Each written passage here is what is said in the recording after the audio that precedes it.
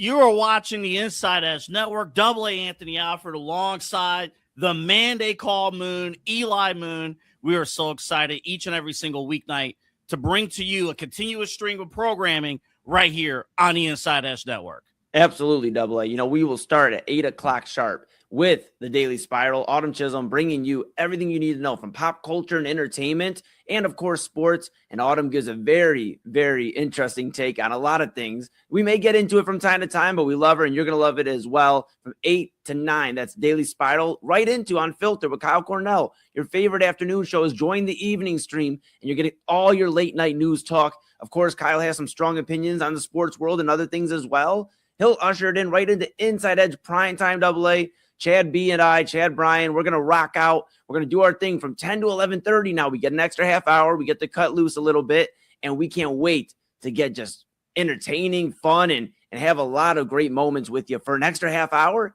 And then, of course, we hand the keys off to you. I hope you're ready to drive the Benz. But from 11:30 to 1, midnight run with an extra half hour now. And listen, we going to be running. We going to be sprinting. We're going to be getting after it. Listen, the key to this lineup and the key to these shows, you're getting everything. You're getting entertainment. You're getting local community news. You're getting music. You're getting your top sports headlines. And if you're a foodie, I'm talking to you. You like steak. You like eggs. You like whatever. We have it all covered for you here on the Inside Edge Network across our stream. Dude, let me tell you, Eli, this is incredible to have this digital space, to do this every single night. People at night, they're looking for something to tune in, something to just watch, just people to vibe with. Are we still allowed to say vibe?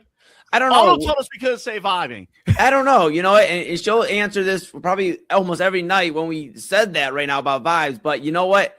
Like you said, music, sports, entertainment, mental health, community. That's what we're about. And we are going to bring that to each and every one of you every single night that's been with us since the start or is jumping on right now for the ride. We're excited. Double A, myself, Kyle, Autumn, Chad. We are so excited to rock with you for not just 3 hours this time around. We're rocking with you for 5 hours, 8 p.m. to 1 a.m. Where else could you be in the evening but with the Inside Edge Network? Yeah, we hope you guys tune in again. This broadcast, thanks to all of our partners, thanks to you, and thanks again to the Brothers Lounge, of course, sponsoring us here at the Inside Edge Network. West 117th in Detroit, right on the Cleveland-Lakewood border. We have you covered. But guess what, folks? That's enough from us right now. You're going to see us. You're going to hear us a little bit later on. You got Eli at prime time. You got me at Midnight Run. But coming up, we got the Daily Spiral. We got Unfiltered coming your way next. This is Cleveland's digital leader. This is the Inside Edge Network.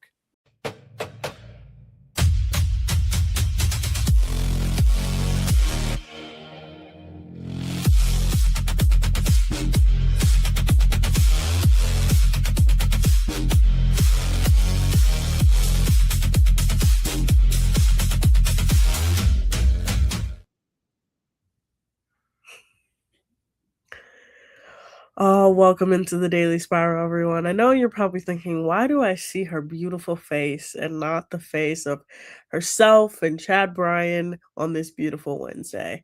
I'm going to start the show off a little bit retrospective today.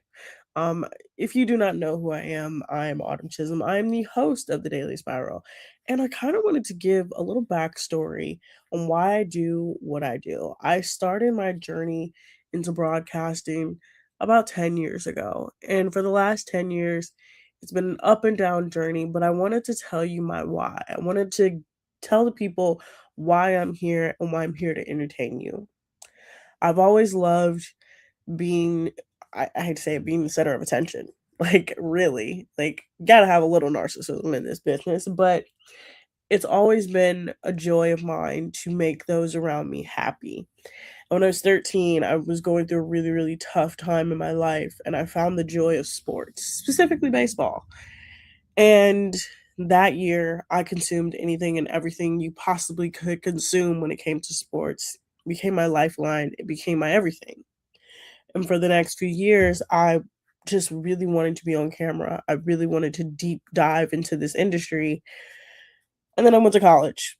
And I discovered that I really maybe not wanted to be in this industry, and I went a whole different route, and then I graduated, and then I came back to this industry, and I was in the industry for a few more years, and then a global pandemic happened, and I lost my joy, and I lost my spark. And then about a year ago, I got a lovely message from someone that I went to school with that said, "Would you like to come back to air?" And I made the decision to say yes because I was missing that part of myself. I was missing that oomph. I was missing that thing where I wanted to be on camera.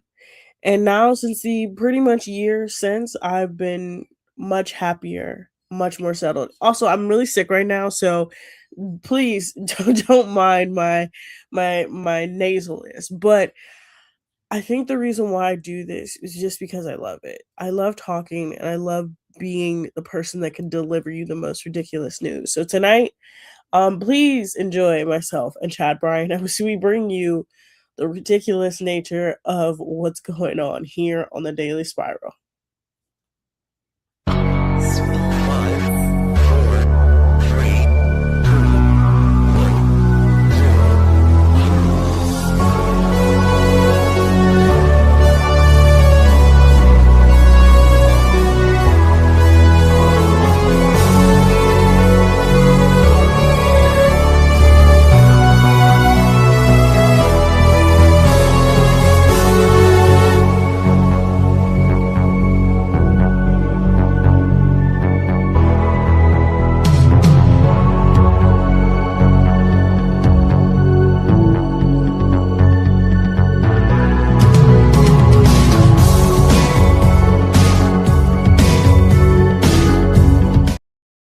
Welcome into the Daily Spiral, everyone. Chad Bryan, how are you doing? I am good. How are you? How was your vacation? My vacation was interesting. I can't get into it too much, but we got some breaking news, Chad. We do. Literally, as we were preparing to come onto the show, we got some breaking news. The Cleveland Cavaliers, the Denver Nuggets, and the Los Angeles Clippers have agreed to a trade via Shams, sending Peyton Watson to the Cavs, Max Strus to LA, and an unprotected 2031 Cavs first round pick and 2032 Kings second rounder to the Nuggets. Whew. This gets the Max Strus contracts off the books. Yeah. Watson will sign a new 4-year, $88 million deal to join the Cavs, plus a pair option and a trade kicker. What do you think of the trade? Well, I mean, for years, well, not necessarily you and I, because we haven't talked about the Cavs a lot together, but we've just wanted the Cavs to get that 3-and-D, the right, that small forward with the big, long, athletic frame, and finally they did it, right? I think this means James Harden is as good as gone, most likely. I don't think he's coming back. That's probably about a 0% at this point now, but that's okay. Peyton wants a huge jump, right? 8 points a game in 2024-25, up to 14.5, a little over 14.5 last year. He's 23 years old. That's intriguing, right? Now you've got this kind of young core of players that you can develop together. I don't know what Evan Mobley's going to do, but yeah, I don't know. This is intriguing to me. It's like I said, it's a 6'8", 3-and-D athletic wing. I'm kind of excited about it. How do you feel? Honestly, the Max Strus contract, they needed to really get that off the books for real. I love Max Strus. I think when they first signed him, it was a good deal, but he hasn't been able to stay healthy over the last couple seasons. He helped you his first two, his last two, he hasn't really shown up. He's shown up like every once in a while, and you kind of can't have inconsistency. I know during the playoff coverage last year, we talked about how this team really did need to get a little bit younger. Yeah. So they've gotten a little bit younger. They sort of have solidified that core a little bit more by signing him to an extension. Yeah. And look, I thought James Harden was a good pickup for what they were trying to do, but he is pushing 40. Yeah. So you can't just like give him all that money and he's pushing 40 and not have any sort of like backup. So this gets a big contract off your books.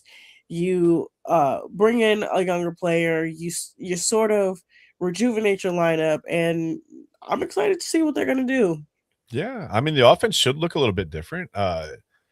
I don't know if maybe we don't see as much ISO. I don't know. I think people kind of get tired of the ISO stuff, especially when it doesn't work, right? When you're dribbling out 20 seconds of the shot clock and then, I don't know, just throwing the ball to the corner out of bounds or something. I mean, it gets a little old after a while. So I don't know if we'll see some athletic lobs, and I don't know. It's just I feel like he's like a good slasher. So maybe there's, I don't know, there's some pick and roll opportunity there. I don't know. I'm just excited to see what it's going to look like, I guess. Yeah, look, I think James Harden signed his ticket away from Cleveland in that game 4 and game 7. He can't show up in big moments. We all knew this. Like, this is not something that it was like a surprise. So I think you have to like still prepare for the future while saying like, hey, we're just gonna go younger.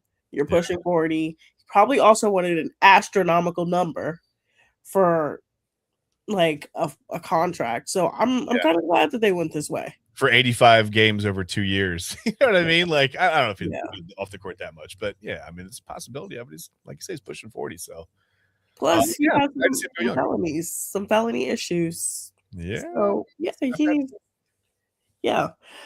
But we're gonna get straight into it. Mm-hmm. I gave you a list of topics. I always give you a list of topics before the show, our rundown. Where you want to start? You want to start with Deshaun Watson and how he doesn't care, Pat McAfee being ESPN's version of Rob Dyrdek, Jayden Daniels suing LSU for the use of the number 5. Where you want to start? Oh man, they're all kind of ridiculous, aren't they? That's the problem.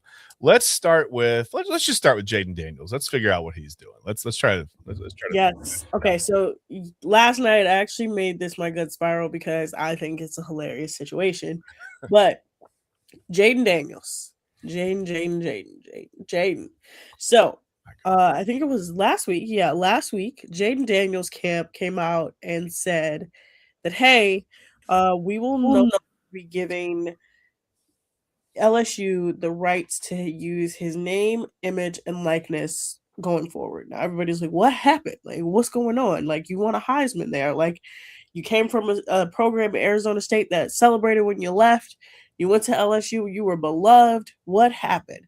Come to find out, Lane Kiffin and his staff promised the number 5 to a cornerback, and Jayden Daniels was not happy about it. He was told, apparently, when he signed his name, image, and likeness, and all of the things to go to LSU, that nobody else would ever have the number 5, and the number 5 would be retired, even though it is college and numbers are reused all the time. Yeah. So this whole thing came out, and everybody has been roasting him to the highest degree. That's fair. Like, brands are roasting him, other sports teams are roasting him. Like, he has been roasted. And then it came out yesterday that his camp at LSU will be going back and forth in court, and he will be suing. He came out and said, hey, that's not me. This is my camp. It's you. It's your camp. Clearly, something happened. But there's a lot of people that think it's his mom because his mom is his manager. But what do you think of this situation? I mean, to try to sum it up in a couple of words, it's ridiculous. You, like you said, you can't retire. I mean, you can honor a number. You can put a number. You can put a jersey in the Ring of Honor. You can put a player's name up there or whatever. But I mean, think about a roster like if you look at Ohio State, take the Buckeyes and look back all through time and really take a look at all the numbers that could be immortalized, right? In Buckeye lore and history, and the jersey could be retired because of a Heisman Trophy in some cases and a national championship, right? Whatever. You could look back through and say you could probably pick out 15, maybe 20 numbers. And I guess it depends on where your bias leans. If you're a Buckeye fan, you might find more than that. I'm an Ohio State fan, but let's be realistic about it. Maybe 10, 15 numbers, right? So that takes away 10 to 15 numbers. You have 125, 130 guys on the roster, right? You're already doubling up numbers, right? Sometimes you see situations in college where guys have to change a jersey to go out and play on special teams because somebody, it's right. Like, so you can't pull numbers out of the equation. I get it. Some numbers were retired, in the past before it was a huge thing or whatever. Fine. Honor those. But the situation is just so weird, right? Like, Brian Kelly promised DJ Pickett the number 5 during his recruitment. Of all people, Lane Kiffin comes in and does the right thing. what? If the kid was Right? promised, that's weird, right? Like, don't make me side with Brian Kelly and Lane Kiffin on this. This is weird. Like, I feel weird. Normally, if I'm looking at Jayden Daniels versus Brian Kelly and Lane Kiffin, I'm 100% 3 weeks ago when I watched Quarterback on Netflix, I'm like 100% on Jayden Daniels' side, right? I don't even really like, let me read into it, but I'm taking his side. Not anymore. This is crazy. I mean, this is like, whether it's his camp or his people or his team or his whatever we want to call it nowadays, whatever, it's fine. He has to have some say in this. There has to be a situation where whoever if it's his mom, who is his agent, I was going to say his agent, but those are the same people, attorneys, whoever that is, those decisions, I mean, he would have to have the final word, right? Like, they're not just doing, well, he's in camp, let's just do this behind his back.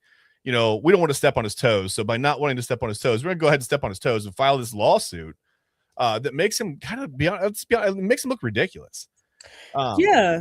Honestly, what makes it even dumber is that Joe Burrow, who also won a Heisman and a national championship, hasn't been like, hey, nobody else wear the number 9. Yeah. Like, all the legendary players that have gone to LSU, none of them have been like, nobody can wear this number. It's college. Everybody, look, I will say this. There are certain numbers. There are sacred numbers in sports. We know the number 42 in baseball is sacred because of Jackie Robinson. Sure. We know that even then, though, Mariano Rivera ends up wearing 42, right? Right. Like, numbers are sacred, but it's okay to wear them again. For example, we know the Dallas Cowboys, if you're wearing the number 88, that means you're a wide receiver, right? Right. Every legendary wide receiver on that team has worn the number 88, right? Yep. This whole thing of him suing and telling them, you can't use my name, image, and likeness. Okay, whatever, Jayden. Like, I just think, like, this is making a big deal out of something that's not a big deal. Like, let the kid wear the number 5. Yeah, this is the literal definition of making a mountain out of a molehill. I just think that it's sometimes I have trouble finding the words for this. Like, this is so patently ridiculous that I don't want to throw shade at this kid because he seems like a really, really good kid, man. I mean, everybody that meets him likes him. I think maybe he's letting the wrong people make decisions and you know, act on his behalf in his life. But yeah, Joe Burrow, that team went undefeated, won a national championship, was probably arguably you could say that's the best offense we've seen in modern college football history. They were ridiculous. And Burrow's just like, yeah, I don't know. I mean, nobody's worn the numbers since, and they kind of told me they wouldn't, but whatever. Right? Like, again, you have to use these numbers. I there's a way that you can honor these guys without making the jersey unavailable. And legally, I just don't know what leg he has to stand on. I mean, I guess with the cease and desist, LSU couldn't like sell his jersey now, right? They can't sell promotional material with his face or his likeness or whatever, but I mean, they can still, like, they're allowed to display his Heisman. They're allowed to display, you know, they can put pictures of him in the stadium as long as they're not using it in promotional material to sell. And maybe I'm wrong. I'm not an attorney. But as I understand it, they can still acknowledge that he went there and played football and made contributions. It's a weird thing to request. Yeah, I forgot the other thing is that he also requested that their copy of the Heisman be returned to him. I don't think he could do that. What? What is going on? I don't know. Just all around craziness. All right, Chad. He requested, but he can't do it. He requested. We're gonna go to the break. When we come back, we're gonna talk about how ESPN is making Pat McAfee the new Rob Dyrdek, and the news that came out this morning. And then we're gonna get to Deshaun Watson because I will say this: he does the most magnificent thing, which is continue to make everyone in Cleveland hate him. Like, he's just ridiculous. But you guys are watching us here on InsideEdge Network. We'll be back in just a few. Looking for an iconic Cleveland music venue that features premier entertainment, spirits, and food?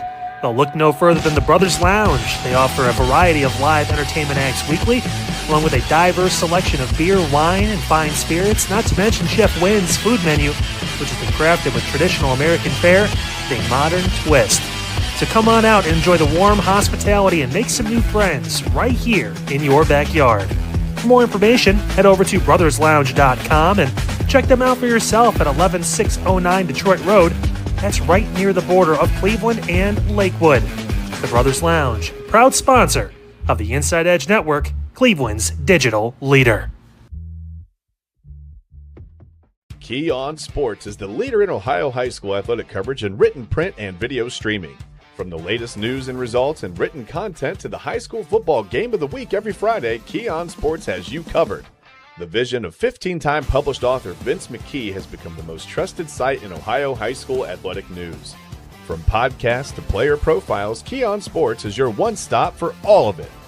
Visit them today at keyonsports.com or on YouTube at Key On Sports. Check out their socials on Twitter and Facebook as well. Please support the new Inside Edge Network by liking, subscribing, and following us on your favorite social media platforms. That's at Inside Edge Net across Facebook, TikTok, YouTube, X, and IG. And don't forget to download our new app over on Roku. And as always, thank you for supporting your favorite shows on the Inside Edge Network, Cleveland's digital leader for news, talk, sports, entertainment, and mental health. Fanatics isn't just our name, it's who we are. Loyal, passionate fans, dedicated to our favorite teams and to the sports we love.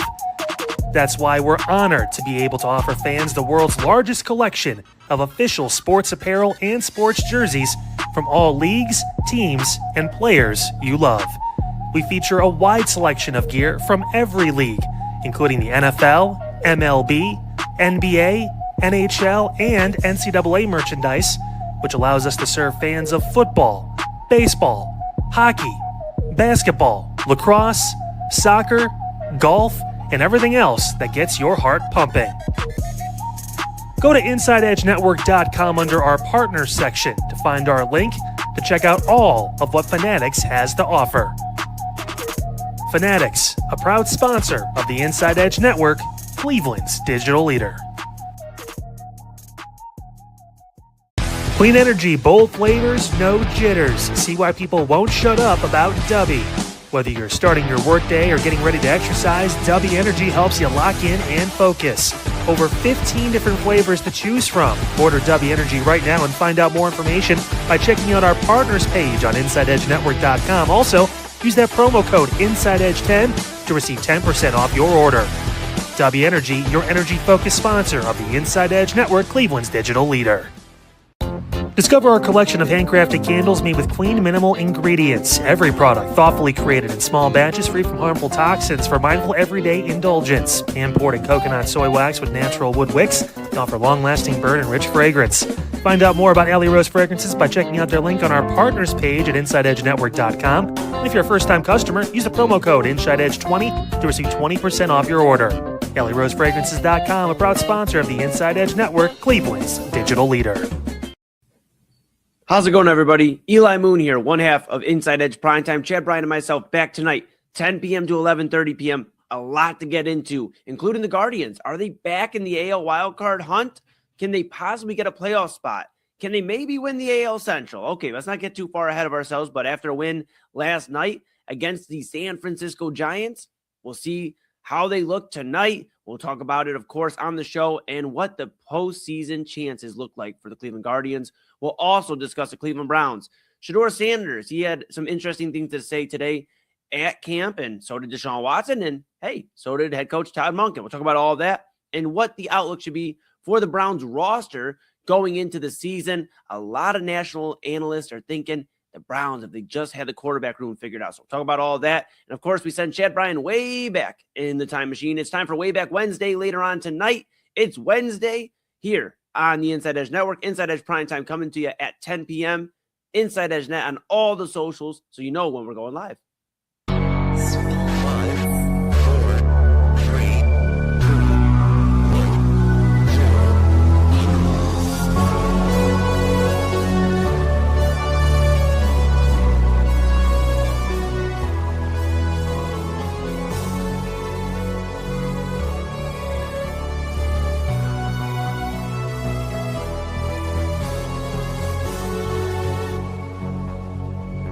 All right, welcome back to the show, everybody. So, ESPN is really trying to make Pat McAfee Rob Dyrdek, huh? It appears that way. Now, mind you, I love Rob Dyrdek. When I was a teenager, Robin Big was my favorite show. Then when he got Fantasy Factory, I said, oh my God, this show is immaculate. And he brought back Big for that show. Then when he got Ridiculousness, the first year and a half, I watched it. Then when MTV became half Ridiculousness and the other half, I don't know what it was like, all right, what's going on? ESPN has decided to become that. So we were talking about this yesterday of Pat McAfee's like weird like integration into ESPN and how like he's just being a grifter, right? Well, today ESPN announced that Pat McAfee will be added to Monday Night Football's coverage, replacing Ryan Clark. If you don't know, Ryan Clark was an integral part of Monday Night Football coverage, and now Pat McAfee will be replacing him. This now gives Pat McAfee 7 full days on ESPN. He has his regular show Monday through Friday. He's ESPN Game Day, College Game Days, and now Monday Night Football. No, I was right. 6 full days. Might as well be 7. I mean, for $65 million, it might as well be 8. Really. I don't know. I wonder when the switch is going to go. When this is going to happen. As soon as it's going to be Pat McAfee ESPN, right? It probably. Oh yeah, and I forgot about the $60 million contract. Yeah. That's I mean, hey, okay. I'm not gonna fault someone for taking or making money. Not taking it. No, he's not stealing it. But if someone offers you $65 million, you take it, right? Yeah. But I think this is. I don't know. I mean, my personal opinion, I guess, has changed a lot of him recently. There was a time where I could take him for a short period of time. I thought he was okay on College Game Day. It seems to kind of go with like the college campus feel, that vibe. It's whatever, just a bunch of fraternities and sororities standing around yelling. He fits in there. It looks fine. But then when you've got like a professional, panel, and you're talking about the NFL, I don't know if all the hoorah yelling and whatever stuff is going to work. We'll see. I mean, it's just my personal opinion, but I've had about enough. Okay. Yeah. Okay. Like I said, ESPN's version of Rob Dyrdek. Rob, I love you. I still love Rob Dyrdek. Rob Dyrdek, really, really love him, but it just got to a point where it was like, damn, I just see your face every day. Yeah, I get it. I always found him I found it genuinely funny, right? And it seemed like a pretty down to earth guy. But same, after a while, you do kind of the fatigue kind of becomes a thing, right? Where it's like, okay, hey, up next, it's ridiculousness. After that, best of ridiculousness. And then later on tonight, it's best of ridiculousness. It's me, Rod. I'm here all day. It was like reruns of Fantasy Factory, and it was like, okay, what's going on? Yeah. Now it's going to be Pat McAfee show. Ooh, let's get to College Game Day in the morning. Ooh, Monday Night Football. What are we doing? It's going to be Pat McAfee showing clips of things he said on a different day on the network. Yeah. You're right. It's a Rob Dyrdek situation. You're right. It's just the point where I'm like, what does he? Who does he know at ESPN? Who does he have? What dirt does he have? He has to have dirt on somebody. Does he have what does he have on them? What blackmail? Because there's no way. Again, the album terrible. People for weeks, months have been like, yo, you this is awful. Then the ESPN layoffs come and they're like, even worse, you are the cause of all these layoffs. And you know what ESPN does is they're like, you know what, let's give you more of him. Nobody asked for that. Right. So is ESPN trying to transition into this? Are they trying to be polarizing on purpose? Are they doing this on purpose? People got the idea that Ryan Clark was fired because he was a polarizing figure. I mean, it doesn't really get much more polarizing than Pat McAfee on the other side of that. I don't really understand them. It's weird. It's just weird to me. Whatever. Yeah, I don't know what ESPN is doing. Again, they said they didn't want to deep delve into politics. They only wanted to focus on sports, and you're giving a person with a platform who often goes into politics. Yeah. Like it makes no sense. This is just like, for me, it's like, what are we doing here? Like, what are we doing here? But yeah, that's all the breath I have for ESPN's version of Rob Dyrdek. So do you want to get to the Cleveland Browns now? Or do you want to break? You can go to break if you want to. It's your show. But I am definitely ready to talk about the Browns at any time. Whether it's before break or after break, doesn't make a difference to me. Let's talk about the Browns for a minute, and then we'll go to break. But today, the Cleveland Browns were being the Cleveland Browns today. That's all I can say. That's all I have to say. What else? Even my dog knows that the Cleveland Browns were being the Cleveland Browns today. So, reporters after practice is still training him. Asked Deshaun Watson, what do you think of the fans? How do you think it's going to be once the Bills come in here? Because first preseason game at home this week. He flatly says, I don't care. Wow. What more? What evidence? What more can we say to where when I say I don't like him, I don't like him? Yeah. You are supposed to be one of the faces of the franchise. They traded another face of the franchise, a man who was the community front face of the franchise. Yeah. You are the highest paid player on the roster. Yeah. And you come out and say, I don't care. What does he have over the Browns? What blackmail does he have?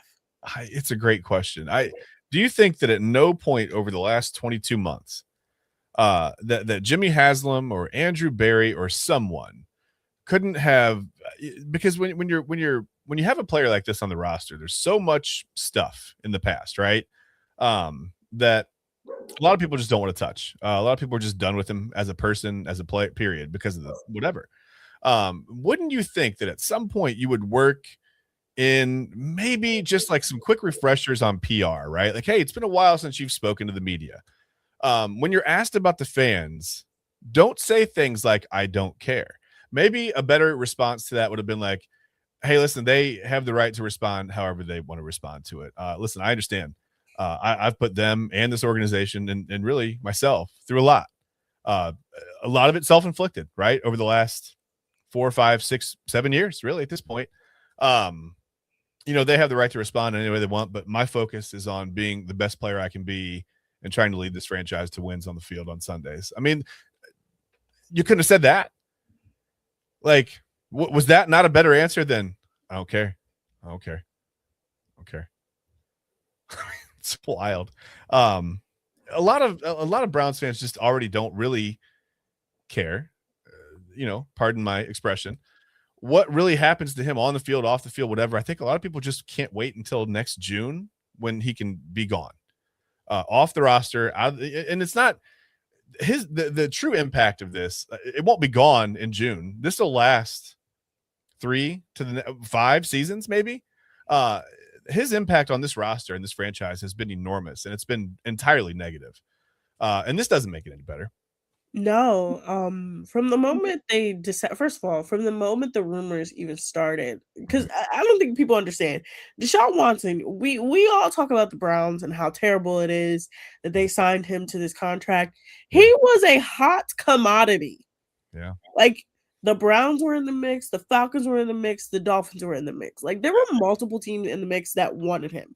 The Browns just offered him an astronomical contract. That was literally what happened. Right. And this is a guy who, when he got drafted in the league, put in that he did not want to come to Cleveland. Like, did not want to come to Cleveland at all. So you're now here. You've done nothing to integrate yourself into the community. Yeah. You've done nothing to sort of show face, come out and apologize for your actions, come out and take any sort of responsibility for anything that you've done off the field, which you, in fact, have done the opposite. You've doubled down and said, I didn't do anything, even though there are literal dozens of women that have come out and said, he did this, right? Yep. And now you're at a position where you can easily just be like, you know what? I'm excited. for Saturday. You know, his first home game, first game in a couple years. You know, I'm just excited to get back out there in all the fields. And you say, I don't care? That cannot be the face of your franchise. If I'm and listen, I don't know if I don't know if this thought even enters Todd Monken's mind when he's thinking of who he wants to start at quarterback. I don't know. To be fair, probably not. It doesn't. I don't know. But if I'm the head coach, I'm gonna put myself in Todd Monken's shoes and not even pretend I'm Todd Monken. Just if I'm the head coach, Chad Bryan is the head coach of the Cleveland Browns, and I hear my quarterback say that, he's probably now my third string quarterback for a little while. Like, I'm sorry, man. Like, I get it. We all do this, you know, because it's a job and we get paid a lot of money. But man, we're doing this for the fans. Like, yes, it's a sport and it's a child's game. It's a kid's game. Let's be honest, right? We started playing football, baseball, whatever, when we were kids. And there are a lot of men and women that are lucky enough to get paid. They make a living playing these games. It's awesome. I love it. I talk about it. I used to play I played some sports, right? I'm not immune to it. But at the end of the day, we do this for the fans. It's entertainment. Like, we come out here and we entertain 45,000 people, whatever, however many people are still watching on TV, even after all the nonsense we've been put through as Browns fans. 42 starting quarterbacks since 1999, 2 playoff appearances, 1 playoff win. It's insane, right? And then to have your quarterback, the supposed face of your franchise, like you said, the highest paid player on the roster, the veteran, right? Superstar. 12th overall pick in the draft at one point, to come out and say, regarding the fans, I don't care. I don't care what their response is. I don't care how they perceive me. I don't care how they see whatever. I don't care. No elaboration. Just, I don't care. Yeah, it's a bad look. I don't know. It's a bad look. It's just, to me, it just leaves such a bad taste in the mouth because, again, you have another person on your team who's been dragged through the mud for almost a year. Yep. Almost 2 years now, he's been dragged through the mud, right? Because he's the son of a flashy player, right? For showing up and playing football. Yeah. People still to this day again, we literally talked about this a couple weeks ago. He was 35th in a poll of veteran quarterbacks. Yeah. And people saying, oh, can't wait to see him out there. I'm gonna I love it. But you're out here saying, I don't care. You're out here throwing 7 interceptions in practice. You're out here throwing interceptions in games. It's like, how the hell did that even, how did you even think that wasn't going to get intercepted? And the most you have to say is, I don't care. I don't think, look, I know some people are like, he's going to be the Browns starting quarterback. He can't be at this point. You can't throw that negativity out there. What are you going to do? And I know people are like, well, they're paying him. Okay, they've been paying him for the last 2 years, and he hasn't been on the field. Yeah. There is a lot of this going around in Cleveland sports right now. There's a lot of I don't care. Even Shador a little bit the other day kind of gave some I don't care vibes. A little bit of Donovan Mitchell, see you in 19 weeks, right? When he was he was asked a question, and he basically kind of, he sides, there's no stress. I don't really worry about this. I'm not stressed. It's just I'm going out there just going to work. It's not a big deal. It is kind of a big deal, But that's different than flatly saying, I don't care. Yeah, I'm glad his mental health is in a good place, man. I don't want him to be stressed out to the point where he's not sleeping over the Browns. But I do, you want him to care. The way he kind of laughed off the interception, whatever, it slipped. I made the right. Well, I maybe take a little more accountability. That bugged me a little bit. But this thing with Deshaun Watson bugs me. It just bugs me way, way more than that. I don't know. What do you do to make these guys care more? What do you do? I mean, when are we finally going to get a quarterback that's actually can be all these things simultaneously, like a leader of the franchise, right? The face of the franchise, an actual franchise quarterback. And I don't mean the best quarterback in the NFL. Just consistent. Just be here for 6 years, please. Start, 90% of the games for 5 or 6 years. Can we just get that once? Just a small amount of time, please. Injuries are going to happen. I'm not going to hold injuries against anybody. But for the most part, can we just get a guy here for 6 to 8 years that we know is going to be the starting quarterback as long as he's healthy and can get this offense out of the basement to where they don't have to wait, 9 weeks into the season to score 20 points or more? Where if they just last year, even if they had just had a top 15 offense, they probably would have won 10 or 11 games. You can let the defense do the work as long as the offense is somewhat competent. but we can't get that here. And it's No. frustrating when you hear things like, I don't care, come from your likely starting quarterback week 1. If he's somehow starting quarterback week 1, that means something catastrophic happened to Shador. That has to be. It has to be. Like, you cannot go in with him as you are sending the most horrific message if he is your starting quarterback week 1. Yeah. You are sending a message to the fans that not only you don't care, you don't want to win this season, you don't want to do anything this season if he is your starting quarterback week 1. Yeah. Do I think he's going to start at some point during the season? Possibly. Mhm. But he cannot be your starting quarterback week 1. That cannot happen.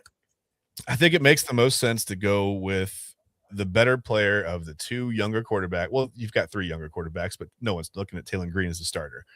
I think it just makes and it makes sense to go with either Shador Sanders or Dylan Gabriel. And Gabriel hasn't played well or looked really even close to competent, right? Can't throw the ball down the field, which, by the way, I know Deshaun Watson was 11 of 15 in I almost said the scrimmage in the preseason game, preseason week 1, right? But I thought he was maybe a half a step to a step behind on a lot of his reads, on most of his throws. They got there, and they were catches because guys were open, but it's just like the anticipation wasn't quite there. Maybe he has a little bit better handle of the offense, so he was able to complete some passes, but I thought he left some guys out to dry. He got a couple guys hit pretty hard. Maybe I'm being really nitpicky because I really just don't like him, to be honest with you. And I'm rarely like this with players, right? Like I'm not going to hold a grudge for no reason against the play. I have no reason to do that.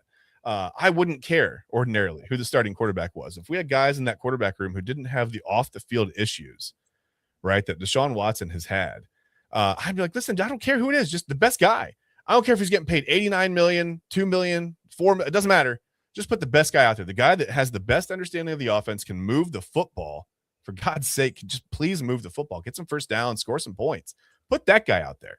But in this case, I'm really rooting hard for Shador Sanders because I think he's morally, by far, no offense to Dylan Gabriel at all, but I mean, Shador Sanders, if you're talking about him and Deshaun Watson, he's morally by far the best choice.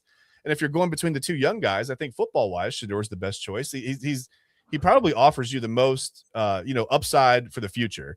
And you give him 15, 17 games to start this year. And if he doesn't progress the way you want him to, then at least you're looking for a quarterback in 2027 and you have a plan for the future. If you start Deshaun Watson and go 4-13 with Deshaun Watson for 17 games, and then he leaves, you still don't know what you have in Shador Sanders. And now what are you doing? Unless they've already made that decision, Autumn, I don't know what they're doing. I don't know what the Browns are doing. We're gonna go to the break. When we come back, we'll talk more about what the hell is happening in Cleveland sports and with the Browns and all the craziness. And then I'll give you guys my good spiral and bad spiral of the day. And then Kyle Cornell will join you at 9:00 for Unfiltered. You guys are watching us here on the Inside Edge Network, and we will be back in just a few. Dine, drink, and dance at the premier spot in town. It's time to check out all of what our friends over at the Brothers Lounge have to offer. Everything from weekly live entertainment, a wide variety of different beers, wines, and spirits, and an expertly crafted American fare menu with a twist courtesy of Chef Wynn that'll make your mouth water. So, what are you waiting for? Head over to the Brothers Lounge at 11609 Detroit Road or check out their website, brotherslounge.com, to learn more about what you've been missing out on. Brothers Lounge, proud sponsor of the Inside Edge Network, Cleveland's digital leader. Whether searching for a baseball autograph by your favorite World Series slugger, a signed football by an iconic Hall of Famer, or the jersey of a world-famous soccer star, you've come to the right place. Here at sportsmemorabilia.com, the web's leading source for authentic sports memorabilia, you'll find more than 500,000 authentic products from nearly every professional sports league, team, and players. Not only will you find your next prized sports possession with ease, thanks to superb customer service and tremendous site experience, you'll have satisfaction and peace of mind that every product listed comes complete with a certificate of authenticity and is fully backed by the sportsmemorabilia.com lifetime authenticity guarantee. Check out sportsmemorabilia.com by heading over to the partners page on our website, InsideEdgeNetwork.com. Sportsmemorabilia.com, proud sponsor of the Inside Edge Network, Cleveland's digital leader.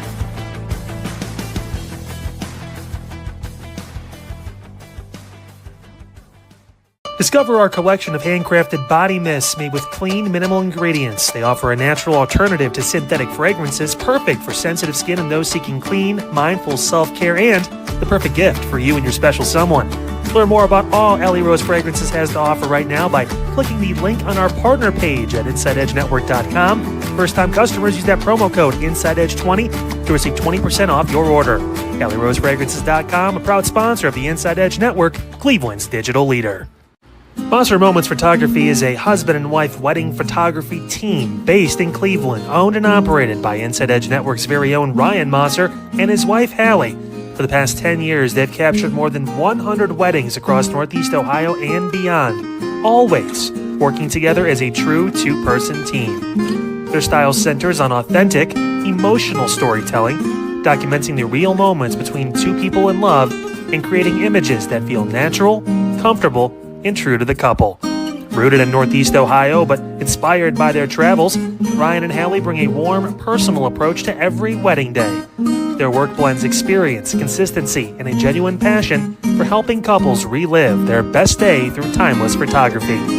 Learn more by checking out Monster Moments Photography's link on our partners page at the InsideEdgeNetwork.com website. Monster Moments Photography, a proud sponsor of the Inside Edge Network, Cleveland's digital leader. Find us on InsideEdgeNetwork.com for the latest information on your favorite shows, personalities, and network partners. Plus, we have a merch shop. That's right, we have network polos, t-shirts, champion jackets, hats, and bottles. Rep the network. Every purchase supports independent sports and entertainment media. Thank you for your support from all of us here at the Inside Edge Network, Cleveland's digital leader for news, talk, sports, entertainment, and mental health. Whew, what a show today, guys. We talked about a lot of news, everything from the craziness coming out of the city and the county of Lorain involving a former couple pair of students that passed away, to a change of start time, to just the craziness involving the Cleveland RTA and their COO being found dead in Virginia. Just so much going on in the news world today. If you missed the show, make sure you check it back out when the stream is over this evening, or of course, as you get moving through the day on your Wednesday. Tomorrow, a big show. Wednesday, a huge show. That's right. House Bill 615. We'll talk about what that could mean. Plus, as we mentioned, all the latest news, talk, sports, and don't forget, end of the show, viral video of the night. Don't want to miss it right here, unfiltered, 9 p.m. on the Inside Edge Network. I will see you right after the Daily Spiral. For over 4 years, Deshaun Watson has stolen money from the Cleveland Browns and from you, the fans. Stolen money. Not shown up, not do the things that he needed to do. It's not the fans' fault that $230 million was paid to this bum. And I wanted to give him all the benefit of the world. See it through. See the contract through. Boy, did I feel like a dummy. After today's comments, he is at the very top of the list of most hated athlete in Cleveland sports. He is at the very top.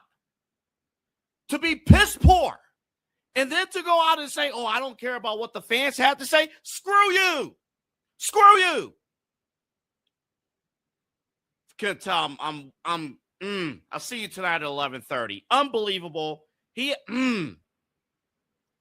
guy's a joke. This guy's an absolute joke. See you at 11:30.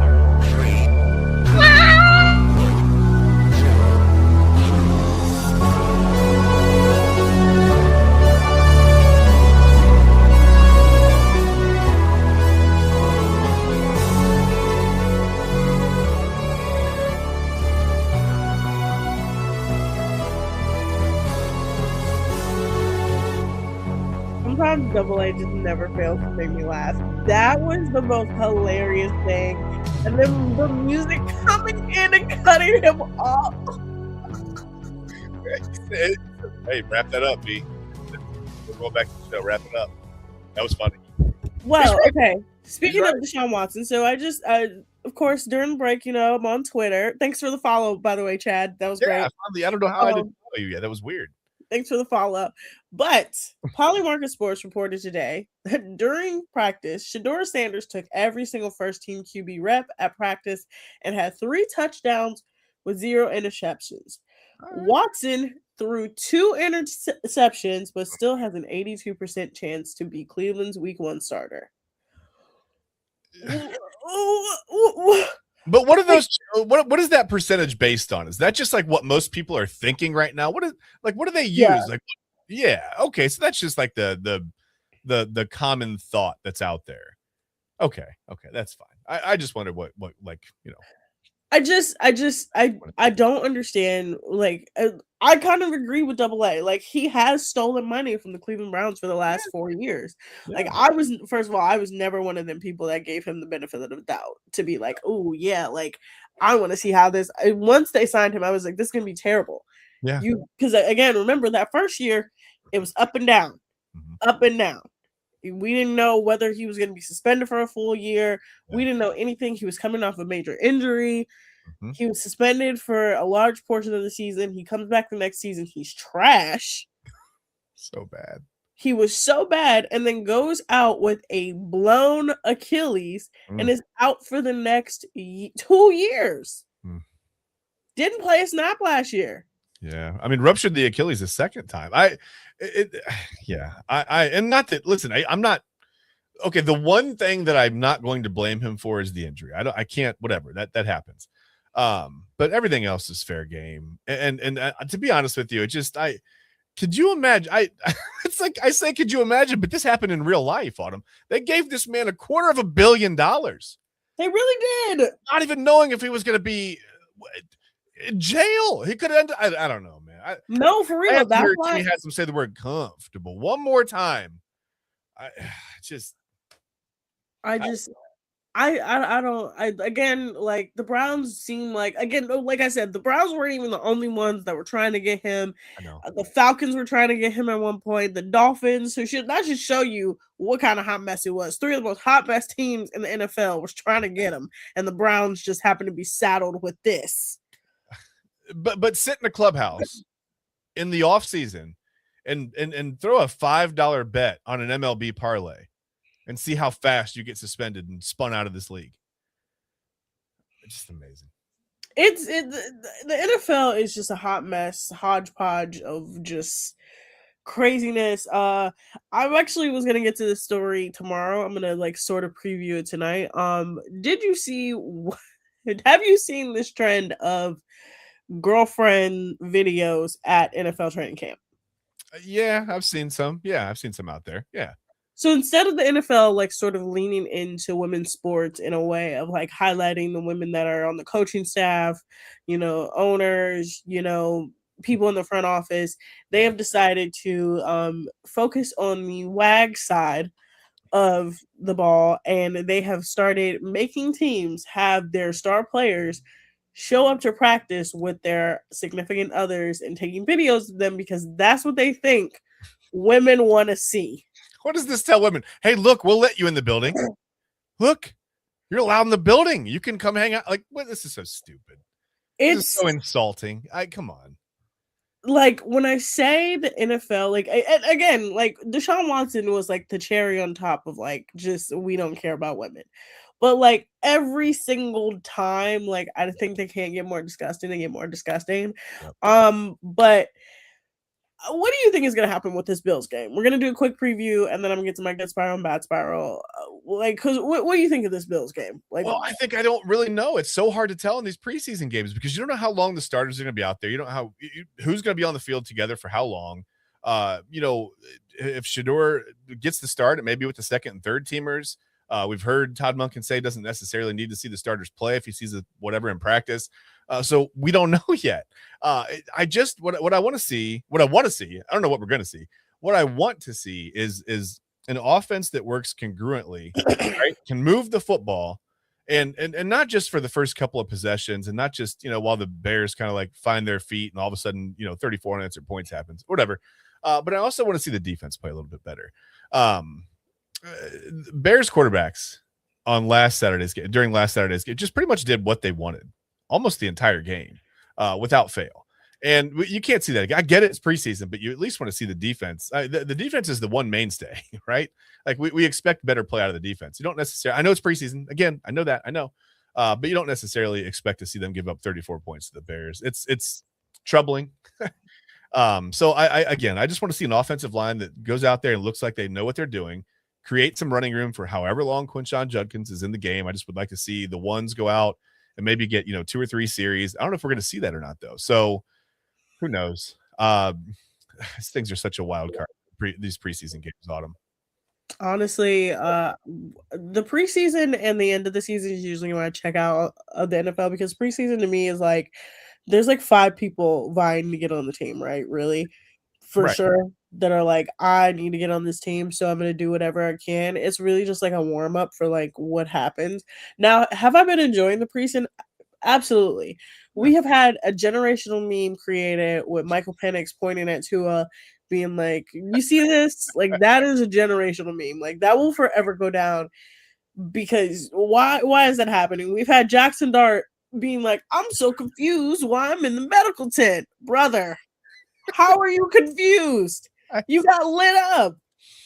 Sometimes when you get hit by big people, Jackson, it hurts. I mean, I don't know what to tell you. He's like, it's the first preseason game. I don't understand why I was over there so much. Come on. Meanwhile, Cam Scadaboo's in the background of the interview just doing backflips. Like, come on. What's going on? Again, and the Giants, if the Browns have had a terrible offseason, the Giants, their offseason has been crazier. Like, do you think sometimes John Harbaugh thinks do you think he feels like he went from being like a college professor, like an adjunct professor, to like a preschool teacher? A little bit, like, I'm dealing with I've got children in the locker room. What was going on? It's crazy. It's just when I say this, I'm ready for this season to start, because this is how we started the preseason. We got a player saying he don't care about fans. We got one confused about being going to the medical tent. We got another pointing at his teammates saying, "Look at this guy right here."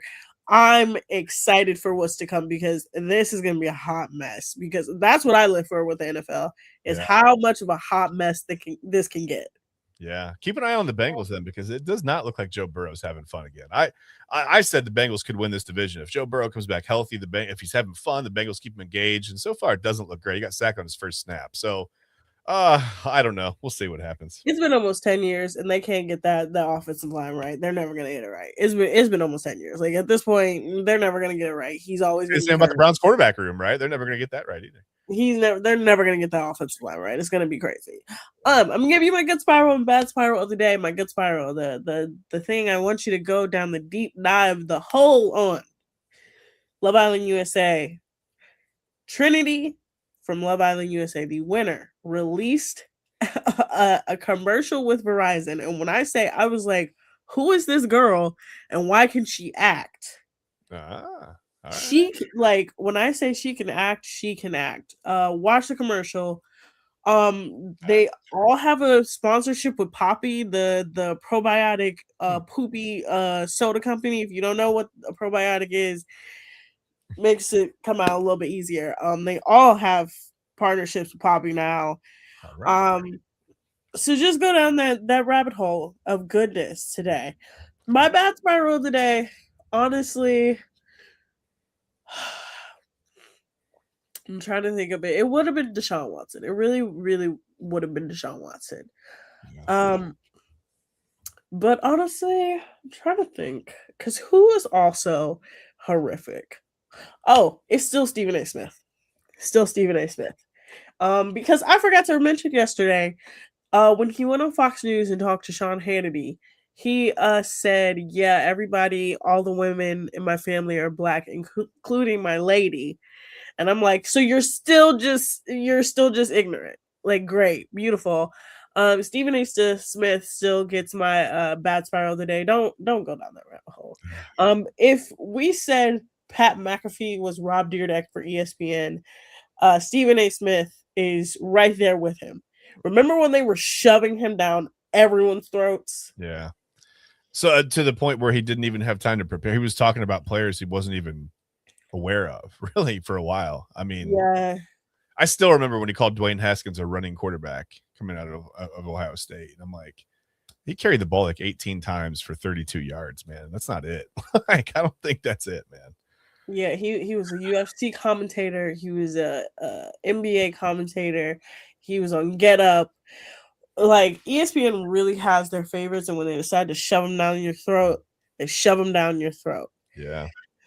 Tomorrow, we'll talk more about this. Eli will be on the show.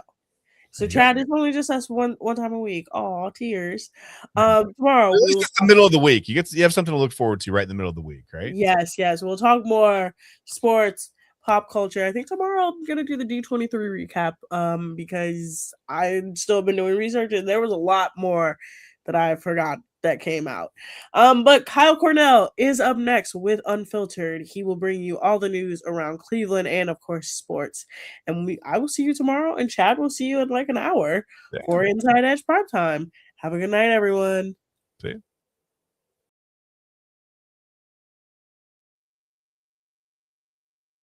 So here's the cool thing, Kyle. Guys, watch this, buddy, because I was producing that entire show. So I'm gonna switch you over. I'm gonna switch it here. Watch this. And then it's like I was never even here, buddy. It's all on you from here. It's gonna be magic, isn't it? All right, man. Appreciate you, Eli, for that. He was kind of hanging out behind the scenes there, doing his thing. Welcome, everybody. Unfiltered with Kyle Cornell. Got a lot to get into today. But first, as we are at 9 o'clock, it is time to very quickly here, I believe, if I can get the video up, we're going to pause for network ID and then the intro, and we'll be all set on the program. So don't touch that dial. Don't turn the channel. We're back after this.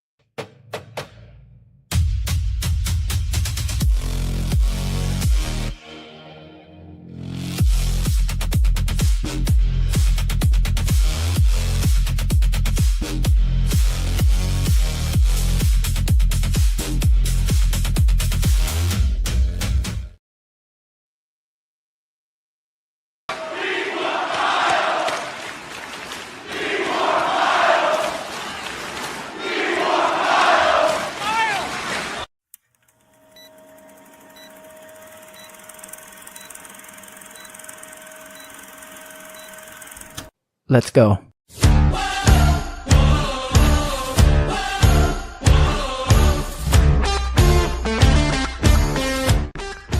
Welcome to Unfiltered with Kyle Cornell, Cleveland's digital leader for all things news, talk, and sports. Don't forget, follow the show on Facebook Unfiltered with Kyle Cornell and on X at Unfiltered216.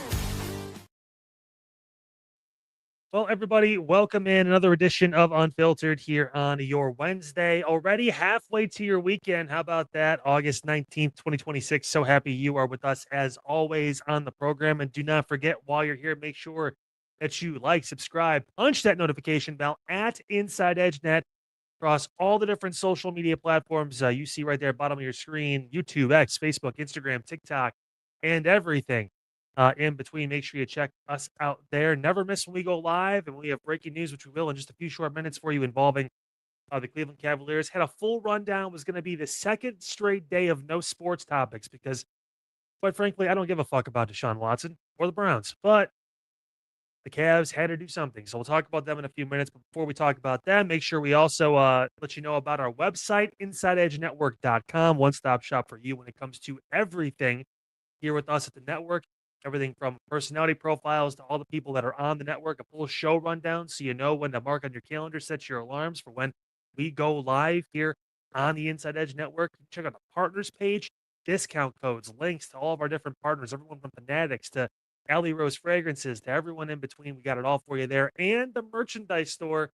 Get on board, get the merch.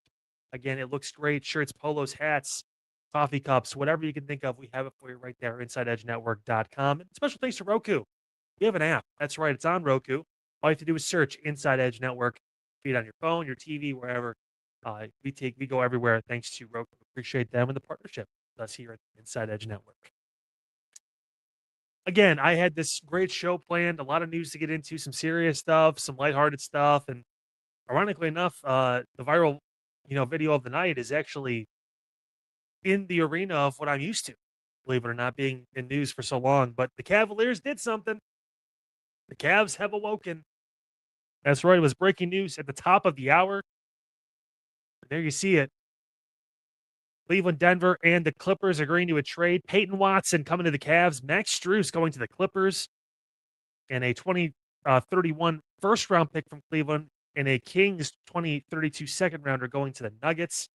Again, Watson also signed that new 4-year, $88 million deal to essentially just be a Cav for the foreseeable future.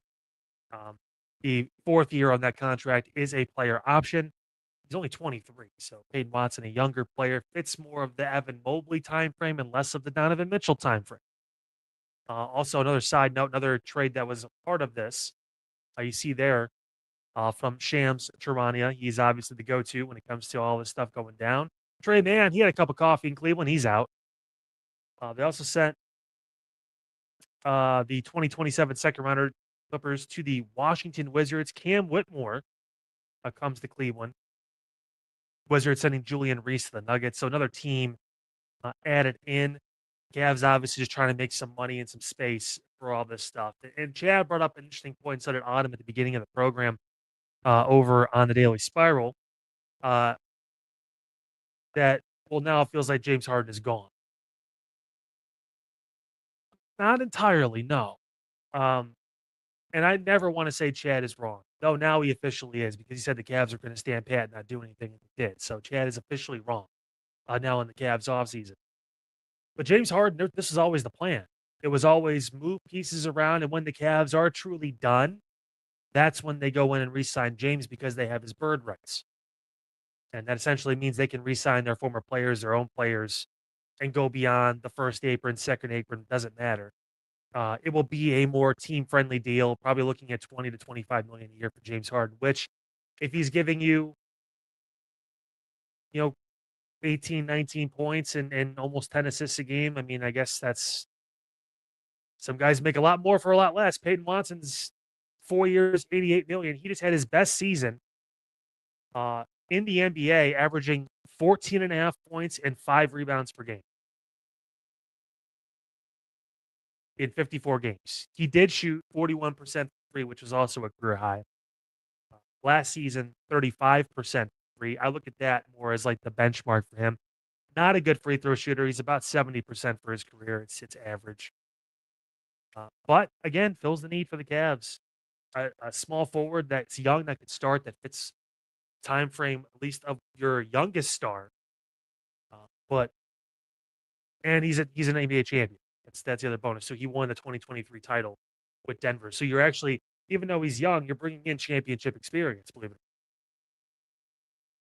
not. Obviously, a better matchup, a little bit taller than Max Strus, but I want to give some flowers to Max. He's gotten a bad rap on the network, and I think a lot of people just kind of thought of him as an afterthought. This guy wasn't old. I mean, if he's 30, he's barely 30. I don't know. I could look it up, but I really don't feel like it. I mean, he's not an old guy by any means. He fit the role. And this past postseason, he was one of the best players on the Cavs team, consistent. Even when he was missing shots, defensively, he played out of his mind. Like, the postseason was huge. And he played well enough to obviously get this kind of acknowledgement, this kind of recognition to where he was sought after in trade. And now he's going to go join Darius Garland out with the Clippers. With that team, Strus is like a 6-man or just a shooter, someone that can get you some points here and there and play some good defense. Garland played at an all-star level with the Clippers in a short time there last season. When he came back, he didn't get hurt again. He played the rest of the season. If that trade goes through for Kawhi Leonard, they get Brandon Ingram, a guy who's probably going to have a little bit of a chip on his shoulder in his late 20s.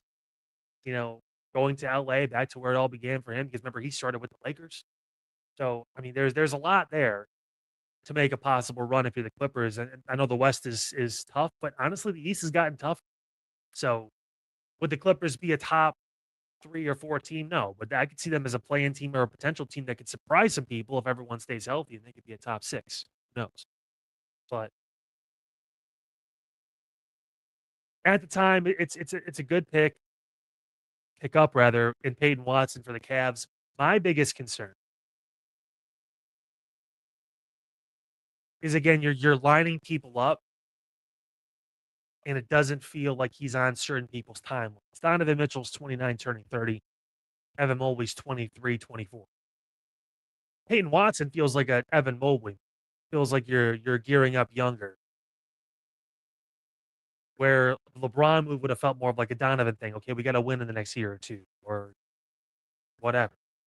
There's still a trade out there that I think they should explore if it involves potentially moving off of someone like Sam Merrill or whatever it is, or if it is a sign and trade. Um, you know, with somebody like James Harden, is he's going to re-sign in Cleveland. If he wasn't going to re-sign with the Cavs, he would have signed somewhere else by now. I'm just gonna tell you guys the truth with that. It may hurt some people, it may bruise some people's egos. He's coming back to the Cavs. The question is, will he stay with them after they sign? And does he want to? I think honestly, he probably looks at Peyton Watson and says, "Oh, 3-and-D guy. Okay, that means I can play less defense." Probably gets excited about it, honestly. And he's won. He's young, but he's won. He probably is still willing to be led. So I mean, James Harden still probably looks at this situation and says, "I'm pretty happy," honestly. But the biggest issue for the Cavs, and I brought this up to Eli, we were texting off screen during the first hour when he was producing as well, is for the Cavs now, if they decide not to bring back James Harden, they have no point guard. And I'm sorry, as much as I think Craig Porter Jr. has a lot of potential and talent, just he's like 4 or 5 years into the Cavs system, and he hasn't broken any more further than he ever has. Like, so you don't really have a point guard, and you don't want to have Donovan run point because you're taking away from him. You almost would have to if that's the case, and Donovan can't guard some of these other point guards. At that point, you're starting Jalen Tyson at the 2, and you're going to get some good size out of that. But it's not. I don't know if it's good enough. They're still missing. If they don't bring back James, they're going to. But if for some reason they now decide out of the blue that they're not going to honor that agreement they have with him, and they're not going to re-sign him, and they're not going to bring him in for a 2-year contract, then what's out there? Because again, right now, I'm not liking what I'm seeing on the Cavs roster to be the new point guard of this team. And you can move Donovan to the 1. He played a little bit of point in Utah towards the end. I think that's part of the reason why he wanted out. He didn't want to do that. He wants the offense to run through him, but he also doesn't want to run point, if that makes sense. He wants the ball in his hands, but he wants someone else to bring it up all the time. That kind of thing. Donovan loves coming off the screens in the corners and getting the ball at the wings or at the elbows with like 17, 18 seconds left in the shot clock, and then being able to. That's what he really wants to do. He doesn't want to bring the. I have said this since the beginning of free agency, since the second the Cavs season ended. Drew Holiday makes the most sense on this team from a standpoint of I think he's 32 or 33 at this point. So he's a little bit older, but still defensive guy, a point guard you can trust. He's sure-handed. He can score when he needs to, but he's not going to be ball dominant to where he's got to have the ball in his hands all the time. He can catch and shoot. He has won a championship. He's played with great players, so he knows what to do in those moments.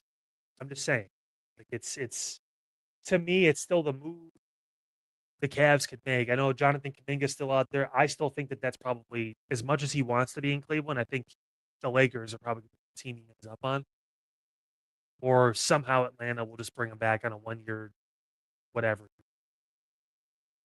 and then possibly look to trade him during the season if Atlanta's season doesn't turn out as they would wish. But kind of feels like unless the Cavs are going to move somebody else, this is it. This is the move. This is the piece. This is the person that's going to come in. It's supposed to make this big difference. And again, he's trending upward and he's young, but I want everyone to calm down a little bit before you start anointing Peyton Watson as the savior of this team and as someone who's going to come in and be this ultimate difference maker and the missing piece to what this ball club was missing while they've lost Max Strus, Dean Wade, Dennis Schroeder. All rotational pieces. And in some instances, starters for a guy who is going to start because they need the 3. That's a position they've always needed. But you sacrificed 3 to get 1. And now people are worried about the 1. Is James Harden here? Is he not? The day James Harden signs his contract is when you know either it's over or there's going to be a trade involving him, but it'll be soon. It has to be. Otherwise, what are we doing? Which I know a lot of people were saying that, including me, throughout most of the offseason to this point with the Cavs. What are you doing?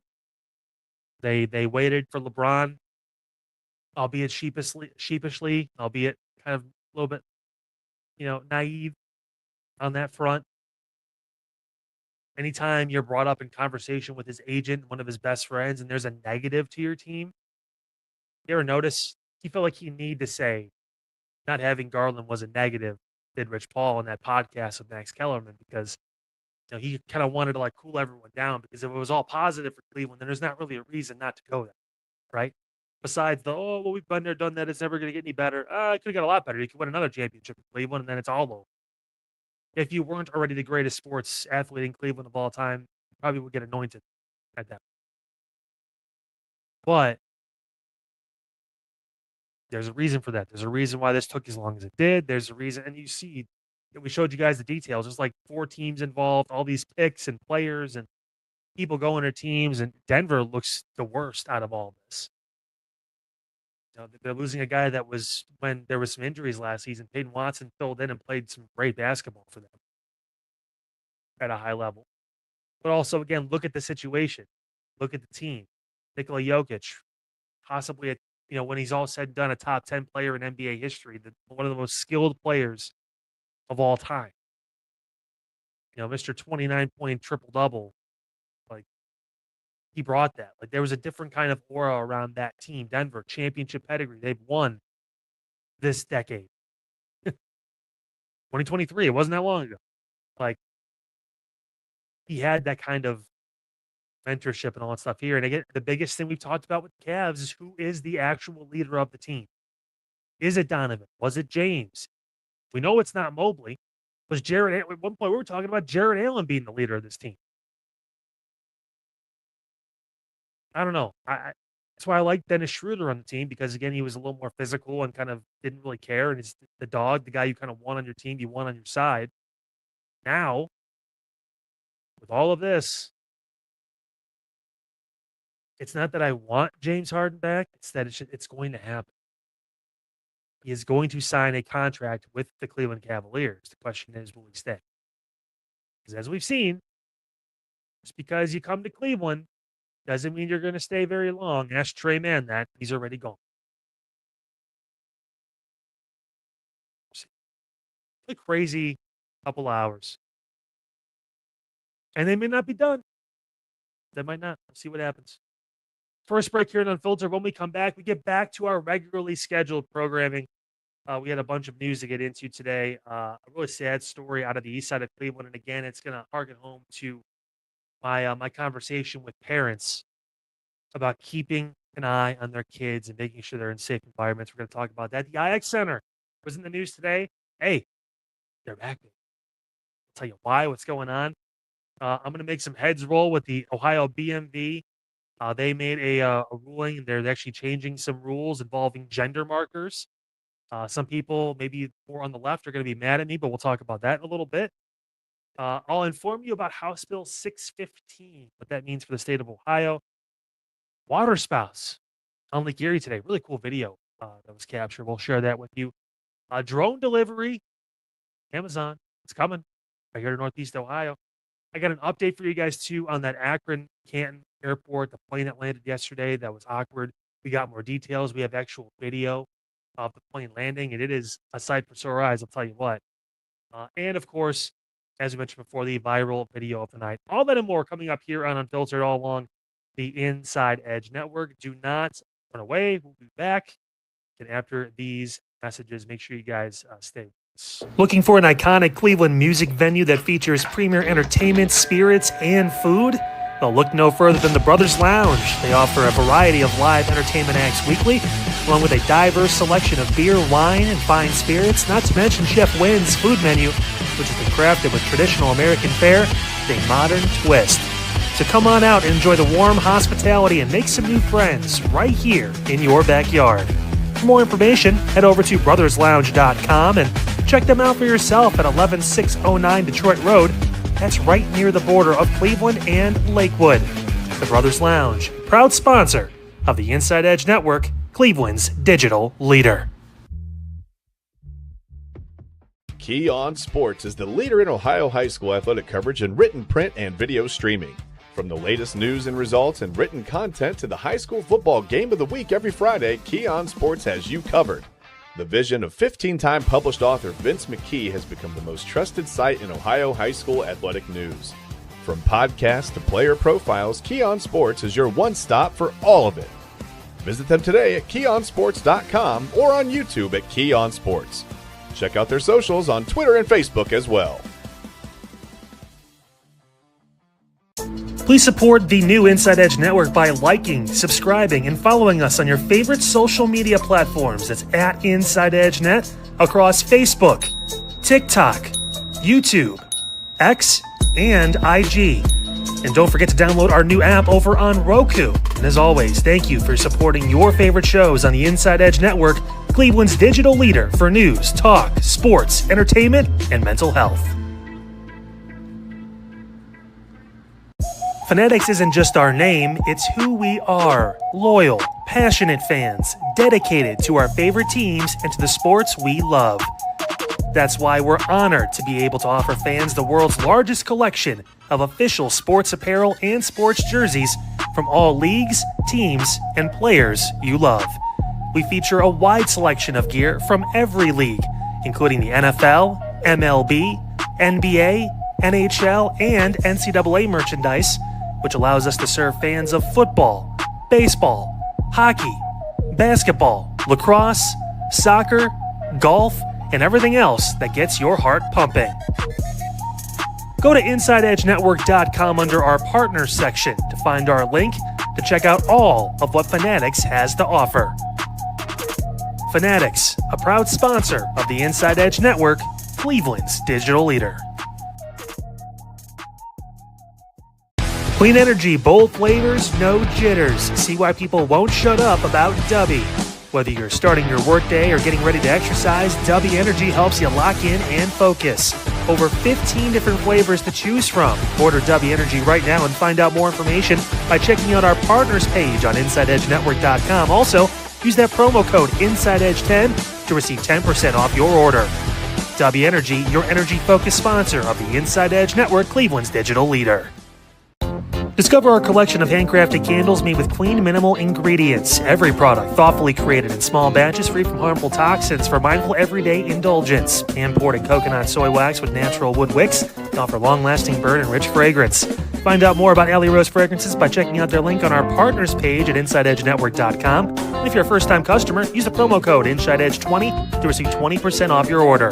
AlleyRoseFragrances.com, a proud sponsor of the Inside Edge Network, Cleveland's digital leader.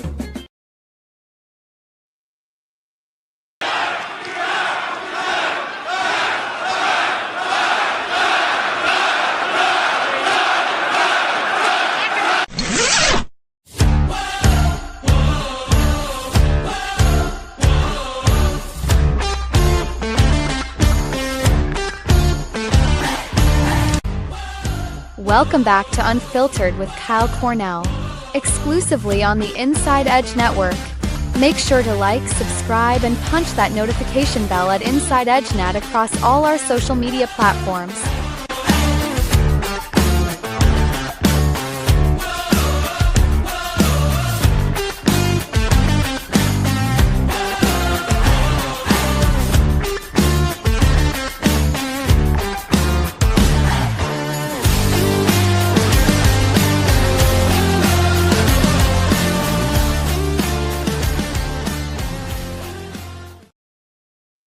Ladies and gentlemen, welcome back. Unfiltered with Kyle Cornell here on your Wednesday, halfway to your weekend, August 19th, 2026. First day of school for some kids out here in Northeast. Oh, get a good first day parents. I hope you got your kids ready. I know mine next week, next Tuesday, he's back. So less than a week away from the school year starting on my end. So hope everything went smooth today. I know Lorraine schools was a topic of conversation yesterday. They had to change their start time from whatever it was to 7:35 one day before. So hopefully everything went smooth out there in Lorraine County.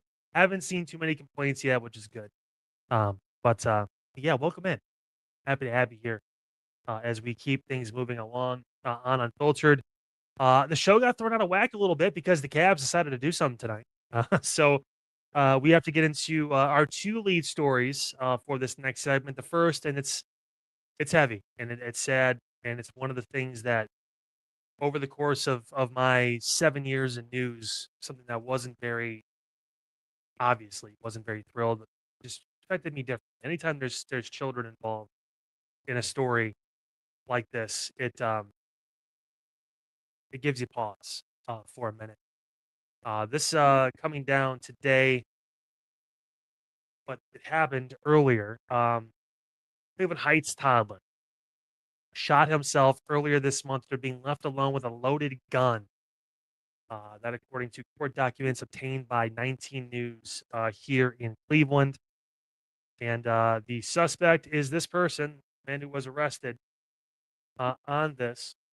19-year-old Warren Jenkins of East Cleveland admitted to leaving the loaded handgun on a lounge chair near 3-year-old DeAndre Smith.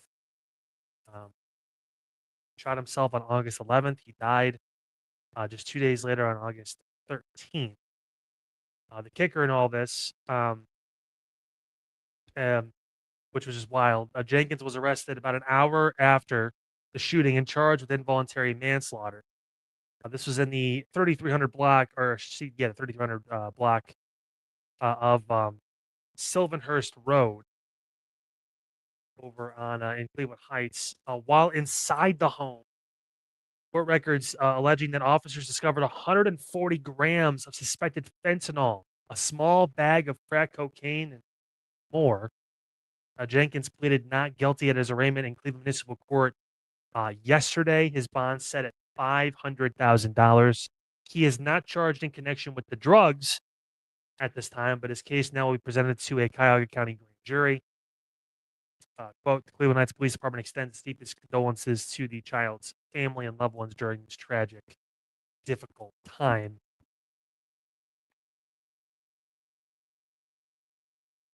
These stories, like I said, are always difficult for me because I have a son.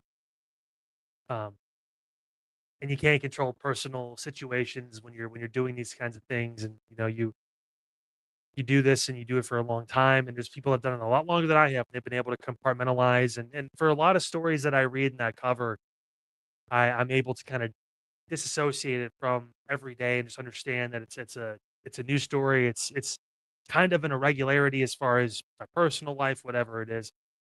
But anything involving children, there's always a story I harken back to out of Moorhead, Minnesota, where there was a family, I think of 5, that died from carbon monoxide poisoning. Just didn't have any carbon monoxide monitors in their home, which again, if you don't have one, get one. But it's those kind of stories that hit you a little different. This is one of them because it's the irresponsibleness. I don't know if the suspect in this case is the father or a relative or whatever. DeAndre Smith, Warren Jenkins, 2 different names. DeAndre being the 3-year-old, and Jenkins being the 19-year-old that was arrested.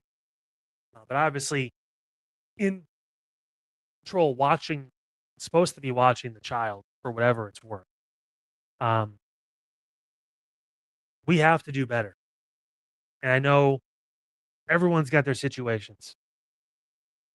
Everyone's got their reasons why they do what they need to do or whatever it is. But when there is a young child,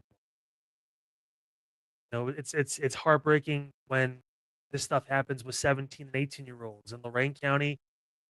It's just as bad when there's a 3-year-old that gets their hands on a gun, who should be nowhere near that gun and nowhere near in a home with all these drugs or whatever it is. And I don't care if you're selling marijuana out of the home or if you're selling hard drugs like this. Either way, putting your child or your friend's kid or your relative or whatever it is, whatever the relation is, putting them in harm's way with this kind of stuff around them because you never know what can happen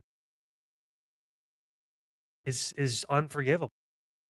Like it's awful.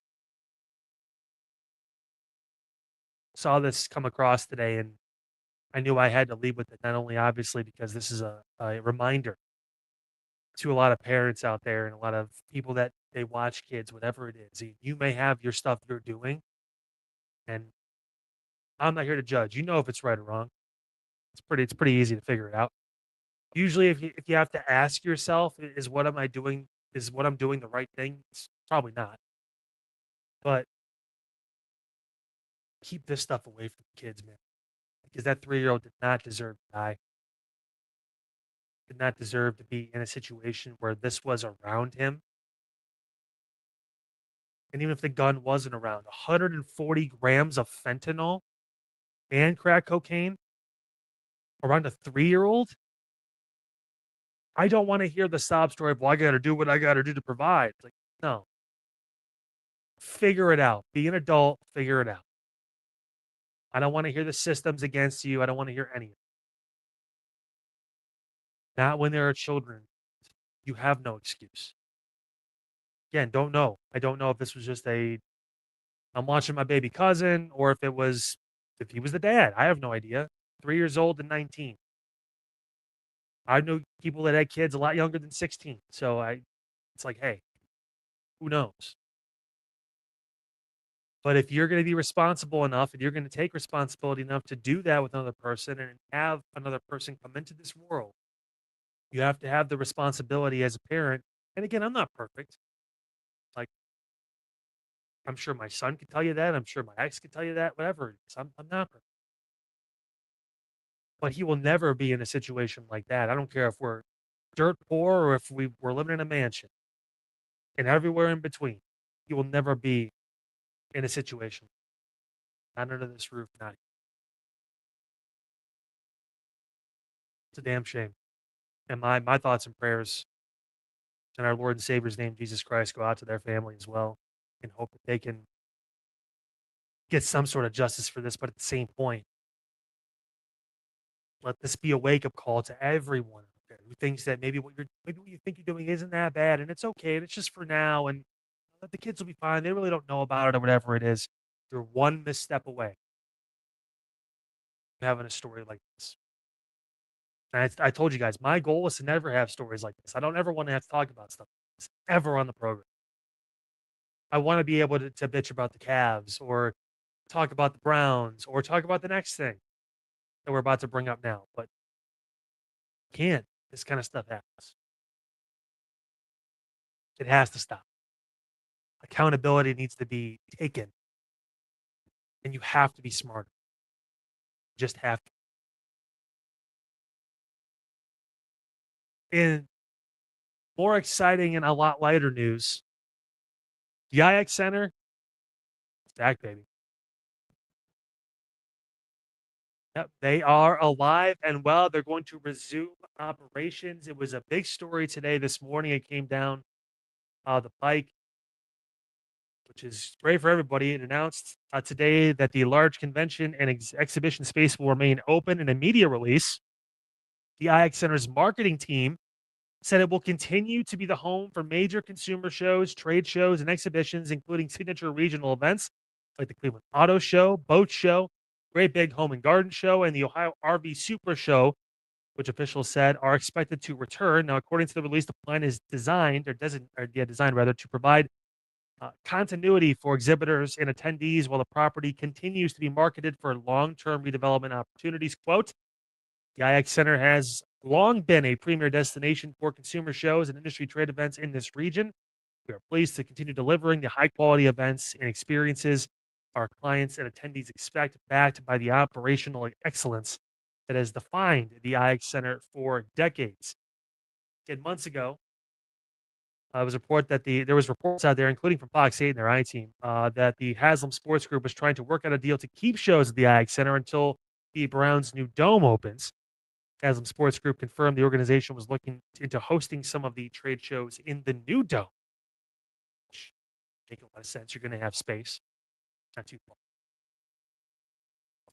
Again, on Wednesday, a spokesperson from the Haslam Sports Group told Fox 8's I-Team, we are happy to see these impactful shows continue in Northeast Ohio. If you're looking for upcoming events, the list, I shared these on the Facebook Unfiltered with Kyle Cornell and on the X Twitter Unfiltered 216. Coming up November 20th to 22nd, the Cleveland Christmas Connection will be there. The Progressive Cleveland Boat Show, January 14th to the 17th for next year.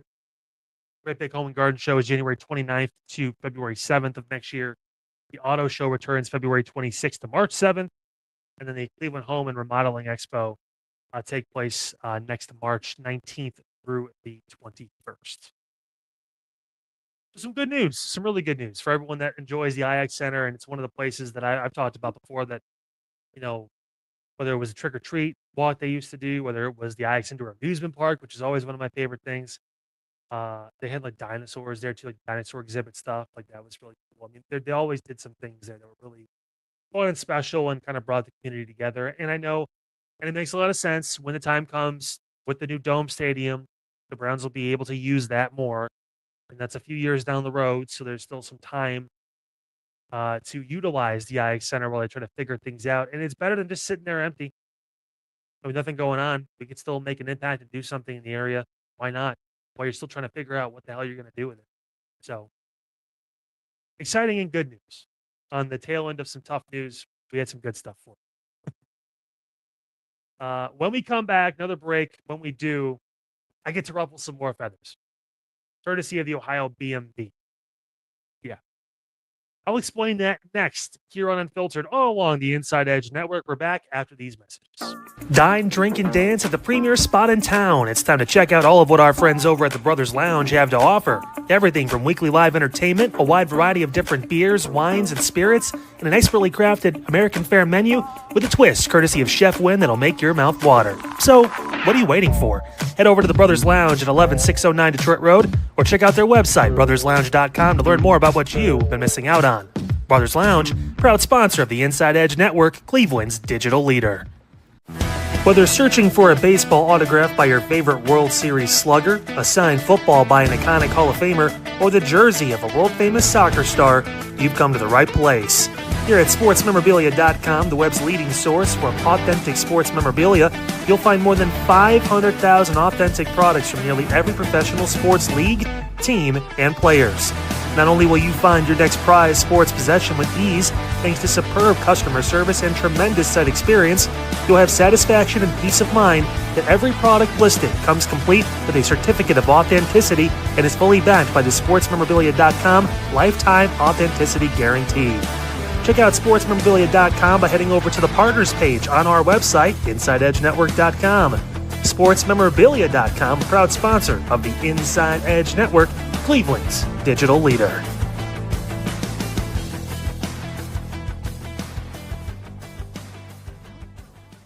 Discover our collection of handcrafted body mists made with clean, minimal ingredients. They offer a natural alternative to synthetic fragrances, perfect for sensitive skin and those seeking clean, mindful self-care, and the perfect gift for you and your special someone. Learn more about all Ellie Rose Fragrances has to offer right now by clicking the link on our partner page at InsideEdgeNetwork.com. First-time customers use that promo code InsideEdge20 to receive 20% off your order. EllieRoseFragrances.com, a proud sponsor of the Inside Edge Network, Cleveland's digital leader. Mosser Moments Photography is a husband and wife wedding photography team based in Cleveland, owned and operated by Inside Edge Network's very own Ryan Mosser and his wife Hallie. For the past 10 years, they've captured more than 100 weddings across Northeast Ohio and beyond, always working together as a true two-person team. Their style centers on authentic, emotional storytelling, documenting the real moments between two people in love and creating images that feel natural, comfortable, and true to the couple. Rooted in Northeast Ohio, but inspired by their travels, Ryan and Hallie bring a warm, personal approach to every wedding day. Their work blends experience, consistency, and a genuine passion for helping couples relive their best day through timeless photography. Learn more by checking out Mosser Moments Photography's link on our partners page at the InsideEdgeNetwork.com website. Mosser Moments Photography, a proud sponsor of the Inside Edge Network, Cleveland's digital leader. Find us on InsideEdgeNetwork.com for the latest information on your favorite shows, personalities, and network partners. Plus, we have a merch shop. That's right, we have network polos, t-shirts, champion jackets, hats, and bottles. Rep the network. Every purchase supports independent sports and entertainment media. Thank you for your support from all of us here at the Inside Edge Network, Cleveland's digital leader for news, talk, sports, entertainment, and mental health.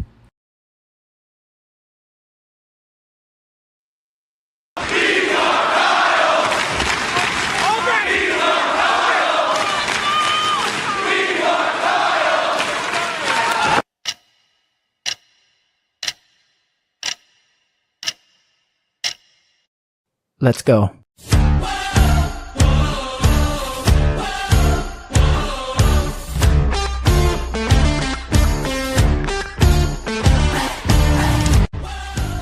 Welcome back to Unfiltered, your destination for all things news, talk, and sports. Don't forget to check out our website, InsideEdgeNetwork.com, to learn more about all of our shows, personalities, and buy some merch too while you're at it.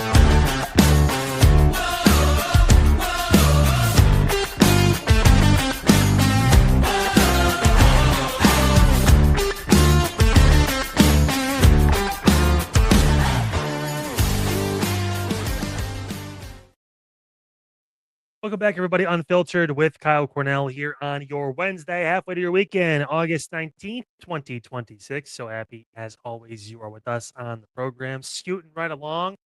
The Ohio BMV is in the news and some changes taking place involving gender. Let's dive in to this story. The Ohio Bureau of Motor Vehicles will now only accept an updated birth certificate or passport as proof of gender marker change. Of course, advocates of transgender Ohioans say this will create a barrier. Shocker. For years, the BMV has accepted a professionally certified declaration of gender change form that is no longer the case. Quote, not having your IDs matched properly is intentional harm. That from Dara Atkinson with Trans Ohio. That's a group. Atkinson says all Ohioans deserve to have their gender marker on their ID reflect who they are. Quote, it's a safety issue. You're pulled over for a traffic stop and immediately flagged as having a fraudulent identification on you because your stuff doesn't match who you present as. That's a legit quote.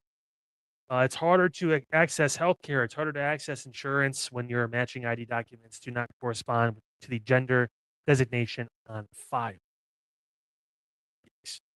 Dwayne Stewart with Equality Ohio says relying on birth certificate changes can be tricky. Ohio birth certificates are decided on a county by county basis. Quote, one thing we do know is this is going to make it harder for people to do this. It's going to create another barrier for people. We are in the business of moving forward equality measures to make it easier for equality to happen in Ohio. This is making it more difficult. Spokesperson from the Ohio BMV telling Fox 8's sister station, NBC4, the change happened because the previously used form was not compatible with the Ohio revised code. Quote, right now we are telling people to engage with our legal clinic.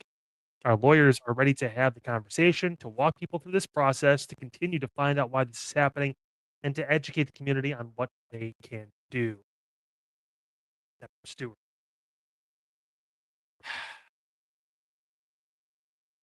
You guys ready to have a real tough conversation? There's nothing wrong with being born a man and being a man through your life, even if you like feminine things. There's nothing wrong with being born a woman and liking masculine things and still being a woman the rest of your life. It's not a stand of the network, and I think there should be a disclaimer maybe throughout this, because I know there's probably certain people, not only on the network, but maybe who are watching this stream right now that maybe would disagree with this. But again, we, and I particularly, will not be rewarding mental health issues and other things of this nature by getting things chopped off or put on or put something into your body that makes it change outwardly and awkwardly that most people don't like it at the end of the day. Most people regret doing. because you felt a certain. What is the line of truth and untruth in this spot? And this isn't me taking a conservative or Republican side on it or going against the Democratic or liberal side on it. It's me just trying to bring common sense into the situation. Was I bullied as a kid for a little bit? Yeah, I was a lot bigger than most of the kids. So eventually it kind of just stopped on its own. But like everyone gets bullied, everyone has issues, everyone goes through it. My son will, all this stuff. It's up to us, again, as parents. And again, I'm challenging parents for the second time in the show tonight. Go figure. Because you're peers of mine.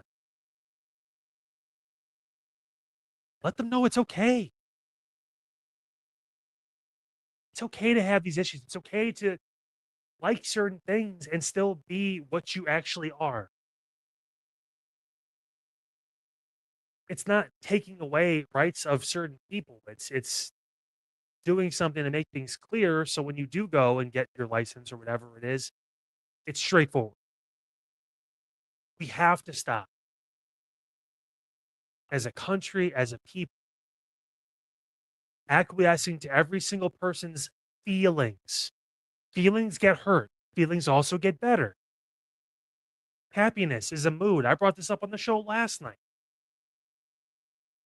I never felt like myself until I decided I wasn't going to be a man anymore. That doesn't make any sense. It doesn't. Well, how would you know? You're not in their brain. I'm not. But I do live in a world of common sense. Not in political parties, not in one side or the other or any of that crap. I live in the world of common sense. Truthfully, I tell you. You have issues, you have things you need to work out, whatever it is. And if your therapists and if your doctors are telling you, you know what you need? A sex change. Again, when you're an adult, when you're over 18, to each their own. I don't have to accept it. I'm not going to hate you for it. Why?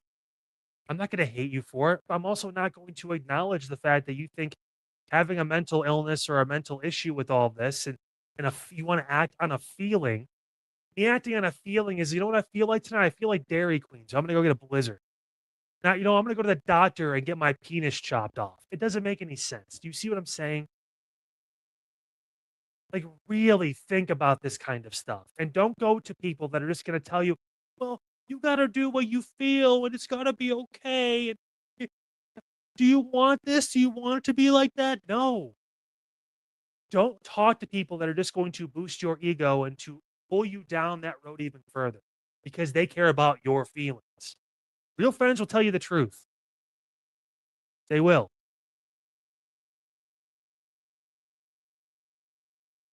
You don't have to do this kind of. This shouldn't even be a problem. But because we're in a day and age where everyone's got to make sure everyone feels okay and are you comfortable? Are you sure? God forbid we get a little bit uncomfortable. Well, welcome to Unfiltered. I make people uncomfortable for a living. It's my job, whether it's people on the network, whether it's people who watch, whatever. That's what I do now. Because for 7 years, I wasn't allowed to. That's fine. Professional news, I did what I was supposed to do. I ran a news department. I ran it down the middle like I always said I was going to, like how I was trained to do. I was also trained and I was raised to have common sense. There's nothing wrong with being a man. There's nothing wrong with being a woman. What you're born is what you're born with. Take the most out of it. Why are you damaging yourself for temporary happiness? All these people that go through all this stuff, 20 years from now, you think they're going to look back and go, I'm so happy I did that. I'm sure there'll be a couple crazy people that will. But again, those people didn't get help. And the help they did got were therapists that were enablers that told them, yes, lean into your feelings. Go and get those changes. And then keep coming to see me. We can keep talking about it so you can keep paying me. It's all up here. It's okay to get bullied. It's okay to be uncomfortable in situations. And it's okay to have uncomfortable conversations. But I will not accept, well, it's how I feel. Like I've always felt like I was in the wrong body. What?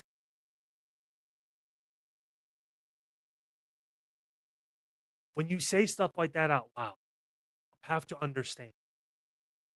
in those moments how ridiculous it sounds. This shouldn't be a thing. It shouldn't be a story. Just like the first story I had about the toddler. It should not be a thing. Help your kids through it. Help them understand it's okay. Jenny loves football. She loves sports. She loves working on cars, all the general masculine things or whatever it is. Doesn't mean Jenny should turn into John. Jenny can be fucking Jenny. It's fine. This shouldn't be a problem. It really shouldn't. Yet here we are. The good news is we didn't go down in viewers during that time. So that's a nice bonus. It means to tell me that everyone here actually maybe has some common sense. So I appreciate you guys for sticking with us. We actually gained people. So that's good. Final break here on Unfiltered. When we come back, news and notes, a lot to break down on that. And then also the viral video of the night, which, not going to lie, a lot of this used to happen in newsrooms that I was a part of, but it just didn't happen on camera. We'll talk about that coming up here on the program. In the meantime, some words from some friends. Hey everybody, how's it going? Eli Moon here, one half of Inside Edge Primetime. And that's right, Chad Bryan and myself, we're back tonight at 10 p.m. to 11:30 p.m. here on the Inside Edge Network. And we have a lot to talk about. When it comes to the Guardians, are they back in the AL wild card hunt? Can they get a playoff spot? Whether it's by the wild card or maybe winning the AL Central.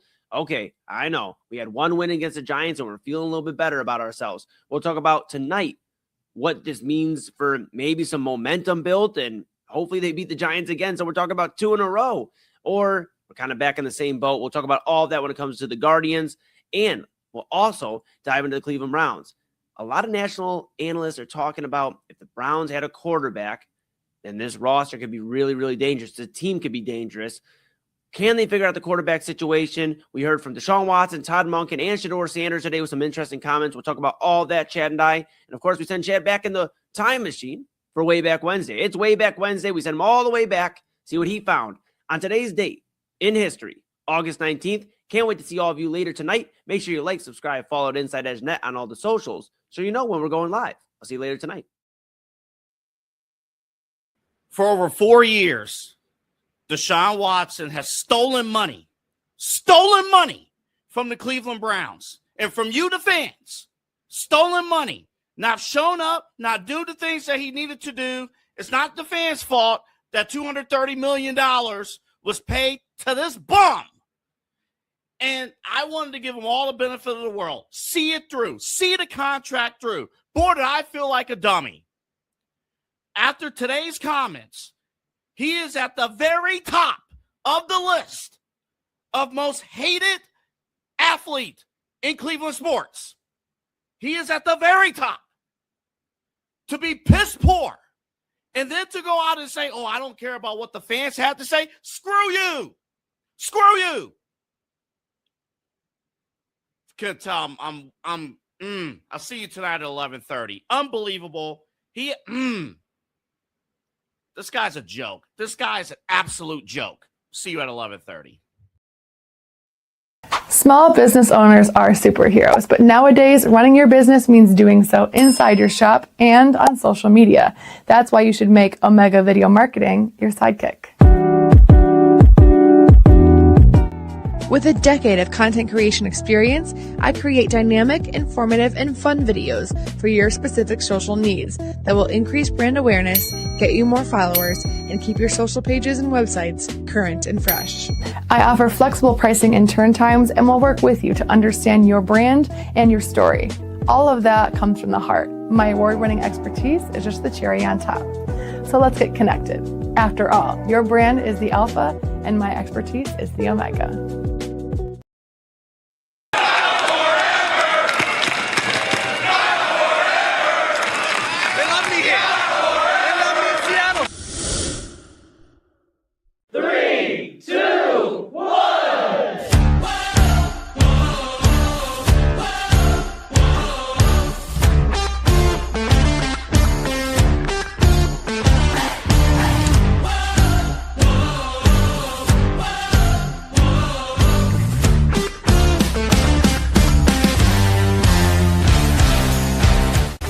Welcome back to Unfiltered with Kyle Cornell, right here on Cleveland's digital leader for news, talk, sports, entertainment, and mental health, the InsideEdge Network.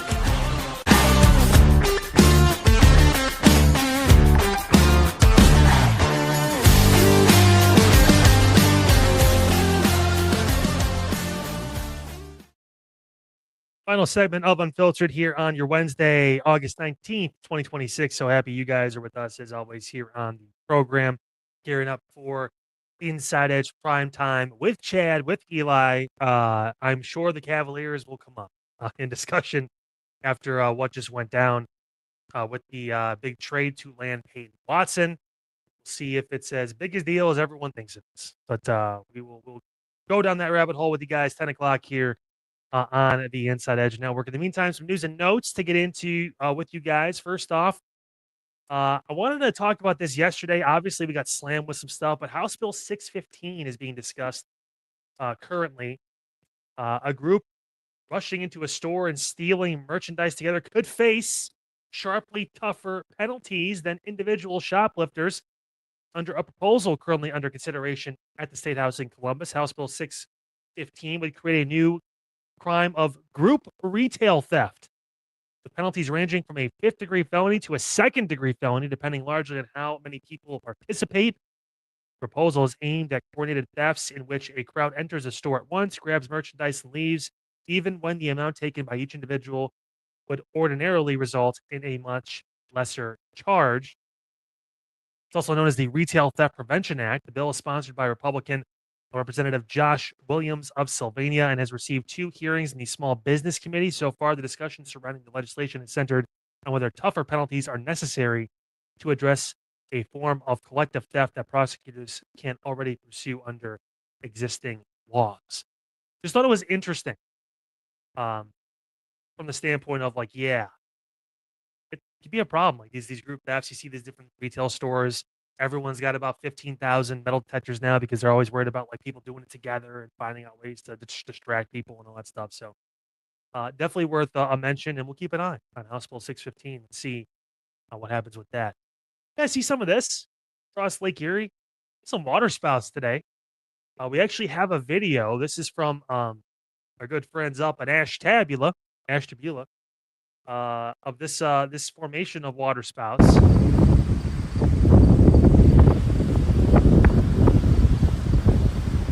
You guys see it in the distance there. Yeah, a couple different ones. At one point, 5 of them were forming over Lake Erie. Crazy scene. The fun fact, when I was a kid, I used to be terrified of water spouts. I always wanted to chase one tornado. But I thought if I'm on land, I'm good. But if I'm in the water, I can't swim faster than a tornado. So I'm kind of screwed when it comes to that. Didn't bring my flippers. But the good news is no crazy damages, no stories about any boaters getting hurt. But today was one of those days. There was some memento or 2 that were spotted as well. But cool. It's a cool visual to see that go down. Other news, Amazon. Yeah, those drone deliveries, they're coming to Northeast Ohio. Isn't that exciting? Just when you thought, you couldn't get enough of the Amazon driver, turns out now you don't have to worry about it anymore. They got these guys coming through.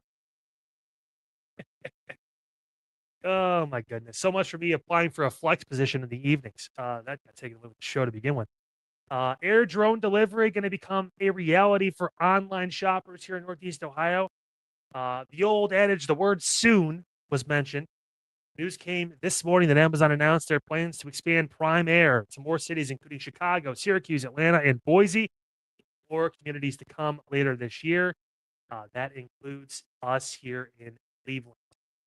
So, yeah, get ready. It's coming.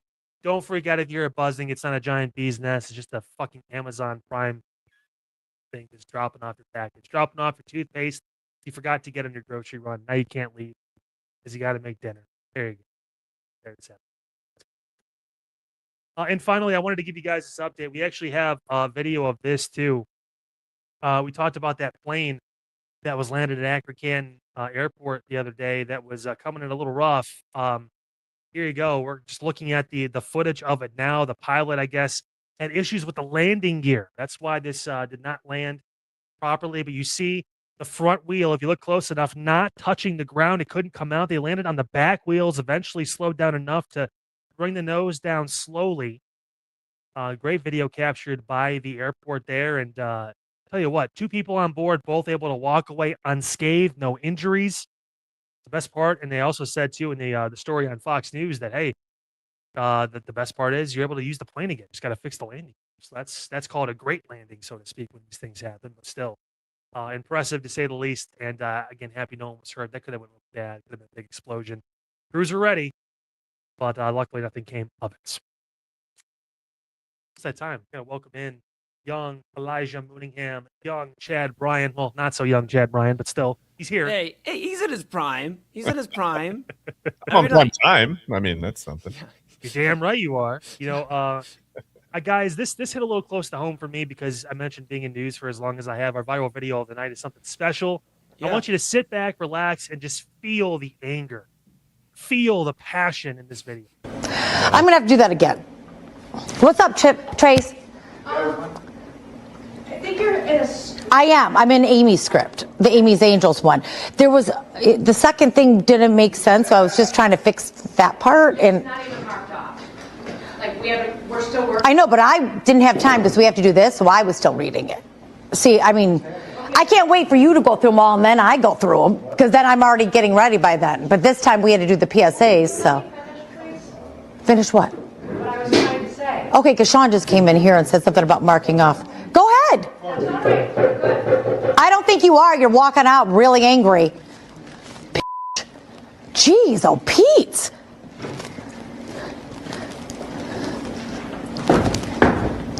What the hell's going on around here? Can I please finish what I'm going to say? What the fuck? Grow up. Hands.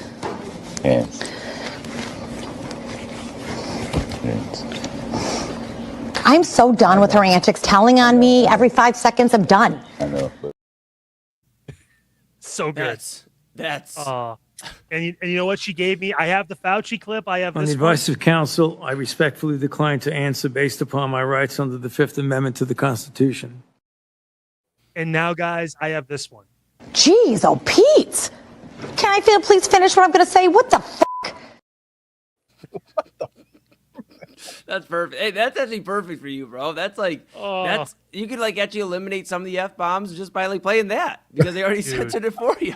So good. Like TMZ shared it. That's Fox 2 in Detroit for anyone who's wondering. If you want to go look it up, I'm sure she's going viral because she's on this show. Yeah. And, listen, I'm just shocked that didn't happen on QVC, to be honest with you. Yeah. You know what? They have their own problems they got to deal with. Just ask AA about that. But still, this was awesome coming across this video. I have a couple videos in the stores, like waiting if I can't really find a viral video. But sometimes God delivers something so great that I had to present it to you guys, and we got that tonight. So yeah, that's actually the words I had when we saw Chad in the elf costume. What the? Jeez, oh Pete. Yeah. Jeez, oh Pete. Can I please finish what I'm going to say? What the fuck? Yeah, exactly. Word for word. Word for word. I can understand what she was going through because I'm like, that's the one half of news. If you have the news background, you know, like, okay, so the stories get double checked, whatever it is. And she's saying, like, I'm already going over all this. Why are you telling me what I already went over?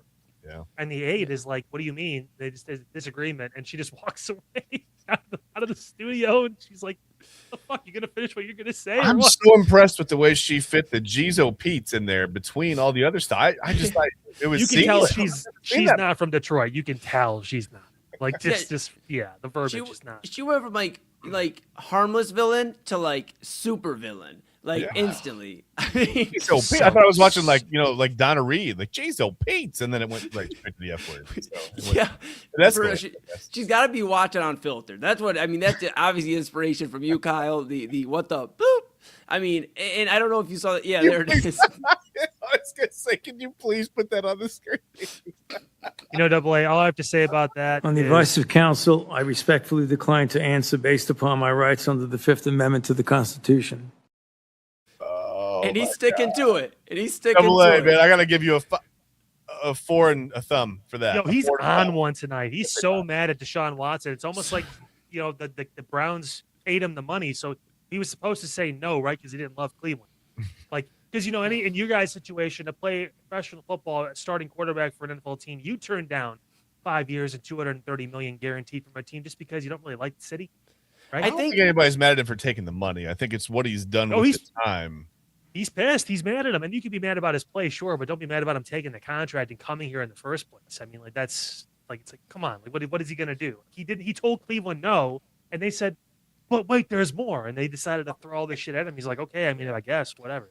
The Browns, these old Pete's, I'll sign the contract. This is like signing. This is like trying to like impress the hot girl, and you're like, come on, please, I'll take you to a movie, dinner. I'll literally take you out to Put in Bay for the weekend. When we come back, I'll buy you a new car. Will you love me? And she's like, I don't really like it here, but I enjoy what you're doing. I don't really love you, but I mean, I love things. Yeah, so that's what it is. It's going to be a lot. We got a lot to break down tonight, Kyle. We're definitely going to talk some Browns. Training camp, we have sound from Watson, Monken, Sanders, all this stuff. And, of course, we're going to talk some Cavs. They made some noise finally for the first time in a long time. So, hey. Chad, before I go, because I'm curious, I'm assuming you guys are probably going to lead with this. If not, then pardon my reach. But you think that James Harden's not coming back to Cleveland? I don't know. It feels like it's like the LeBron thing. I've told you, every day that goes by makes me think that there's less and less of a chance. I just feel like he's kind of testing the waters to see where else he fits. I mean, it's not that he doesn't fit here. He fits on the roster. I just don't know that with them actively trying to get this young, right, with Peyton Watson, 23 years old, it feels like it just feels like James Harden's been kind of, I don't know. Is it ageism? Are the Cavs actively participating in ageism? Strus is what, 28, 29? It wasn't like he was old. I mean, not at all. It just feels like Harden's days here are just maybe over. I don't know. I mean, he could come back. I just don't. I feel like he fits maybe in Miami. I don't know. There are places where he could. Said it at the beginning of the show. When James signs his contract with the Cavs, that's when you know they're done. So until then, he did this on purpose to give them time to make these kinds of moves so they could be under that second apron, so they had the flexibility to do so, because when they re-sign him, that's when they go back over. So this is strategic stuff, and the Strus contract wasn't terrible at the time. It wasn't that bad even now at this point. Sam Merrill's contract is great too. Yeah. But like signing Peyton Watson to the 4 years, $88 million for a guy who had half a good season his first 4 years in the league, it's like, are we sure this guy is the second coming of the small forward we all know and love and need? Like, I don't know. Like, I think it's like just the body style and the athleticism and the. I mean, the shooting's been okay. I think if you get the defensive effort out of him, I mean, it's in the NBA today. It's worth the money. 4 years, $88 million isn't outlandish. Hey, let's not forget. Not anymore. It's a big deal. Chandler Parsons had like 4 of those contracts. Timofey Mozgov made like $64 million in the offseason, or like 72. I think it was 64 though. I think I'm saying in the 4 years, $64 million to go to LA for Mozgov. That lasted about 5 minutes and he was gone. And the Cavs are not opposed to signing, guys off of one strong stretch of time. I understand it was a finals appearance, but they also paid Tristan Thompson and J.R. Smith based off of them saying, LeBron going, hey, you need to pay these guys or they're gonna leave. And did we overpay? Sure. And did we overpay maybe with Watson? Kyle, you're going to have to watch the show because I got some thoughts on where the Cavs may be headed and why and I've been saying this for weeks, why I don't believe James Harden's going to be a Cavalier. We talked, obviously, before you even got on Filter. We were texting about, and it makes sense with the bird rights. The Cavaliers have the capability to. I believe at this point, they're not going to. And I have some thoughts on why they're not going to. But I believe better get a point guard. Better get a point guard. I'm just sad that my favorite three-point shooting superhero is gone in this deal. Trey Man. Trey Man. Yeah. Gone. See you. He's got to go save another city. He's got to go save another city for. He's got to go save Washington from the Anthony Davis train. For the lack of threes they have. Eating bullet. Yes. All right. Kyle Cornell, everybody, host of Unfiltered, 9 p.m. to 10 p.m. here, of course, on the Inside Edge Network. We're all together. One big happy family on the daily evening lineup now. Kyle, we'll see you tomorrow. A lot to talk about. And it's Thursday, so we'll see you then. See you tomorrow, boys. Kyle Cornell out of here for now. We'll see him tomorrow. Chad B. I got to tell you, I did something with the place. Yeah.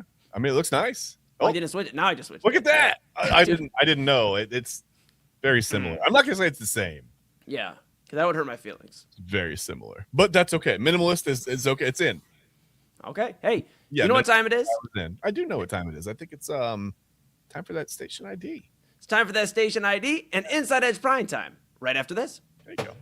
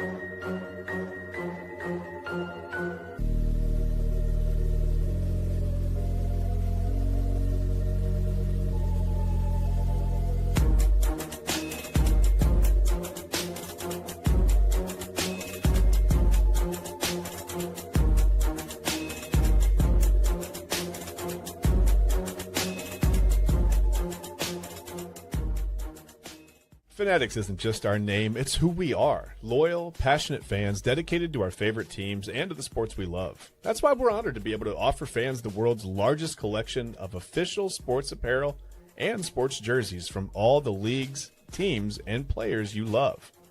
We feature a wide selection of gear from every league, including NFL, MLB, NBA, NHL, and NCAA merchandise, which allows us to serve fans of football, baseball, hockey, basketball, lacrosse, soccer, golf, and everything else that gets your heart pumping. Go to fanatics.com by using the QR code on your screen right now to celebrate your teams.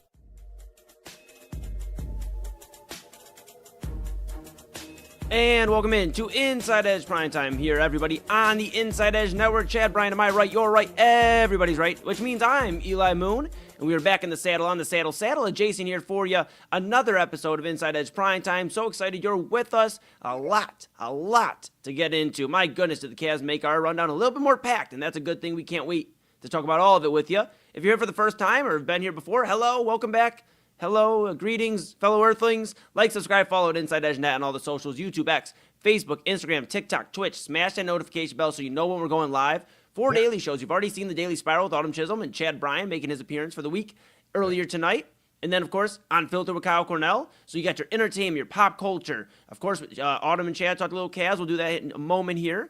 Yeah. And, of course, Kyle with Unfiltered, the news talk, the national, the local news, has some thoughts on a variety of things. We'll be with you until 11:30 p.m. And then our program director and bro, Double A Anthony Alford, is going to take the hand off the baton from 11:30 to 1 with Midnight Run with Anthony Alford. 4 daily shows, Monday through Friday, 8 p.m. to 1 a.m., 5 hours, 4 shows, 1 stream, and a lot of great weekly programs for you as well. Real Talk with Pop Moon, Saturdays at 5. The main event, Rob, Double A, and myself.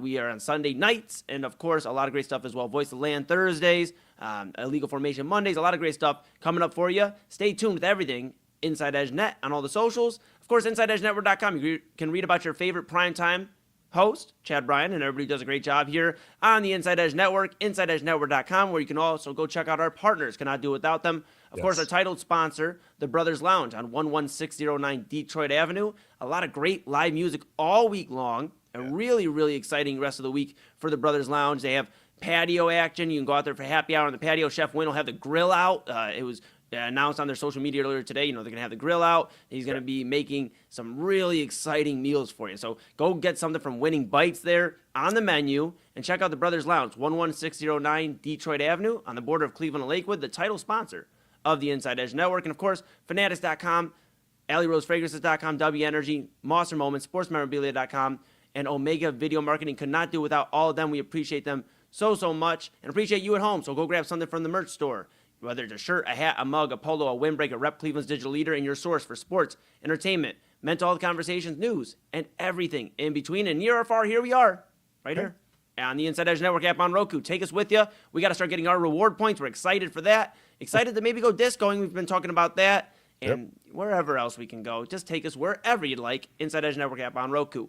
A lot to get into, Chad B. How are you feeling first off? It's hectic. Today's crazy. A lot going on, right? Kids' first day of school. The Cavs finally woke up and did something. That was fun. It's fun to see that. I mean, they've made little moves here, but it's mostly just been like jettisoning people off the roster. Sad that my favorite 3-point shooting superhero is gone. Like I said, the transition there, but that's okay. That's okay. And all the minutes that he played for the Cavs, I think I'll find a way to get over it. But yeah, feeling pretty good, man. How are you doing today? Tonight? I'm good, man. Yeah. I'm doing, tonight I'm doing great, man. I appreciate you asking. I've been able to kick it, Papa Moon's out and about, of course he's on Saturdays at 5 p.m. here on the network, but tonight he's out and about. He's a busy guy. He's out in the community, but he told me he's bringing back some late night dinner for me. I've already, ate today, but I'll get some late night dinner that maybe I'll snack on behind the scenes later on Midnight Run. So keep an eye on all of that, but doing good. As always, I got to ask you, is he bringing enough for everybody or no? So I was hoping because it would be during Midnight Run and Double A would be focused, and I text you usually like near the end of the show. I'd be done with it by then. So I've revealed my sources. I've also revealed my plans, and that's fair. For that I am foolish. All right, let's get after it here. Seatown Rocks jumping in the conversation. Yeah. Hello, Seatown Rocks. Let's go. How about that trade, boys? Oh, we're gonna get right on into it. Yeah. And before we get into it, Seatown Rocks says we actually have a small forward that isn't undersized, that isn't named Dean Wade. Let's get into it, Chad B. For those wondering what happened, Shams Charania from ESPN, he announced that the Cavs trade for Peyton Watson from the Denver Nuggets. Send Max Strus to the Clippers. They get a 2031 first, they send a 2031 first and a 2032 second over to the Denver Nuggets. There was a whole lot more going on in this trade. It ended up becoming a 5-team trade, like you mentioned. Trey Mann, your 3-point shooting superhero, going to save another city already. And we get Cam Whitmore back. And I'm curious. I mean, we'll get into the real meat and potatoes here first, but I am curious about the Cam Whitmore aspect of things. I know both are kind of unproven with Mann and Whitmore. I'm going to dive into that in just a second. Let's start about the meat and potatoes, though. Peyton Watson, a guy that the Cavs have been linked to for quite some time, about 2-3 weeks now. It feels like maybe closer to a month, really, at this point. And it was either him or Jonathan Kuminga. It was never really an and/or thing. It was, you're going to get Peyton Watson or you're going to get Jonathan Kuminga, or you don't get either. That could have been doomsday. And then you figure out really what's going on with James Harden. Now, the Cavs do get Peyton Watson. They land him from Denver, immediately ink him to a 4-year, $88 million extension, also reported by Shams of ESPN. So that was crazy, like a crazy turn of events. Not only did they trade for him, they said, we're going to lock him in long-term. And Watson, a younger guy, we have something here, Chad B. Maybe not, I'm going to slow down for a minute, because maybe not for this year, but maybe for the future.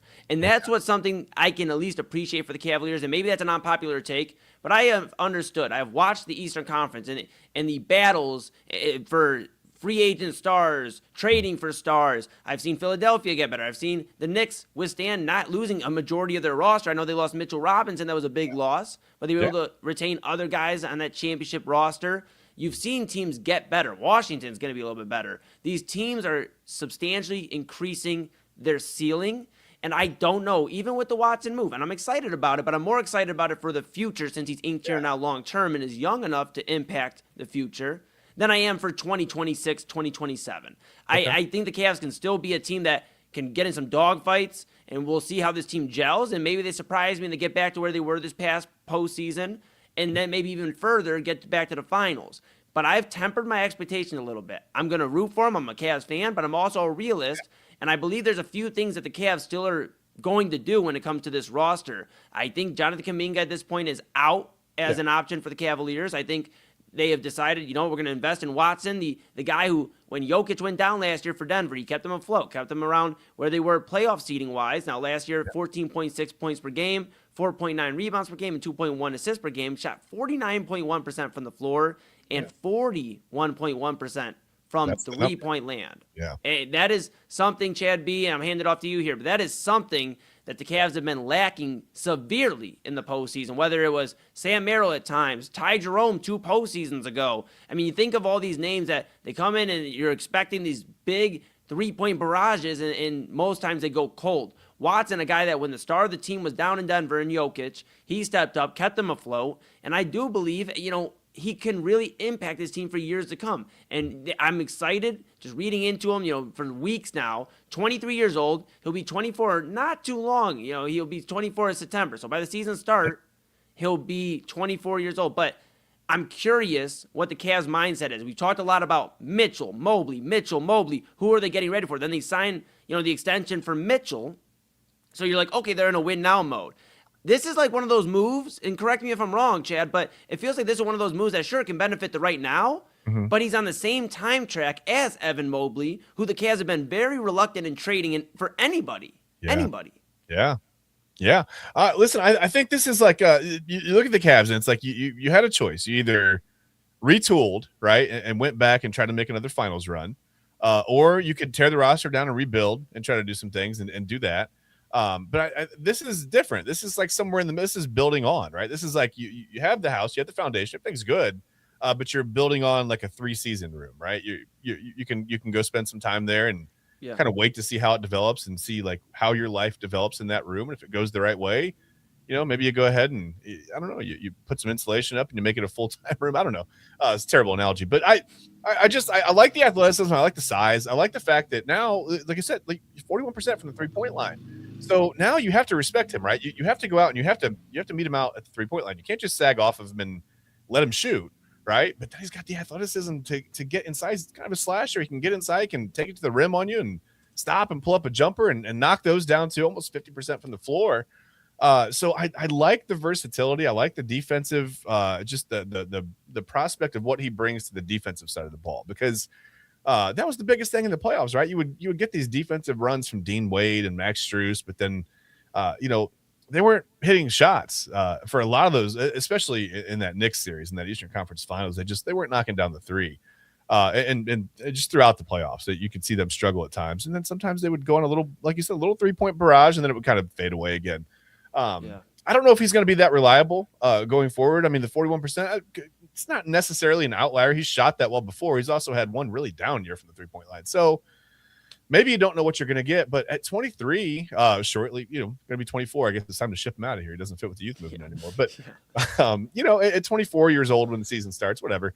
I like the fact that they've extended their window a little bit now, right? We talked about that window starting to, not close, but it's what are we going to get? Is Donovan Mitchell ever going to push to the point where he's like the playoff superstar that can get you to the finals, right? Yeah. Will Evan Mobley ever develop to be a true, 1A, 1B, a second option, whatever? Is he just going to always be like a third guy, right?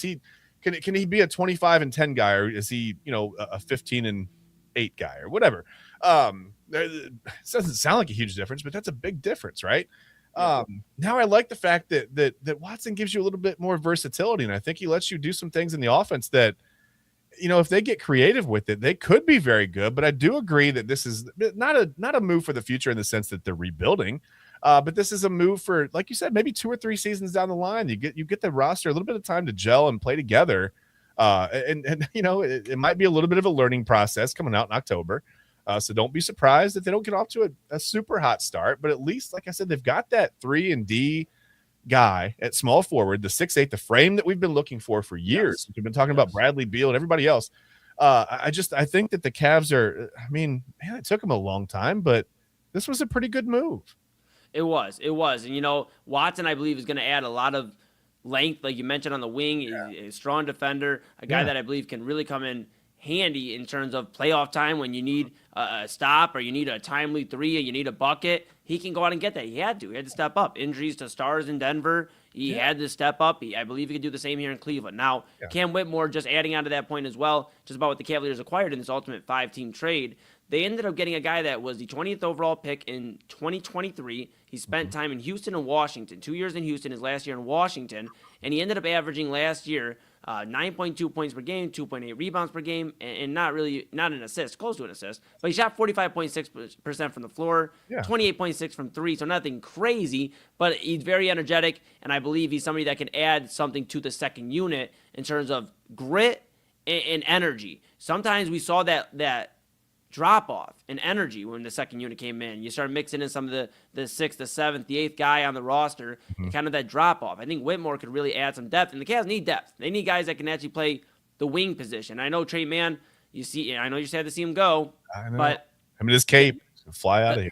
The last question, for the Cavaliers right now is who's going to play point guard. And Kyle brought that up. Who's going to play point guard? Because if you're looking at this roster right this current moment, you just sent off Max Strus, which, man, we appreciate Max Strus. He was a lot of fun to watch in that last postseason. Sure. Saved our behinds a few times, so more than a few times. So we appreciate Max Strus. Wish him well, obviously, with the Clippers. But I'm just thinking, if the Cavaliers trotted out a roster right now, you're probably looking at Donovan Mitchell as your starting point guard, your shooting guard.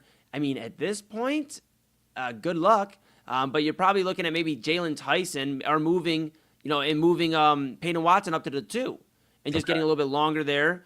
And you obviously going to play Mobley and Allen. There's your front court. So you make it a little bit long there, and that could be ideal, right? Like you have Watson and you have Tyson. 2 guys that are gritty, can play defense pretty well. Tyson started to come around offensively, was actually shooting the lights out of the ball all year from three-point land. So those are 2 guys you can count on in that starting lineup if they can continue to build on that, of course.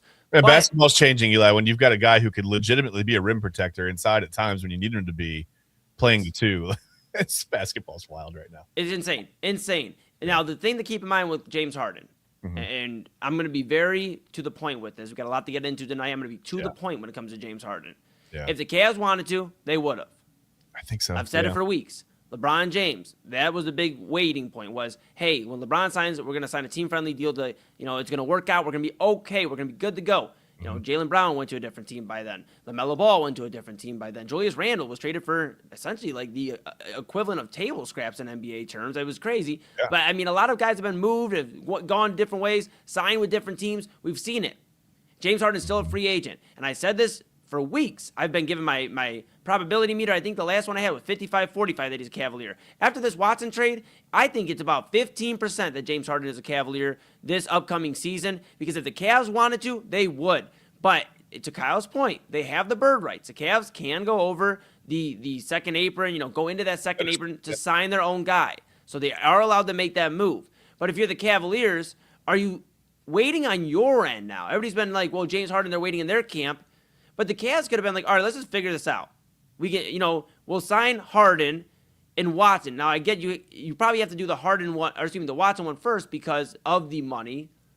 But you would probably figure that out, almost be like a subsequent move. Like I would have been like not shocked at all if this was in their cards to have a news break 30 minutes after. And James Harden is inked to stay with the Cavaliers on a 2-year, $60 million deal. That didn't happen.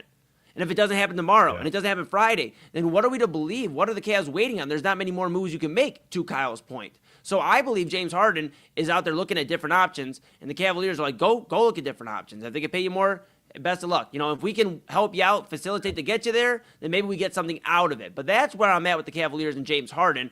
I know that's the big question still. It leaves us with who's playing point guard. I truly think you're going to see more Donovan Mitchell at the point this year, and the Cavs are going to have to make some moves for a point guard. I don't believe James Harden is going to be a Cavalier, because if they wanted to, they already would have. He lands better in Miami or somewhere else that has the money to pay him and has a ton of playing time for him. A ton of playing time. Do you think somewhere in his heart, I didn't mean to cut you off. Do you think somewhere in his heart, Donovan Mitchell maybe might be a little bit happier or more, not happier, maybe just more comfortable at the point? I know he's a scorer. No, but I like the idea of having a guy, because when we've seen him, when he's at his best in the playoffs, he's scoring as well as distributing a little bit, right?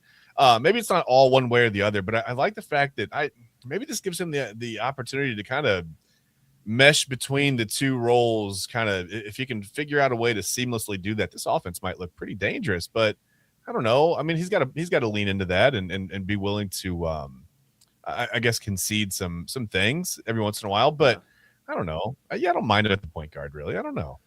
It's going to be interesting. And C-Town Rocks is in the comments and chiming in with us. We appreciate you. Come on, Eli, 15%. He's more likely coming back. I got to be honest, C-Town Rocks. I got to be honest. If he was and he still plans on it, well, the price just went up. Because Peyton Watson getting on average on 4-year, $88 million deal, $22 million per year. James Harden was slated to make $30 million on a 2-year contract. So he may come back. That's why there's 15%, C-Town. That's why the 15%'s there. But it's going to be a higher price than $60 million. We're probably looking at I said almost 0 on the Daily Spiral, so don't feel bad. Yeah, don't feel bad. Yeah. A 2-year, maybe 65, 75, 80, 85. It's going to be 85 is definitely a reach. But, you're looking at somewhere where he's going to probably at least ask for another 10 to 15 million more. And it's going to obviously increase his, average per year higher.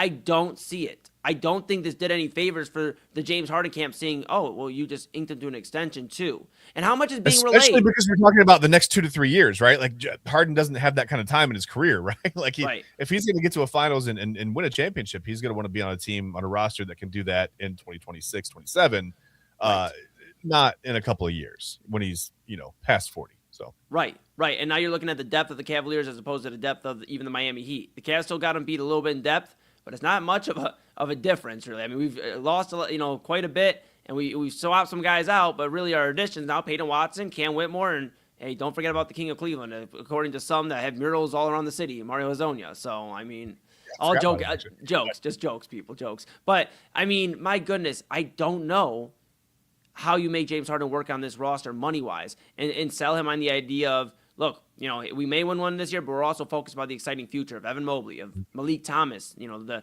draft pick for the Cavaliers this past draft. Yeah. You have these guys, Peyton Watson, Cam Whitmore. If Cam Whitmore comes in and is electric on the second unit, he's 23 years old. He's somebody that literally still fits in that timeline. 22, won't be 23 till next July. So this is going to be interesting. This is going to be very, very interesting. And the last thing, we have one more question coming in from C-Town, and then we're going to go to break here after we answer this, Chad. But has Dan Gilbert ever once balked at paying someone, though? Great point. But what I will say is, when it comes to the Cavaliers, how much are they letting Harden's camp know about the figures? And we're planning on signing Watson. Well, obviously, we don't know as much as Dan in the front office and Harden's camp.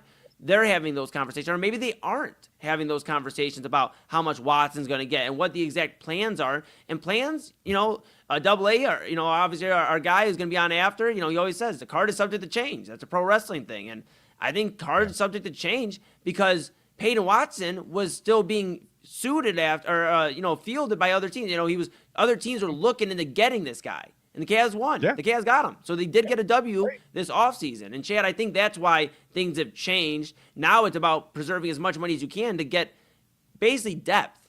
You're going to if you pay James Harden, who are you bringing in a point guard? Yeah, well, I would say just my answer to this question, I would say no. Dan Gilbert's never balked at pay, but he's never balked at paying the right player, right? It's got to be a fit all around.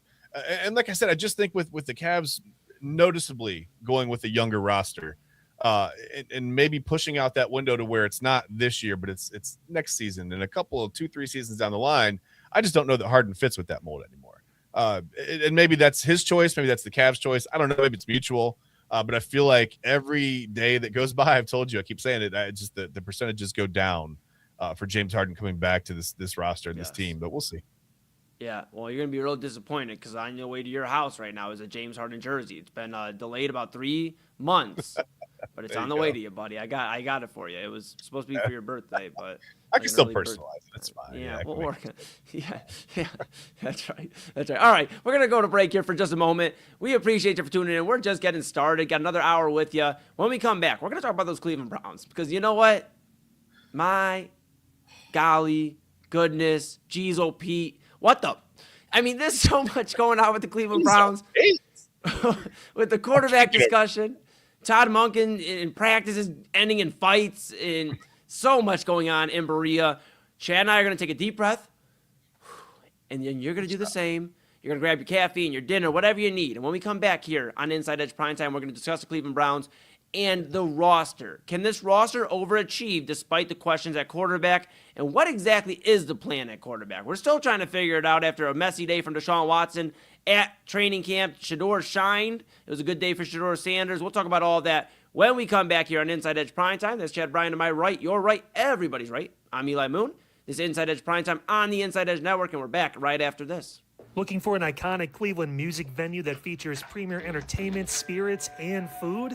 Well, look no further than the Brothers Lounge. They offer a variety of live entertainment acts weekly, along with a diverse selection of beer, wine, and fine spirits, not to mention Chef Wynn's food menu, which has been crafted with traditional American fare with a modern twist. So come on out and enjoy the warm hospitality and make some new friends right here in your backyard. For more information, head over to brotherslounge.com and check them out for yourself at 11609 Detroit Road. That's right near the border of Cleveland and Lakewood. The Brothers Lounge, proud sponsor of the Inside Edge Network, Cleveland's digital leader. Key On Sports is the leader in Ohio high school athletic coverage in written, print, and video streaming. From the latest news and results and written content to the high school football game of the week every Friday, Key On Sports has you covered. The vision of 15-time published author Vince McKee has become the most trusted site in Ohio high school athletic news. From podcasts to player profiles, Key On Sports is your one stop for all of it. Visit them today at keyonsports.com or on YouTube at Key On Sports. Check out their socials on Twitter and Facebook as well. Please support the new Inside Edge Network by liking, subscribing, and following us on your favorite social media platforms. That's at Inside Edge Net across Facebook, TikTok, YouTube, X, and IG. And don't forget to download our new app over on Roku. And as always, thank you for supporting your favorite shows on the Inside Edge Network, Cleveland's digital leader for news, talk, sports, entertainment, and mental health. Fanatics isn't just our name, it's who we are. Loyal, passionate fans, dedicated to our favorite teams and to the sports we love. That's why we're honored to be able to offer fans the world's largest collection of official sports apparel and sports jerseys from all leagues, teams, and players you love. We feature a wide selection of gear from every league, including the NFL, MLB, NBA, NHL, and NCAA merchandise, which allows us to serve fans of football, baseball, hockey, basketball, lacrosse, soccer, golf, and everything else that gets your heart pumping. Go to InsideEdgeNetwork.com under our Partners section to find our link to check out all of what Fanatics has to offer. Fanatics, a proud sponsor of the Inside Edge Network, Cleveland's digital leader. Clean energy, bold flavors, no jitters. See why people won't shut up about Dubby. Whether you're starting your workday or getting ready to exercise, Dubby Energy helps you lock in and focus. Over 15 different flavors to choose from. Order Dubby Energy right now and find out more information by checking out our partners page on InsideEdgeNetwork.com. Also, use that promo code InsideEdge10 to receive 10% off your order. Dubby Energy, your energy-focused sponsor of the Inside Edge Network, Cleveland's digital leader. Discover our collection of handcrafted candles made with clean, minimal ingredients. Every product thoughtfully created in small batches, free from harmful toxins for mindful everyday indulgence. Imported coconut soy wax with natural wood wicks to offer long-lasting burn and rich fragrance. Find out more about Alley Rose Fragrances by checking out their link on our partners page at InsideEdgeNetwork.com. And if you're a first-time customer, use the promo code InsideEdge20 to receive 20% off your order. AlleyRoseFragrances.com, a proud sponsor of the Inside Edge Network, Cleveland's digital leader.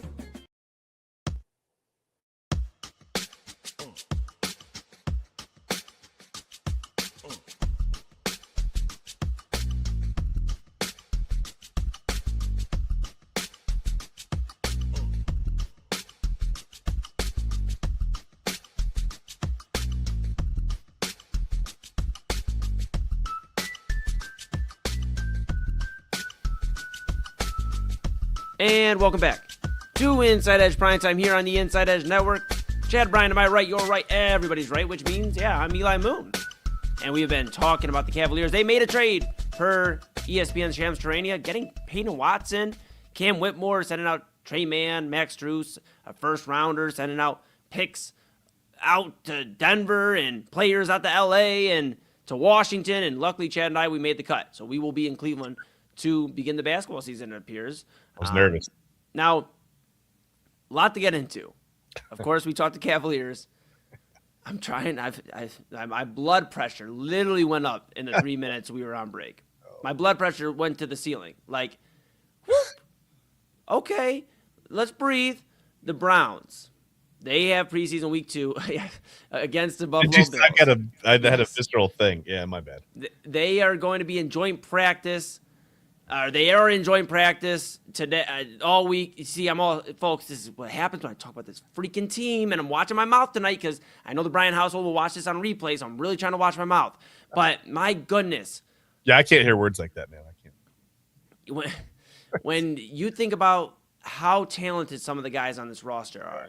From the rookies at receiver, Denzel Boston, Casey Concepcion. When you think of, the promise at left tackle with Spencer Fano, the defensive guys that are just dogs, Jared Verse coming over here from the Rams in the Myles Garrett trade. You think of course, Carson Schwessinger, reigning defensive rookie of the year, looking to expand and become more of a leader on that defense for the Browns. At corner, they're a little tight, but you got, of course, longtime veteran, Ohioan, the man, in my opinion, on this Browns team, Denzel Ward. And then, of course, you have Tyson Campbell, who I believe will have a real strong year. Chad, there's so much to be excited about, yet we find ourselves in the same conundrum every single offseason in the training camp. And, a spoiler alert, I don't think we're going to stop talking about this by November. Is the Browns? You don't think so? Weird. All right, that's fine. It's the quarterbacks. It's those two things never have been smooth. It's like pouring oil into water. They separate. They don't stay. They don't blend. It doesn't become what would be a word for water with an O? Maybe. I mean, it doesn't become that. Oil. I don't know what you were gonna do there. I wasn't sure. I was hoping for you to jump in there. Usually you're good with combining words, but it's I turned my brain off. I said Browns, and I turned my brain right off. I can't. Yeah, it's beyond frustrating, Chad B. We got a lot of sound to get to in just a moment, but I can't understand. I just can't understand. 5 years ago, if you were to have told me, Eli, your quarterback room is going to be worse off than it is right now, I would have been like, no chance, dude. We got Baker. We're going to figure it out. He's going to sit. The Browns are going to have to tell him he's just got to sit. He's got to get the surgery, and, we're going to figure it out. We may just have to put somebody in. And then worst thing that happens is he's going to hurt his non-throwing shoulder and be out for a while. No problem, right? No problem. And then here we are, 5 years later, almost 6 years later, talking about Deshaun Watson still. And at this point, we've all said, we don't care, Chad B. We don't care. But we got some sound on Deshaun Watson and his thoughts. I want to play this, and I'm going to hand it right back to you. As soon as we come back, I want your thoughts on this. I've had a lot already.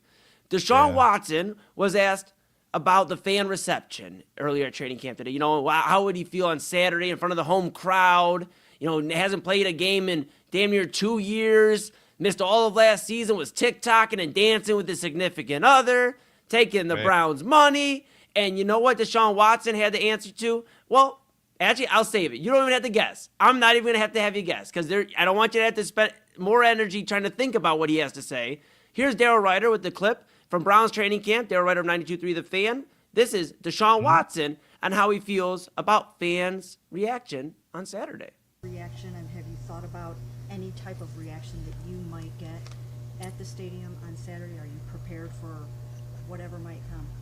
I don't care. I don't care.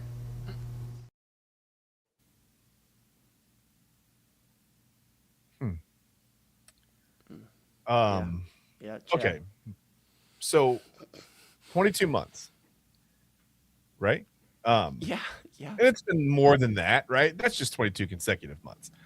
At no point, and I said this earlier, but I'm going to keep saying it because I think it's relevant and it stands to reason. Do you not think that the Browns, Jimmy Haslam, D Haslam, for God's sake, D Haslam, the only person maybe in that ownership group with any common sense, Andrew Berry, anyone, do you think anyone at all could have said, hey, let's talk about PR. Yeah. Let's talk about let's rebound from all the bad negative stuff, right? You're coming out of this fog, right? And it's bad, right? And here are some examples of things not to say. When asked about our fans, try not to say things like, okay. That's a good start. That's a great start. I feel like that's a really good start. Do you have a background in PR? Did you? Well, no, but I think I think I'm gonna do this. Here, I gave my here's the answer. Okay, hey, look, fans are entitled to react any way they want. I mean, whatever they're gonna say, right? They paid the admission to get into the game. They've been as frustrated as anybody in this organization over what's been going on in the last 22 months or more with me. I've put them through a lot. I put myself through a lot. A lot of it's self-inflicted. I want to get to week one. And I want to do just right now we're in training camp. We got preseason games to focus on. I'm going to try to I just want to be the best quarterback I can be for this franchise. I want to turn this thing around. I've got 1 year left to be the face of this franchise and win games on the field on Sundays. And that's what I'm focused on right now. The fans are going to say whatever they want, but I think we can negate all that by winning some football games. Chad, that was so incredible. I got to give you a thumbs up for that one. That was incredible. Hey, I got that doing thumbs up. I love it, man. That was absolutely incredible, man. I mean, you might have a future in PR because, Chad, I just, when I think about all the money invested in this guy, and I get it. Okay, before anybody comes on, and I appreciate all of you for tuning in. And if you have a different opinion, that's okay. That's why we're here. We're here for dialogue and discussion here on the Inside Edge Network, where we talk about our pillars here, of course, sports, entertainment, mental health conversations, news, music, and community. Those are the pillars that, we build community here. And by, if you have a different opinion or you agree, whatever, share it in the comments. We'll throw it up on the screen. We'll discuss with you. But I know we didn't spend the money. Not me and you and I. We didn't say, hey, here's that money. Here's $230 million. But the Cleveland franchise that plays football here, the Cleveland Browns, invested that money. And that's the most frustrating thing, is because not only was it the money, because everybody sometimes gets caught up on the money. Oh, well, the $230 million.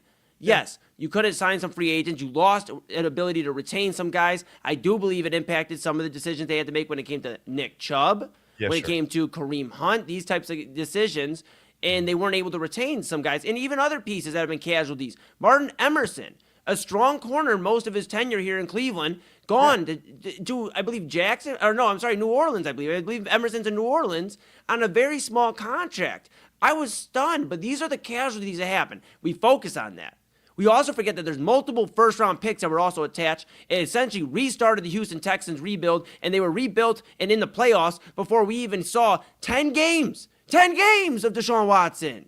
Like Will Anderson, a Houston Texan, could have maybe, potentially, just depending how things fall, maybe could have been in Cleveland. You see some of these other guys, the ability they were able to go get their quarterback, C.J. Stroud. I know he has some questions. He doesn't have Deshaun Watson questions. No. He doesn't have this Browns quarterback room questions. It's so infuriating because this guy, when Deshaun Watson started here, I'm pretty sure, and I got a fact checked, but I think we were on the tail end of Jarvis Landry being in Cleveland. It was like the last, and in fact check me for sure, Chad, but I'm almost positive Deshaun Watson interlapped for about a season with Jarvis Landry. And I believe, do you have it up here with me, or are we aligned? No, I'm okay. You keep looking. I got more for you. So, regardless if Jarvis Landry wasn't here, you still have guys like Amari Cooper, who now since has retired from the NFL. And I know he retired at a little bit of a younger age. I'll give a little grace. But when you find it, Chad, just interject whenever. But this guy, regardless, has played with Nick Chubb on this roster. He has had Myles Garrett on the defensive end of the football. Amari Cooper. He had David Njoku. Now he has Harold Fannin. Now, granted, he hasn't got to work with all these guys because he can't stay on the field. Whether it's when you first start here. Sorry, Landry and Watson, they never played together for the record. Okay. It just feels so long. You just never know sometimes. I block it out. I block those years out. And listen, I'm not going to lie to you, Eli. I've said it before, and I'll keep saying it. I lost a little bit of my Browns passion when Deshaun Watson became a person who was on this roster, right? For a lot of different reasons. Yeah, for the off the field stuff. I mean, it's I'm sorry, it's abhorrent. I mean, it's that kind of it's unbelievable, right? You're not going to find 26 people to make up these stories, or 27 or 25, whatever. Right. Don't fact check. It's only 24. Oh, much better. You're right. My bad. It's only 24. And you can agree with me. You can disagree with me. That's fine. I mean, that's, again, your opinion is your opinion. My opinion's mine. I lost a little bit of I was just like, I don't want to see this guy lead this franchise. And then they put him out on the field when he finally, 11 games he was suspended or whatever. Knowing that this player has made close to $250 million from this franchise over the last 5 to 6 years of hell. I'm listening. I'm not going to fault him for the Achilles thing. I get it. You rupture your Achilles, fine. You're not going to be able to play. Rupture it again. Okay, whatever. Were you doing the rehab? There were questions at the time. He obviously has worked to get back on the field. I'm not going to take that away from him. He did complete 11 of 15 passes in Saturday's game, for whatever that's worth. I don't think he threw a pass over 10 yards. So, again, if you're dumping off not that I could do it. I'm not throwing shade and saying, hey, listen, I could go out and complete. I couldn't, right? I couldn't do it. But I also am not making $230 million guaranteed, right? Right. You would think that if you gave someone that amount of money, you would expect at least 11 of 15 and beyond. to get my Buzz Lightyear on. But I don't really understand. Like I want this chapter to be done. And unfortunately, even next June, when the Browns are able to move on from this contract, it won't be done then because there's still the glaring hole of like you said, the draft picks that they lost. And I don't really like to play the what if game. Who could you have gotten in the draft if you had done whatever? You could go back and retool everyone's draft every single year, and you could make, some of the best teams of all time a little bit better if they had just picked this guy, right? You could do that. It's kind of I think that's a moot point, right? So I'm not going to get into that, but it's just the draft picks that you lost where you picked no one. Yeah, that hurts, right? Yeah. The money being gone, yeah, from a roster building standpoint, yeah, that hurts. That's gone.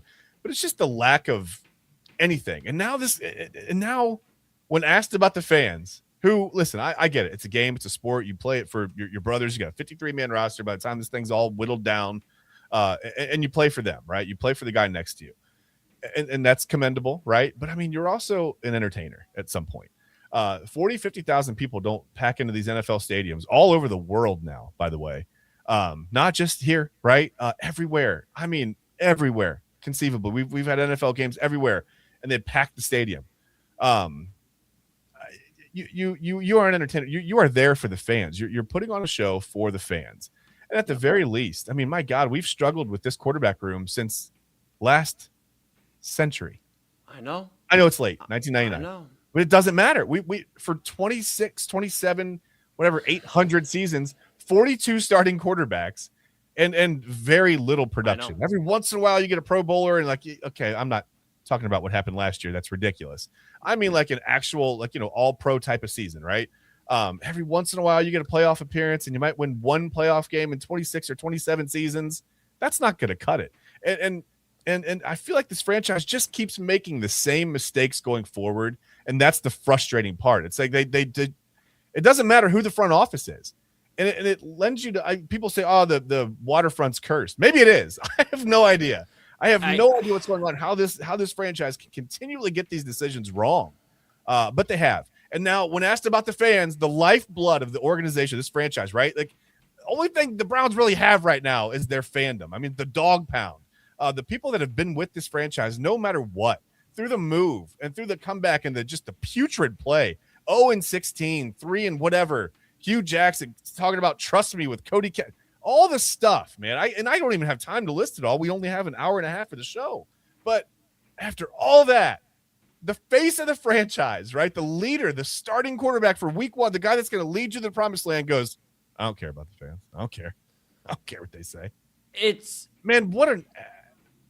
It's beyond frustrating, Chad B. Yeah. And I got to play something that frustrates me at least, and I'll see what your thoughts are a little bit more when it comes to this quarterback room. We're up against it. We got just a few minutes left in the segment, but we got to make time for this because Shedeur Sanders also spoke at training camp today. Now, that Deshaun Watson, the I don't care clip, it's been ringing throughout the network. We've been talking about it all throughout our chat all day, and if you've heard it earlier on tonight with the Daily Spiral, Double A, you've heard his promo for Midnight Run at 11:30.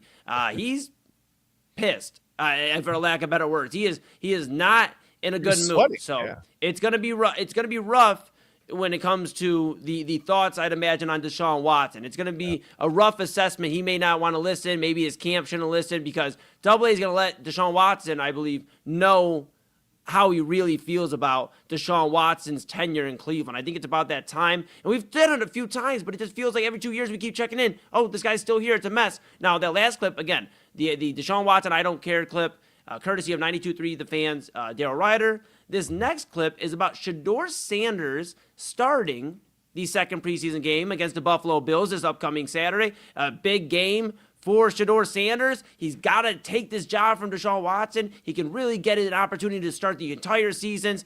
So what does Shedeur Sanders think about, the pressure and the importance of the second preseason game and him starting against the Buffalo Bills? Take a listen here. Shedeur Sanders is courtesy of Ashley Holder. I'll say every day of my life is important. Every day is important. I wouldn't say it's a day that's not important. So that's just another day going out there doing what I got to do, honestly. I don't really feel anxiety or any pressure, even going into things like that anymore because it's like that's how I approach everything. So, it's just another day of going to work, That's all it is for me. And again, that clip courtesy of Channel 19's Ashley Holder, who we appreciate a ton here on the network because she grabs a lot of clips from the Browns. So check her out on Twitter and everything. Does a great job. But yeah, courtesy of Ashley Holder, Channel 19. And this right here, this statement is courtesy of one Eli Moon of the Inside Edge Network. Anybody is allowed to retweet it, whatever, because Shedeur Sanders doesn't want to win this job. Let's just be clear about it. Okay. The guy doesn't want to win the job because he feels no pressure. We've now heard him talk about it multiple times. The lackadaisical, no F's given type of attitude. And I love Shedeur. Let me be clear. I've been a Shedeur fan since he's been here last year when he was drafted. I rocked him at Colorado. This is the first time he's been really on his own in terms of not right under Deion Sanders in some capacity where he's able to kind of show him the next way. And since this training camp has gone on, there have been bright Shedeur Sanders training camp days, but you see the interception, the sailing over the head to end the drive, and the ball just slipped. I made the right read. Like the lack of I should just say it's not always just saying the right thing. And we don't want the cookie cutter response and just say what the media wants to hear. But damn it, you have some responsibility to be like, that was on me. We're gonna go back and look at the film, see what I went wrong. But here's what I was looking, or explain what exactly the read was. If it was the right read, tell us what the right read was. And we don't need to know everything all the time. That some things are for the players and the coaches in that locker room. But damn it, if you're gonna sit there and say it was the right read and the ball just slipped, I want to know exactly what read you were seeing from your side of things. And now to come out and say, well, every game, is just, I just got to go and do my thing. What exactly is your thing, Mr. Shedeur Sanders? Is it the play we saw at times at the end of the year last year where we were excited and we felt promise? Was it the time where we felt like there's definitely some things to work on against Baltimore when he's thrown in there? What exactly, Shedeur Sanders, are we getting out of you? Do you want to win this job? Do you understand that you are playing against a guy who's fighting for his next contract or he's probably out of the league next year? There's a true absolute opportunity for Shedeur Sanders to get this job and put Deshaun Watson on the back burner, not only for the Browns, but possibly for the NFL, because the injuries and all the baggage, all that. People can say, well, the baggage, it was years ago. Baggage carries. Ask other guys that have been in the league or that aren't in the league anymore. So you have an opportunity, if you're Shedeur Sanders, to win this job, to go out there and go, guess what? You're giving me 17 games. You're giving me this starting job. But he just doesn't feel the fire to go do it. And that's what I'm frustrated about. Where is the fire to be like, yes, I do feel a little bit of competition against Deshaun Watson. Yes, I want to win this job. I want to be the representation of the Cleveland Browns franchise. Yeah. You're a 5th round draft pick. Now, semantics aside, because we talked about, I feel like it's so a little weird he was. But when people look at it, that is what is factual. He was a 5th round draft pick. Yeah. And he is getting an opportunity this preseason that he really didn't get last preseason. Mm-hmm. And you would think the guy that's like, okay, maybe I'm different. And I'm not a professional athlete, and I'm not Shedeur Sanders on that level. I'm never going to say I am or anywhere close to any of these guys. But mentality-wise, you got to be a dog. The Browns didn't give you a fair shake in preseason last year. You were 4th on the depth chart, 5th on the depth chart. You worked your way up, and now Deshaun Watson's healthy, and they say it's a quarterback battle, and Deshaun's getting the first start. Wait, aren't you hurt? Aren't you bothered? Like, I want a dog at quarterback, and that's why I don't believe they have an opportunity in this quarterback room to see the future. The future is in 2027. We hear the national analysts talk about this roster if they get a quarterback. Well, there's really no options. Free agency, there's no trades we can make. The draft's over. Like, this is what we are walking into. So I do believe the Browns roster will be a lot of fun, but we're going to be sitting there wanting to throw our heads against the wall because you're so frustrated of what they could be this year. And that's what's frustrating. 2027, I'm excited. If they get the right guy in the room, if the offense can at least grow a little bit under Munkin, sure. Mm-hmm. But we look at another 2 or 3 year build with a new quarterback. And I think that's why you have to have a clear idea of what Shedeur Sanders brings to the offense before the draft, right? Before you get to next April. I think you have to know. And I'm tired. I got tired of all the Kevin Stefanski coach speak. Well, that's a good question. We'll look at the film and we'll get to that and we'll blah, blah, blah. Whatever. That's fine. But I also, and I just, going back to the interception, I made the right read, just slipped, right? Yes. That bothered me, man. And I've been a Shedeur guy too. But you know what you say again, me with the PR stuff. I'm sorry. Yes, but you know what you said there? Hey, it's on me. It's on me. Okay. Because it doesn't, at the end of the day, saying I made the right read and the ball slipped. Now I want to fact check him. Now I want to see what he saw. I want to know if he made the right read, right? Like, give me the all 22 for the preseason game. It's not going to happen. But I would rather him come to the podium and say, you know what? What did I see? I saw me not execute. I mean, I saw me not. I sailed. You saw it, right? You saw the same thing I did. I threw a terrible ball. Doesn't matter what read I made. It doesn't matter because I didn't execute on the throw. You can make all the right reads, but if you can't make the throws, what does it matter, right? Ask Dylan Gabriel. I mean, Dylan Gabriel, he may see the field perfectly for all we know. Maybe not because he can't see over the offensive line, but he also cannot make the throws. Like, he cannot make the throw 10 yards downfield. We've seen him literally, and this isn't a euphemism. We've seen him literally bounce a 12-yard pass. That's not great, right? And maybe, okay, you held on to the ball too long or whatever. You got the nerves, got the best. I don't want that guy at quarterback either. If the nerves are getting you and you don't have your grip, you don't have I don't want you at quarterback either. And if you don't care and you don't feel any pressure, I'm not sure I want you at quarterback either now. How does Taylon Green feel? I mean, I'm joking, but like semi-joking at this point. Like, how does he feel? Does he want this job? Does he have any fire? Does he have any passion? Yeah, but I don't care if he knows the offense. He's 6'6", 235 and runs get him out there. I don't care. No, I don't do that. And of course, we understand. Chad and I are realists, and we obviously understand. Deshaun Watson or Shedeur Sanders is your starter going into the season. Right now, it leans towards Deshaun Watson unless Shedeur goes out there and at least looks like he's feeling some pressure, and he applies the pressure himself to go have a great start and make this a discussion going into the next week, leading up to week 3 of the preseason, and maybe, just maybe, he gets the nod. Maybe. Yeah. I mean, the Browns are given I'll argue, maybe not the fair opportunity, because there have been some weird moments with his joint practice. If Deshaun got a lot of time with the ones last week, I believe Shedeur should have got more than Deshaun has. He should get more of a larger share of the pie than Deshaun has got. Well, this and that's year, what we think from the outside this week. Todd Monken's not seeing that progress. If he's not seeing that effort, if he sees a guy who truly doesn't care and doesn't feel that anxiety, doesn't feel that pressure, and doesn't feel, I guess, in turn, that drive to go be the guy, to go not just be the starting quarterback, but to be the face of the franchise, to be the guy that turns the Browns around. Man, we've been searching, right? We've been looking for that. We've been looking for that attitude. I don't care. I don't really feel pressure. I can't imagine Baker Mayfield saying something like that.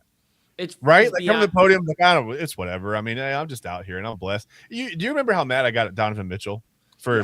Yes. First of all, wearing a Mets hat, same exact colors as the team that just knocked you out of the playoffs in an embarrassing fashion, and then saying, "Hey, it doesn't really matter because I've already won at life. I'll see you in 19 weeks." Like, that's what that's the vibe that Shedeur Sanders is giving me. I mean, Deshaun Watson's telling you he doesn't care. He's just saying it. Doesn't care. He doesn't care. He's not trying to hide it. He's not giving you coach speak or whatever else, or all the whatever the cliches. Not cliche, but the cliches. And shout out to cliche.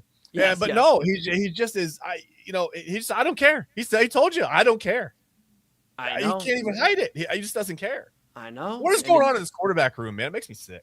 It makes me sick too, pal. You know what, man? You know what makes me sick is two things. One, we just went on a full tangent. We got our blood pressure spiked because the Browns still can't figure the same thing they haven't figured out since 1999, but it seems like it's almost in a worse spot than it was, like I said, even 5-10 years ago. It's crazy with all the lack of care, the no pressure, the baggage, the injury. I mean, it is a mess. And you know what's even more infuriating, Chad B, is we were going to talk about the Guardians. We made time for them. Of course, the Cavs made a trade, so the rundown got a little bit more packed.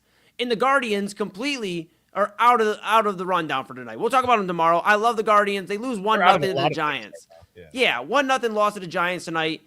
Wasted an effort from Parker Messick, by the way. 10 strikeouts. I believe no walks for Messick. Gave one earned run, and that was the only run in the game. The Guardians fall 1-0. And Chad and I will talk about it tomorrow. We have 2 more days, of course, for the week. We'll definitely we'll have in that first. Keep an eye out for. We always like to throw a little tease out. Keep an eye the first few segments. One of the first 2 segments. We promise you tomorrow we'll talk some guards and see what exactly their future looks like for this season.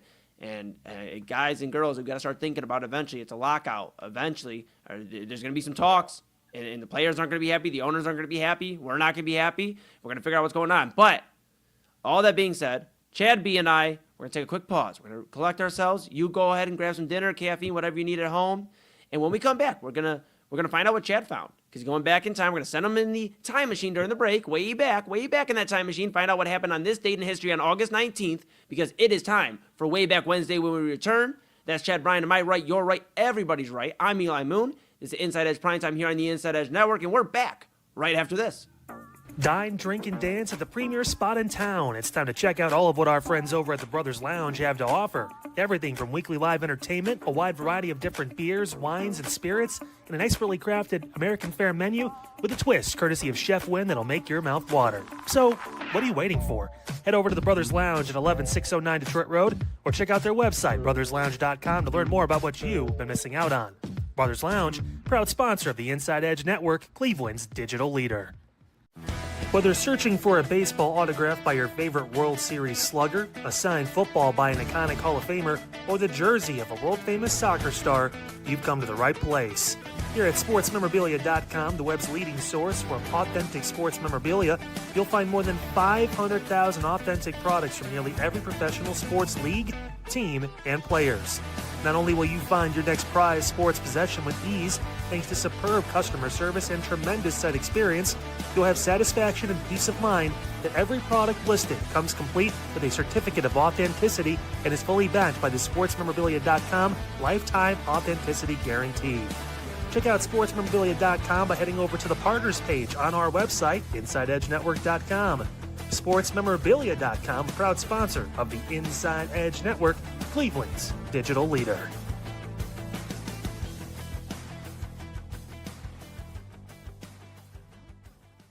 Discover our collection of handcrafted body mists made with clean, minimal ingredients. They offer a natural alternative to synthetic fragrances, perfect for sensitive skin and those seeking clean, mindful self-care, and the perfect gift for you and your special someone.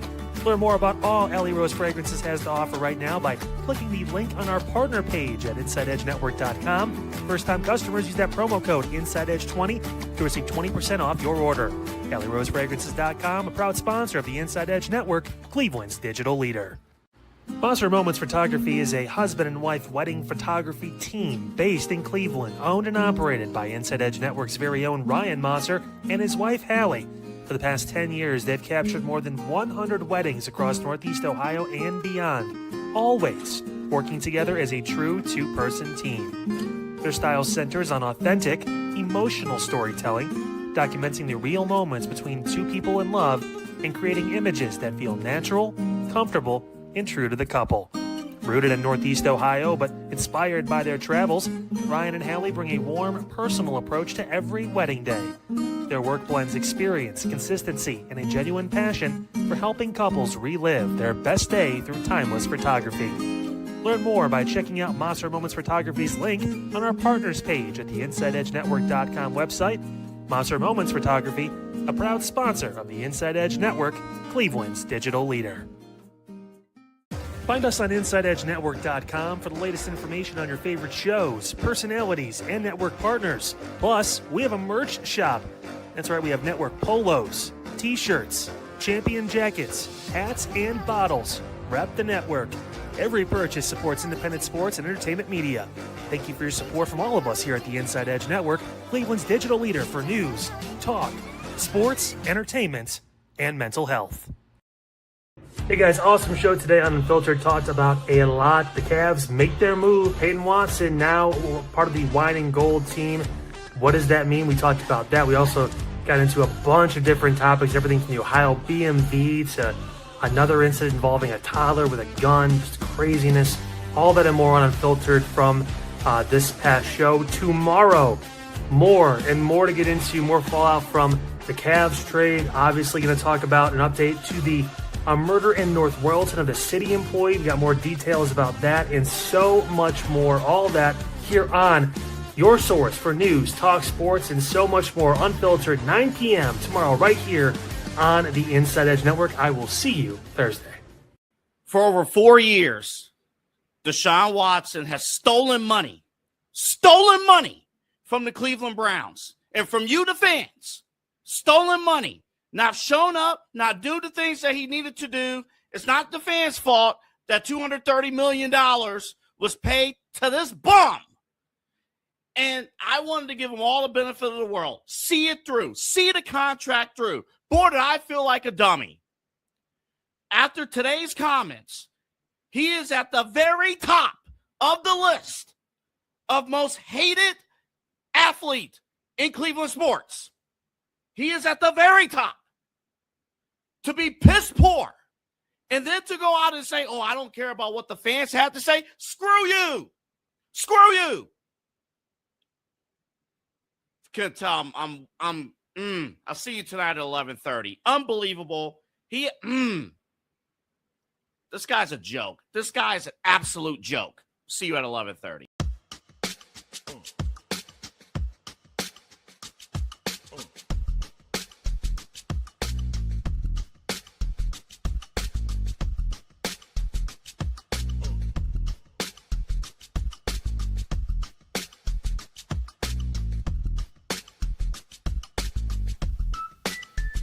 And welcome back to Inside Edge Primetime here on the Inside Edge Network. Chad Bryant to my right, your right. Everybody's right. I'm Eli Moon. We have talked a lot. The Cavs made a move. Peyton Watson, now a Cavalier. Cam Whitmore comes over here as well. On the way out, Trey Mann, Chad's favorite superhero, the three-point shooting. Oh my gosh. Superhero, and of course we talked the Browns as well. And dude, you know what? This is like the second most shocking thing to happen to us tonight. Like, because I kind of expect this now on Wednesdays. I'm still concerned, very concerned. I want to act like I'm, but the I don't care comments might actually defeat me seeing you in black and white, and because I can at least expect that. I know you're going to go into a time machine. I know you're going to come out a little fuzzy, and by the end of it, it takes a few minutes to wear off. I get that. Yeah, I'm a little dizzy. I went way back tonight. You'll see. At least you care. At least you want to get in that time machine and deliver historical notes and facts. At least you care. And if I were over here stinking it up as bad as Deshaun Watson, and you asked me what I felt like if the fans were in the comments yelling at me, I wouldn't say I don't care. I'd say, hey, listen, I understand. The fans have paid their, well, they didn't pay, but they're in here, right? And they're allowed, they can have their opinion. And if I'm stinking it up, you can tell me. It's okay. You're not going to hurt my feelings because I'm going to try to come out and do better next time for you. I promise I will not let this be my legacy, right? Like, we're going to get this turned around and I'm going to spearhead it. We're going to do this thing, right? We're going to do it. And that's one of the many reasons I rock with you, man. That is why you're my bro. You know what, Chad? Let's get into it. You know what time it is. I do know what time it is. It's Wednesday. It's time for Way Back Wednesday. And I said I went way back. I've been doing some fine tuning of the time machine. Yeah. I think I have I've got the right kind of, all the ratios are good. Okay. Timing is working. It's running really, really smoothly. So I tried something tonight and I'm a little dizzy. I feel a little weird. I went way back. I've never gone this far back. This is crazy. Eli, you ready for this? I'm ready. On this date, August 19th now, right? Mm-hmm. Hi, ready? I'm nervous, but yeah. 43 BC. Wow. Yeah, I went way, way back. You want to talk about not having color streaming back then? They didn't. That's why I come back a little fuzzy and black and white every time. But Octavian, later known as Augustus, because you can just do that in the Roman Empire, compels the Roman Senate to elect him consul. So Roman Emperor Augustus Caesar in 43 BC somehow compelled, probably maybe better on the mic than Deshaun Watson is, compelled the Roman Senate to elect him consul. And you see it there. He's got a chunk of his head missing. He has no eyes. It appears to have no arms. Maybe that's not actually him. I don't know. I'm still a little fuzzy from going back that far. But that happened on this date in 43 BC, Eli. That's crazy. First off, a hell of a find by you. Secondly, this is just, I don't know about you, but we were talking history the other day. Of course, this whole segment is history. But like studying some of the ancient history, like Rome and just looking into like stuff like that is super cool to me. And I got a chance, I told you, to go to Kozai a few weeks ago on my birthday, actually, down in Columbus. And they had like a Greek, mythology and things like that, and just Greek stuff in there, and like mythical creatures and all that stuff. It was real cool to see, man. I enjoy it. Cheers to Octavian, I guess. I mean, hopefully he wasn't. I mean, I got to do more research on Octavian. Maybe not cheers. I don't know. Was he a good guy, a bad guy? I honestly don't know. I tried to ask him a little bit when I was back there. I tried, what I said? I was like, well, how do you feel? I mean, you are a consul now of, you've compelled the Roman Senate on this day in 43 BC. I'm just reading, you're now elected as consul. I said, how do you feel? And he just says, well, listen, he says this empire is not going to be built in a day. And I was so upset. I went all the way back to 43 BC and I got coach speak, Eli. I mean, come on. I've been hearing that for years. Come on. Dude. Did you at least ask him how the quarterback room in Cleveland, like, like what we should do? Like maybe get some advice? Yeah, he said he didn't care. Okay, can move on, Chad. Gosh, fine. Dang it. Fine. Okay. Now these next two go together, and you're going to see why eventually. Okay. 1772. That's still way back, right? That felt pretty far back, but that's fast forwarding way. 1772. Hey, there we were for a second. Gustav III seizes control of the Swedish government in a coup d'état and restores royal authority, ending the parliamentary dominance of the Age of Liberty. Man, dude, it just that's something. It's definitely cool. I mean, like in terms of like that you were able to find this fact. Yeah. The tricky thing. We've talked about it so many times. We are both like peace guys. Like, yeah, we always talk about Sweden in the 1700s. Yeah, we don't talk about Sweden in the 1700s. We talk about being guys, that are for peace, getting along. Obviously we're here on the Inside Edge Network. We talk about community and building together, community. And then, and I know we have to report it. This is history. This is what happened on the date. But man, so much war all the time and people taking this and that. And I mean, my goodness. Now, granted, I mean, I got to read more into this. It's like he restores royal authority, ending the parliamentary dominance. I wasn't able to get a gauge on whether or not that was a good thing. But here's the important thing. I just found the slides come into they end up in the time machine, and somebody goes, "Hey, here's where you are, and this is an important thing that happened." And I go, "Okay, that's fine." Okay. I usually don't ask a lot of questions. I tried to get to the bottom of Octavian's thoughts. He said he didn't care. Whatever, it's fine. We moved on. Yes. But this is why I grabbed this one, because in 1821. Same day, August 19th, 1821. Look what happened. There we are. The plot against, you see him there. I mean, Louis XVIII, it was foiled, right? A liberal conspiracy to overthrow King Louis fails after authorities uncovered the plot, thwarting an effort to end the restored Bourbon monarchy. Now, I can get down with that. Yeah, I know. That's what I think it's about. Yeah, if that's about barrels and what comes after, I can get down with that. Yeah. But here's the thing. Gustav and Louis, right? Gustav and Louis. Okay. Can I just bring something up? Can I show you something? Yeah. That's the same guy. 1770. No. Is he going way back? How did I find him twice on the same damn day back in history? That's the same guy. I don't care what you say. King Louis and King Gustav, that's the same guy. I mean, they're damn similar. I mean, I can understand, Or there was just one painter that was like, couldn't quite capture faces back then. I'm not sure what it was. Yeah, it's going to give you a little bit of a longer head and you get more of a short chin. And yeah, similar. Yeah, I mean. And the thing is, that was 17. That's 50 years, right? That's 49 years. Yeah. I mean, a lot can happen, and to think that in the first picture before the second picture on the right. So maybe he was going through it. Maybe he started with like a long face, and he was like, "Oh, I got so much life." And you see at the end, he's kind of like zapped there. Why his the face long is shrunk. Yeah, why the long face? Here's the thing. I talked to my wife. She watches Twilight. This is a Twilight situation. Like that's the same person at the same age. On top of that, I don't care about 50 some years later. That's the same person. I don't care. Benjamin Button, right? Is that what it is? Benjamin Button. Well, has anybody ever seen Gustav and Louis in the same room at the same time? Do we know that? Yeah, and odd that they look similar and they both were kings. That's weird, right? Let me ask a gut. No, he's not going to answer. Okay, it's fine. Right. We'll move on. Let's go to the 1900s, where my kids commonly like to make fun of me for living during. Well, that's your century you were born in. That's the century I was born in. Me too, though. So. Yeah, I mean, let's not do that. Anyway, 1917. This is interesting. This is crazy, actually. Sunday benefit baseball game at the Polo Grounds in New York results in John McGraw and Christy Matthews and the managers were arrested for violating blue laws. Okay. Now you might wonder what that's all about. That was just basically about Sundays were we didn't work on Sundays back in the early 1900s. You shut everything down. Sports specifically were banned. Just a whole lot of things were banned in the blue laws.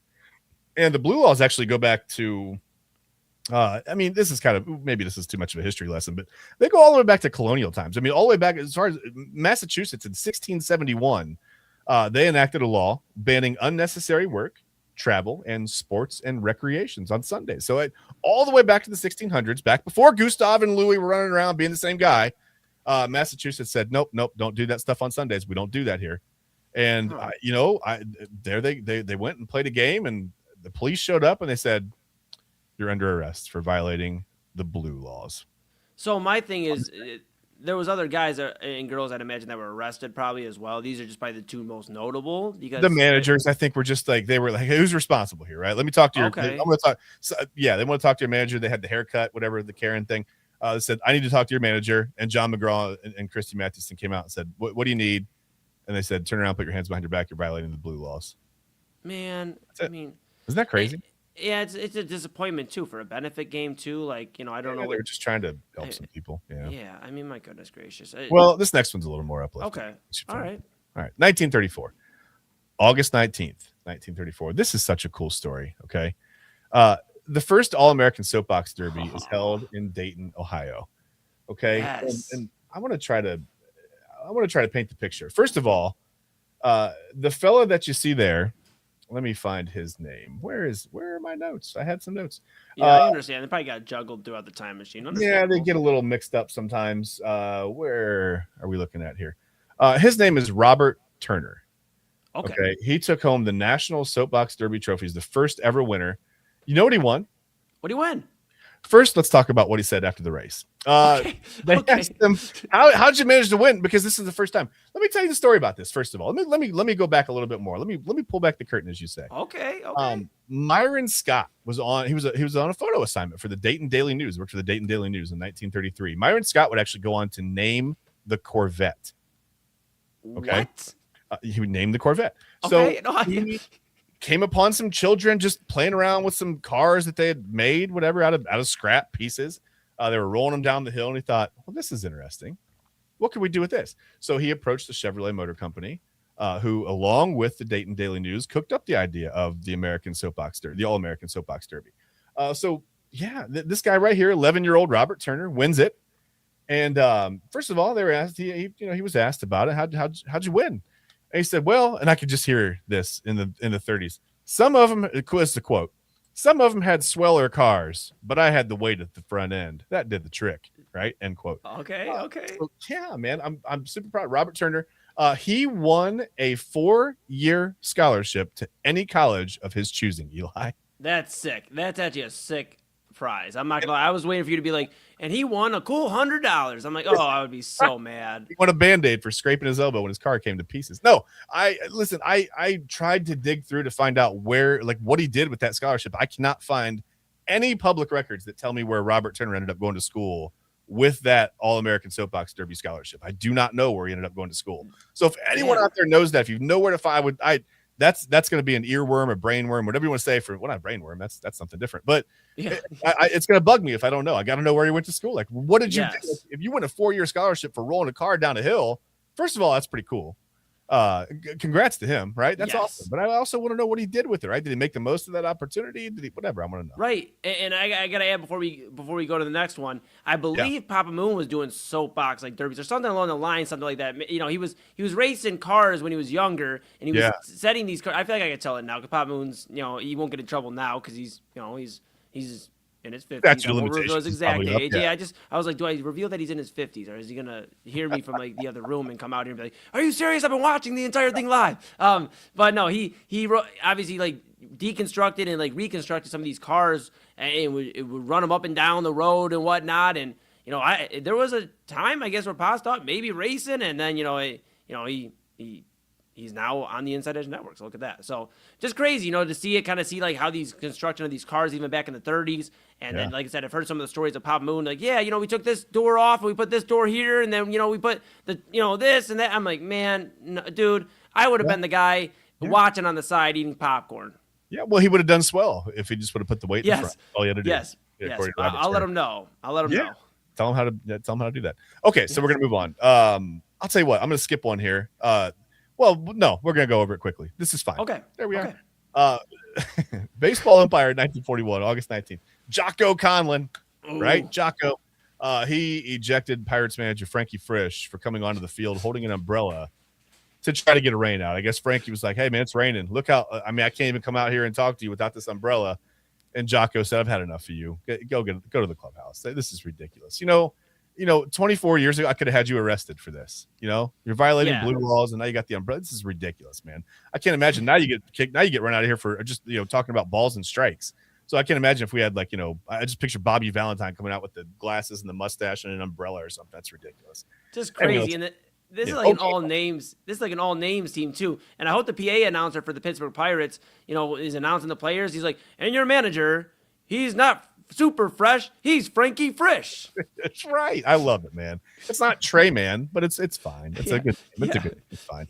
The Frankie Fish. Oh, not fish. Well, that's an item on the big boy menu or something. You get the Frankie Fish on Fridays. The Frankie Frisch. Yeah, the Friday Frankie Fish, because you Frisch, got the Frisch fillet. I love it, man. The fish sticks. All right, let's move on. Yes. Let's move on. Let's go to 1955. This is not a good. This is the bad one. Oh, okay. No, okay. All right, this is the bad one. 19 Hurricane. Wow, words are tough. Hurricane Diane. That was its name. Killed 200 people, unfortunately. And the reason that I grabbed this one, it caught my eye. It becomes the first $1 billion damage storm in the northeastern United States. And from 1955 to now, that equates to about $25 billion, Eli. Holy smokes. Man. That is astounding. I mean, that amount of damage that's unfathomable to me. That's $25 billion is crazy. Super sad, man. This stuff breaks my heart, man. No matter where you see it, obviously here in the States and around the world, it just stuff, natural disasters and these storms and everything. It just breaks my heart, man. It's and like you said, the impact, like 25 billion, you had said 25 billion is what that equates to in today's money. That's, I mean, these lives devastate. I mean, sad. Yeah, and that's it brings about change, and from 1955 to now, obviously we've come so much further in technology. The National Weather Service, right? Storm spotters. You've got people all over the place. We can send drones up into the middle of tornadoes now. We can do that. Things like that help people that we're trying to understand the science of these things, give people advance warning and get them out of town or whatever. At least get them to safety, get them to cover, get them to somewhere that's not where they're just a sitting duck essentially. So. You want to see those numbers go down, but 200 people, unfortunately, but $25 billion in today's money. That's crazy. Crazy. A little better news in 1979. This is actually the year I was born. 1979. You believe that? Okay. Yeah, Here we go. There we are. In 1979, on this day, I was just a young buck. I was just getting ready to turn 2 months old, Eli, when the Knack released My Sharona. Right? It didn't say it's released. I'm sorry. This is the day it hit number 1. I'm sorry. And it stayed at the top for 6 weeks, right? Kind of a silly song, kind of a fun, different song. Yes. What if I told you it was based on a real person? Wow. There's Sharona. It's not my Sharona. That's not your Sharona. He's not my Vetus. He's not your Vetus. He's our Vetus. Sharona Apple. She's a real estate agent in California. I was amazed that she leans into the whole My Sharona thing and being involved and how she became the inspiration of the song. She dated one of the band members. They were close for a little bit. They eventually ended up marrying other people, but he said, "Hey, listen, you're my soulmate." She went to a band practice to watch, and she was like, sitting there, and they're like, do we do it? Should we play it? And she's like, "What's going on?" And they played My Sharona, right? So she's driving back. She was on her lunch break from work. She's driving back to work and trying to process the fact that she just heard this song that was written clearly about her. There's no euphemism here. Her name was Sharona. The song is My Sharona. It's written about her. And I just thought that was really cool. I did not know until today that song was written about an actual person. And I just think that's really cool, man. I think that's a cool story. It is cool. And I'll be honest with you, Chad B.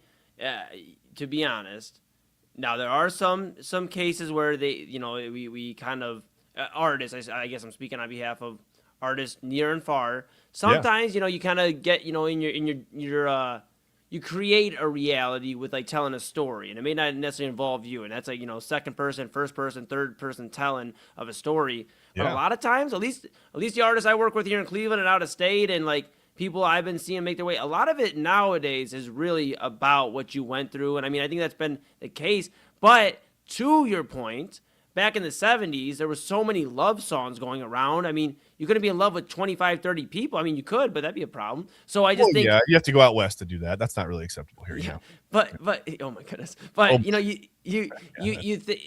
nowadays, it wouldn't shock me if somebody was like, hey, that was about, somebody I really was in love with, or this or that, or I broke up with. Because people, I think, kind of just have this, like, whatever. We're in the social media world now where it's like, we're to use Kyle's show title, we're unfiltered. We're just gonna say how we feel. But back in the 70s, not to do that to you. Okay, you were the last year in the 70s. It's okay. But, you kind of had sometimes we were telling more of a story. Yeah, creating like a vibe as opposed to like really, at least to me at least. And now there's some differences with certain bands and certain groups, certain artists. But a lot of times, think about it. I mean, you can't have 10, 15 love songs about 10, 15 different. I mean, maybe not me, I guess, at least. Yeah. Crazy. Yeah, I mean, yeah, it's tough. I mean, that's polygamy. That's what that's called. But yeah, you can't do that. But yeah, I think that it's crazy. You think like you said, today music is pretty unfiltered. There's no doubt about what's going on. And this was like a probably a welcome change from all the whatever. You get a lot of euphemisms and colorful, use of just whatever in music, and they just put it out there. Like I said, this is a song about this woman. I'm in love with her. That's it. Yeah. I think it's really cool that she like leans into it and then supposedly, apparently according to a couple interviews, she enjoys speaking about it. I think that's really cool. I think it is cool. My last point, I know we got possibly somewhere. I don't know what else you just found. One more. Yeah, just one last. Well, the last thing I'll say on this is what was real cool. Obviously, there was love songs in the 50s and 60s. I get that. But I feel like the 70s and 80s is where that stuff really started to ramp up to where we see it even today, the evolution of love songs. So this is real cool, too, this factoid. Absolutely. And then I went to another one of my favorite years for no particular reason. Okay. 1995, Eli. Oh. I'm sorry. It had to be done. There I am. Come on. I'm sorry, but it's not about that. It's Mike Tyson. He returns to the ring after serving 3 years in prison, and it's when he fought Peter McNeely. And there was a moment, first of all, in Peter McNeely's press conference where he said something boneheaded. I don't remember. He tried to make a rhyme or something. I don't remember what he did. He had like a nursery rhyme or something that he wrote. I can't remember. Anyway, it was ridiculous. And I was like, oh, this guy's going to get crushed. And then they were in the ring, right? Peter McNeely is standing across from Mike Tyson. And McNeely is like a ball of nervous energy. You could probably see me. He's rocking back and forth. And Mike Tyson was just, I wish I could show you the video. I wish we could. This is the kind of thing we can play on the show. Yep. He's standing still, right? And his eyes are locked on Peter McNeely's eyes. And his eyes are just going back and forth. And I remember watching the fight, and I was like, Mike Tyson is going to kill him. I mean, he's going to unalive him. He's going to unalive him. I'm sorry. He's going to knock him out splendidly in the ring during a sanctioned boxing match where everyone knows that they're in a competition. I'm sorry. Social media friendly. I'm sorry. And then Mike Tyson beat him basically by disqualification. Peter McNeely's his corner through the ring or through the towel, whatever. They threw the ring. They threw the whole ring. Said, we don't want none of you. We don't want our guy anywhere near this thing. 89 seconds it took. It took not even into the second round, and Peter McNeely confused about where he was. Which honestly, if you watch the press conference, Peter McNeely may have been confused about where he was before this fight. But he for sure was extremely confused after the fight. I'll bring us back. But that was one of the coolest moments to me. I was like, that intense focus is just like I can clearly see who's going to win this fight. I don't care what kind of shape he's in. I don't care what kind of training he's been doing. Mike Tyson's winning this fight. And he did. Yes. And my last point of the night, we got Double A waiting on standby here. My last point is I wish you were more engulfed in pro wrestling. That is one of my missions. And I'm not even watching as heavily. I get my Side Hustle Wrestling podcast on. That's what I get updated here on the Inside Edge Network. And then of course I watch my highlights. But me and you, we're gonna focus. We're gonna set ourselves a goal to start watching some more weekly television on wrestling. Because Brock Lesnar literally used a freaking like forklift or something and lifted the entire ring. Talking about throwing the entire ring, he lifted it with Roman Reigns in it. Think about that. Think about that. If you add an extra day to the week, give me another 24 hours, and I will try to use that day to watch my TV. I don't know when I'm going to find the time. I do want to learn. I want to be a good student. I'm trying, man. We'll video call and I'll just stream it on my TV and you can watch while you're. But that's way back Wednesday. That's what happened on August 19th throughout the history, even all the way back. Like I said, 43 BC. I went back to tonight. That was weird. Sure was, and you did a great job as always. And we appreciate you for doing the heavy lifting there. That's way back Wednesday, and that's been Inside Edge Primetime for this Wednesday here. We ran about a minute or two over, but that's going to do it for Chad Bryan to my right, your right, everybody's right. I'm Eli Moon. Man, we had a lot of fun. Sometimes we got a little heated tonight. It's okay. And we're gonna switch studios. Double A may pop up. He didn't, and we're gonna keep him just on standby for a moment because he's a little frustrated. I don't know. You guys obviously been seeing the promo all night long. Yeah. You kind of have an idea of what he may possibly be talking about tonight. So we're going to get out of here. I'm going to disappear behind the scenes. I have some food. Papa Moon brought me that late night dinner. I'm going to eat that. And thanks for reminding me of that. Yep. Yeah. Damn, I didn't mean to. All right. And Chad is out here till tomorrow. But, of course, this is Inside Edge Primetime, Inside Edge Network. Chad, B, and I back at 10 p.m. tomorrow. But station identification. And, my goodness, it's time. Midnight Run with Anthony Alford.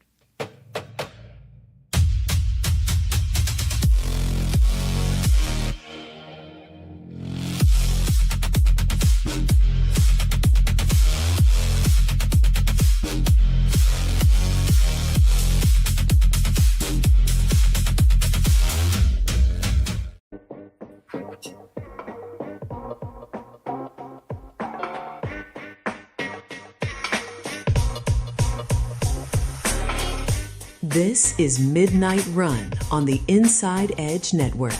Here's your host, Anthony Alford.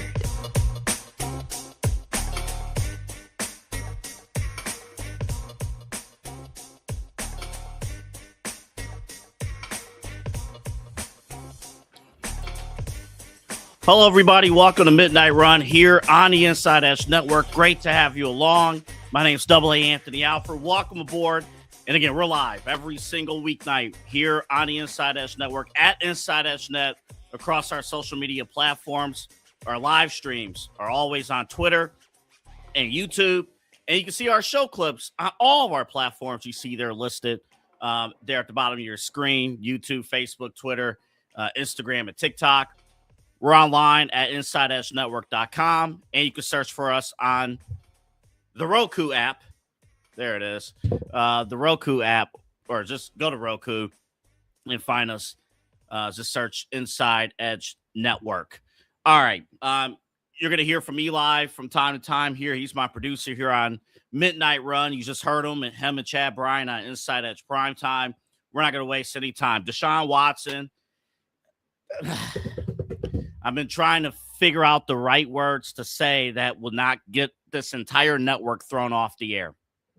And maybe thankfully I'm the last show. I've had hours and time to think about a short a short response that has summed up not only 5 years of frustration with him in a Cleveland Browns uniform, where me as an idiot, I've given him all the benefit of that. I'm like, see it through.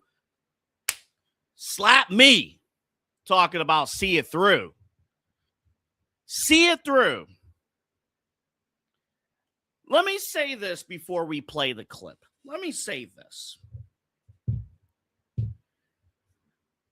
As I'm listening and thinking about and listening to what Deshaun had to say earlier about what he anticipates the fan response to be and how he says he doesn't care. What happened to the premise of these athletes, these teams, these owners, us? We work for the fans. What happened to that? Oh, we just don't care about their money. We don't care. Cost of living, everything is up, yet people are still spending their hard-earned money. Gas prices are up. People are spending their hard-earned money to see your bum-ass play. And all of a sudden, oh, you don't care about the fan response? If you didn't hear the clip, we'll play it for you right now. This is courtesy of Daryl Ryder at 92.3 The Fan. Reaction, and have you thought about any type of reaction that you might get at the stadium on Saturday? Are you prepared for whatever might come? I don't care. I don't care.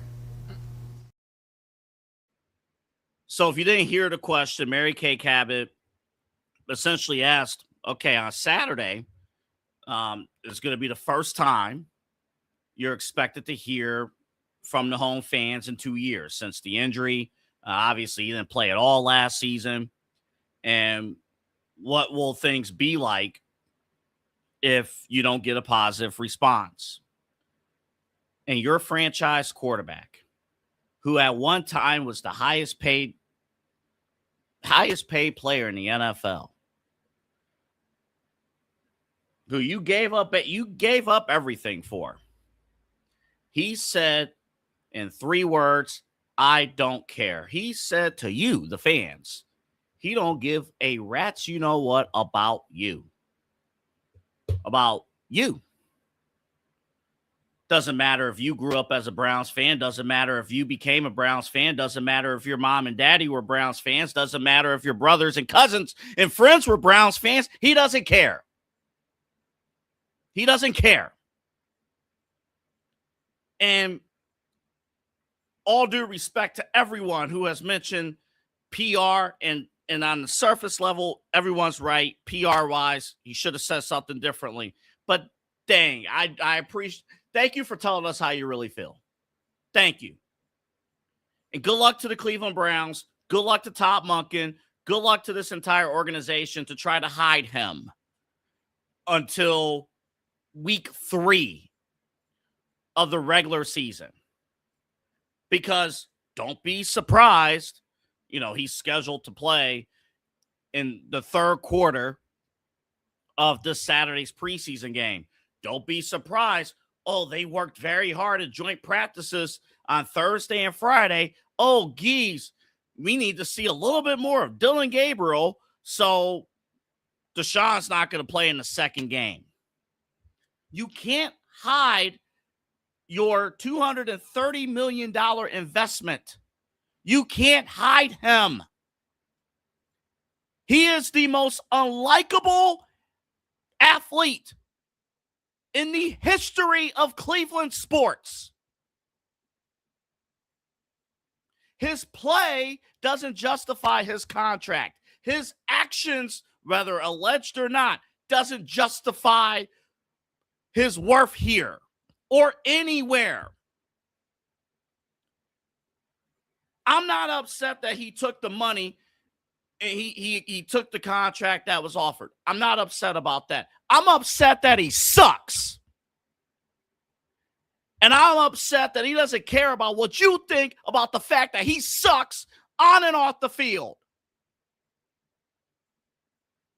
I'm upset that we're sitting here trying to come up with freaking reasons why to protect him. Let's have a conservative game plan. Let's roll out. Oh, we're going to run the ball the first 3 plays so he doesn't get tested. Oh, let's do this. Oh,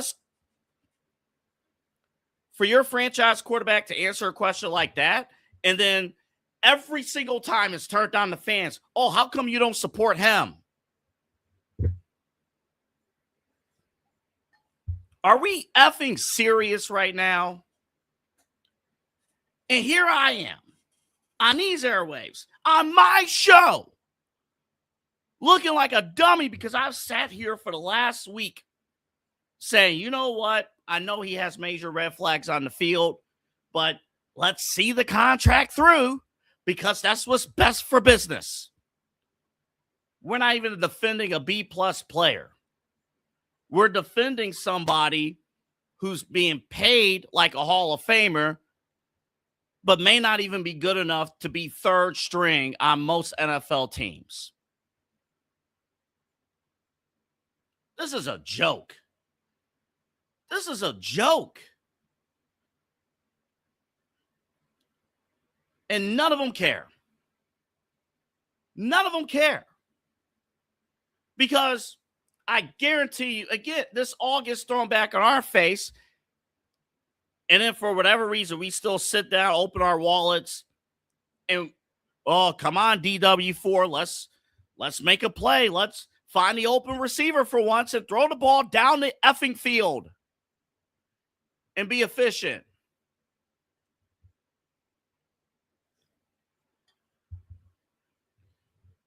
Jimmy Haslam has to make a call. We've talked about this all throughout the year. These guys, I'm not discrediting Todd Monken's coaching abilities. I like what I've seen from Todd Monken. I like what I've heard from Todd Monken. And Todd Monken, to this point, we talked yesterday on the show. Do you trust Todd Monken? I do. And he's running a camp where he is serving, I believe, he has a plan, but he's serving all parties. It's the Haslams that have to make the choice. Do you really? Okay. Tell me what's going to happen on Saturday when his punk ass go out on the field in the third quarter. Oh, there's just going to be a rousing applause. Oh, we're so glad to see you back. We're so happy to see you back. After he's just, I don't care about what the fans say. Not even to care to give a PR answer in the first place. Not even to care. Sometimes in life, you have to do whatever it takes to fight through whatever you're battling.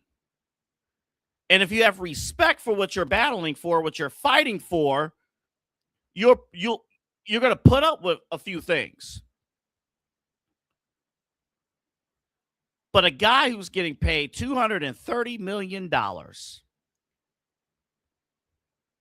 even have the decency to give a rat's you-know-what publicly about the fans.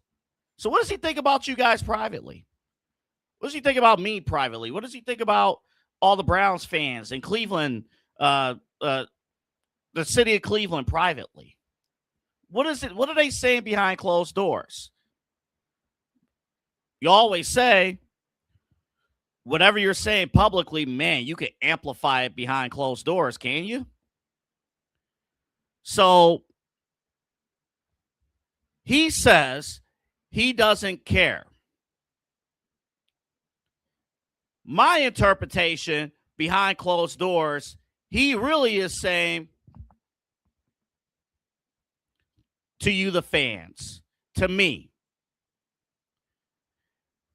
To which, by the way, he's full of it anyway, because, again, an entire PR team was scoring through social media, talking, oh, we got to protect this image, we got to protect this, we got to protect that. So we're going to block people just for the heck of it, myself included, even though I've never said a word to this man. That's a story for another day. I've never held that against him or his team, but I found it very petty that in year one, when I said nothing about him, I pull up his name because I needed, footage for my previous job. Oh, you're blocked. Okay. So now you're lying too. Now you're just shielding from your own truth and your own feelings. And you got people in that organization. They got to protect their used up, beat up, tireless Tesla. They got to sit here and protect it. Let me ask you this. After those comments today, and after his play that we have seen, what team would sign him? Who would sign him?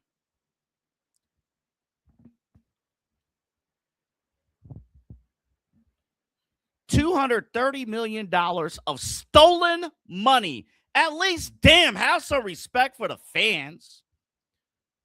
The people that's actually going to watch your games, buying your jerseys, paying merchandise, paying for concessions, whether it's 90-something degrees in early September or it's 10 degrees in the middle of December.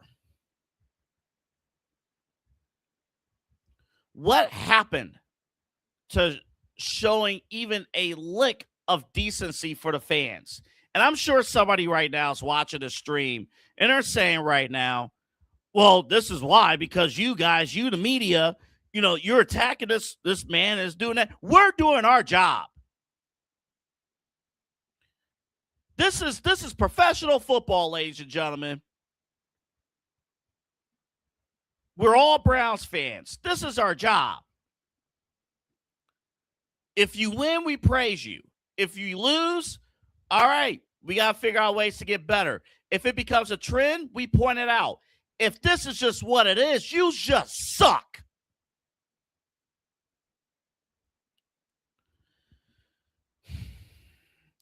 When we come back from break, we're going to play a clip from Deshaun talking about how he could block out the noise. You ain't blocking out this noise. You not blocking this out. By the way, Shedeur Sanders, what the hell are you doing? Like, you're seeing this, right? The job is there for you, and you're I don't know.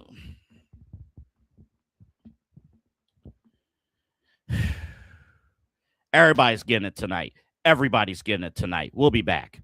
Looking for an iconic Cleveland music venue that features premier entertainment, spirits, and food?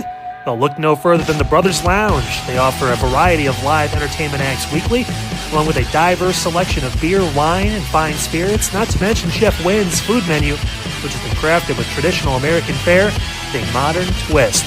So come on out and enjoy the warm hospitality and make some new friends right here in your backyard. For more information, head over to brotherslounge.com and check them out for yourself at 11609 Detroit Road. That's right near the border of Cleveland and Lakewood. The Brothers Lounge, proud sponsor of the Inside Edge Network, Cleveland's digital leader. Key On Sports is the leader in Ohio high school athletic coverage in written, print, and video streaming. From the latest news and results and written content to the high school football game of the week every Friday, Key On Sports has you covered. The vision of 15-time published author Vince McKee has become the most trusted site in Ohio high school athletic news. From podcasts to player profiles, Key On Sports is your one-stop for all of it. Visit them today at keyonsports.com or on YouTube at Key On Sports. Check out their socials on Twitter and Facebook as well. Please support the new Inside Edge Network by liking, subscribing, and following us on your favorite social media platforms. That's at Inside Edge Net across Facebook, TikTok, YouTube, X, and IG. And don't forget to download our new app over on Roku. And as always, thank you for supporting your favorite shows on the Inside Edge Network, Cleveland's digital leader for news, talk, sports, entertainment, and mental health. Fanatics isn't just our name, it's who we are. Loyal, passionate fans, dedicated to our favorite teams and to the sports we love. That's why we're honored to be able to offer fans the world's largest collection of official sports apparel and sports jerseys from all leagues, teams, and players you love. We feature a wide selection of gear from every league, including the NFL, MLB, NBA, NHL, and NCAA merchandise, which allows us to serve fans of football, baseball, hockey, basketball, lacrosse, soccer, golf, and everything else that gets your heart pumping. Go to InsideEdgeNetwork.com under our Partners section to find our link to check out all of what Fanatics has to offer. Fanatics, a proud sponsor of the Inside Edge Network, Cleveland's digital leader.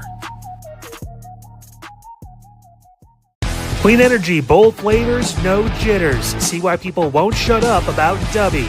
Whether you're starting your workday or getting ready to exercise, Dubby Energy helps you lock in and focus. Over 15 different flavors to choose from. Order Dubby Energy right now and find out more information by checking out our partners page on InsideEdgeNetwork.com. Also, use that promo code InsideEdge10 to receive 10% off your order. Dubby Energy, your energy-focused sponsor of the Inside Edge Network, Cleveland's digital leader. Discover our collection of handcrafted candles made with clean, minimal ingredients. Every product thoughtfully created in small batches free from harmful toxins for mindful everyday indulgence. Imported coconut soy wax with natural wood wicks to offer long-lasting burn and rich fragrance. Find out more about Alley Rose Fragrances by checking out their link on our partners page at InsideEdgeNetwork.com. And if you're a first-time customer, use the promo code InsideEdge20 to receive 20% off your order.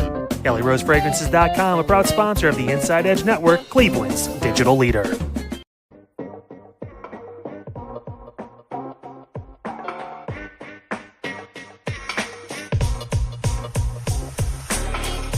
This is Midnight Run on the Inside Edge Network.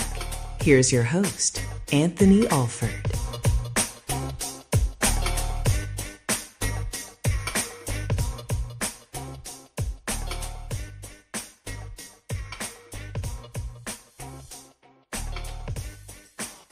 Dude, I'm so effing livid. I had to stand up. This is, I was talking with Eli during the commercial break, and he asked me, I'm like, is this months upon months of built up frustration that you probably had stored, in down the pit of your stomach? And I told him no. I said, this is years of frustration. This is generations of frustration. This is how come, honestly, this is how come my football team couldn't figure it out before my father passed away. That's the kind of frustration this is. How come this team is inept? You have families who pay hard-earned money to support this team and support these players every single Sunday, Monday, and Thursday. Here we go, Brownies. Here, woo. Every single time. And this punk ass comes on the air and Deshaun Watson says, I don't care about the fan. Let's play it again, with the courtesy of the fan. Let's play that again. Reaction, and have you thought about any type of reaction that you might get at the stadium on Saturday? Are you prepared for whatever might come? I don't care. I don't care. With a freaking smile on his face. We talk about mental health on our network as one of the pillars. How about the mental health of us as fans for putting up with this garbage? And we're the Northeast Ohio. We created the freaking game, and we're the one area in this country that is inept to figure this out. How dare you, Deshaun Watson? How dare you, Jimmy Haslam? How dare you? What a joke. Watson also had this to say in terms of blocking out the noise. Ashley Holder with this cut here, Eli? Yes, okay. From 19 News. Let's take a look. I think the biggest thing that I'm proud of is just my mental. I think just being able to block out the noise, just being able to just keep smiling through everything, and being able to control my own narrative regardless. So I think that's the biggest thing, is just my mentality, keeping it at peace, keeping it fresh, so I can be able to, be in front of you guys and talk to you this day and still be in a quarterback battle. So I think that's a blessing for myself, and I think that's why I'm proud.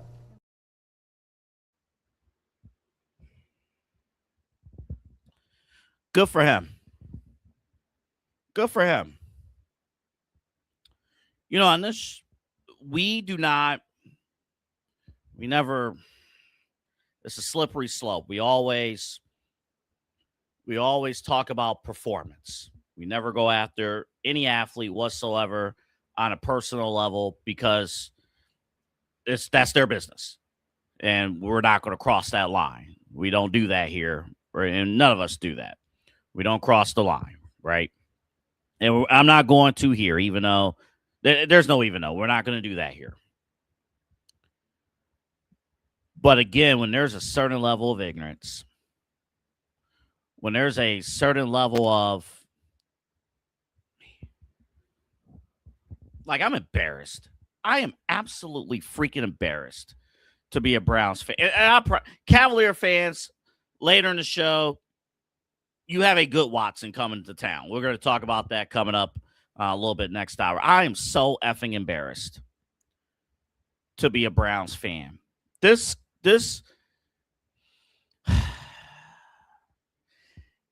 These 4 to now 5 years of the Deshaun Watson era is worse than 0-16. It's worse than the Hugh Jackson. It's worse than any of that. This is the absolute. I've been here 34 years. 34 years on this earth. I can't give you an accurate description of what happened in the 70s, things like that. And honestly, even in the expansion years, like the early expansion years, 99 and 2001, I was a young 7, 8, 9 years old child. So I was worried about other things like playing outside and enjoying recess. But I can undoubtedly tell you this era right here is by far the worst era of Browns football I have ever experienced. Because this is different. This is not a situation where your team is just not good enough to play. They're not. You have the most unlikable guy I have ever seen in sports. Ever seen in sports. And he walks on in here like we should bow down and kiss his effing feet. What a joke. What a joke. There is no noise to be to be blocking out.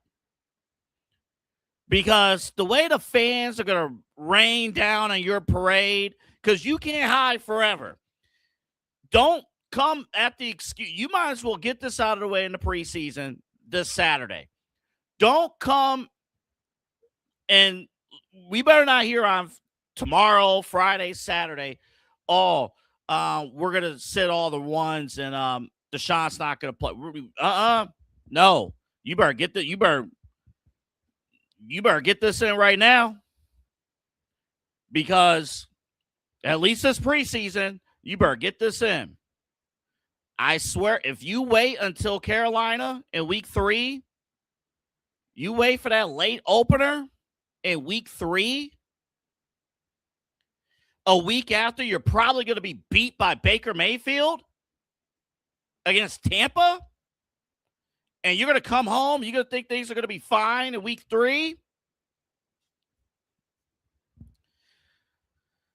You got another thing coming, Cleveland Browns. Got another thing coming. Those type of comments, it won't happen. They're not going to do it. They're not going to do it. Those are the type of comments where, honestly, you just cut bait. You just, hey, we're going to sit you for the rest of the year. We're going to have you away from the team. We're going to we'll figure out Shador. We'll figure out what's going on there. We might bring in a free agent or something. And you call it, we're done with this. We're done with this. And this fear of, well, what if he could pull this off with another team? Let him. I have a better luck of hitting the lotto than him becoming an elite tier 1, tier 2, or even tier 3 quarterback with another franchise, another organization. Because this relationship, all of this, it's done. And I was a fool because I sat here on these airwaves. I sat here on Main Event. I sat here and I said, hey, maybe he can win some games, and then, I don't know, you can have discussions about his future. Or on this show, this is Midnight Run is my baby. This is my show, my baby. Me and Eli, we do this. And we sat here on this show. I sat here on this show. Maybe Deshaun can figure this out. There are red flags, but maybe this conservative rollout, they can figure it out. He's old. He's slow. He hasn't learned a thing, and he doesn't respect you. He doesn't respect you.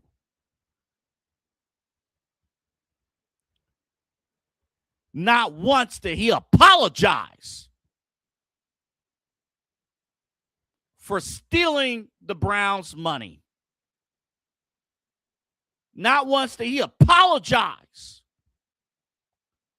to you, the fans, for letting you down.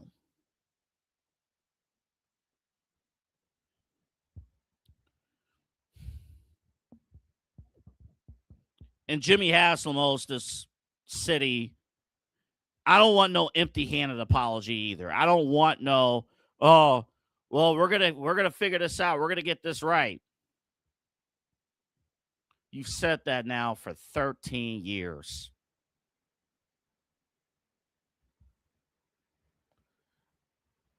And it's the Brown. Listen, we're in the content-driven business, content creation business. We're going to talk Browns. And if there is a world, anywhere, somewhere, where maybe Deshaun does prove us all wrong and he actually rocks the house, fine. I don't want it. I'm beaten up.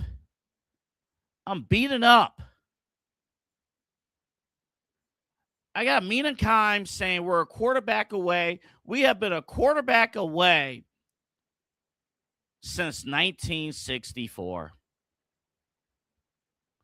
We haven't won a division title in almost 40 years.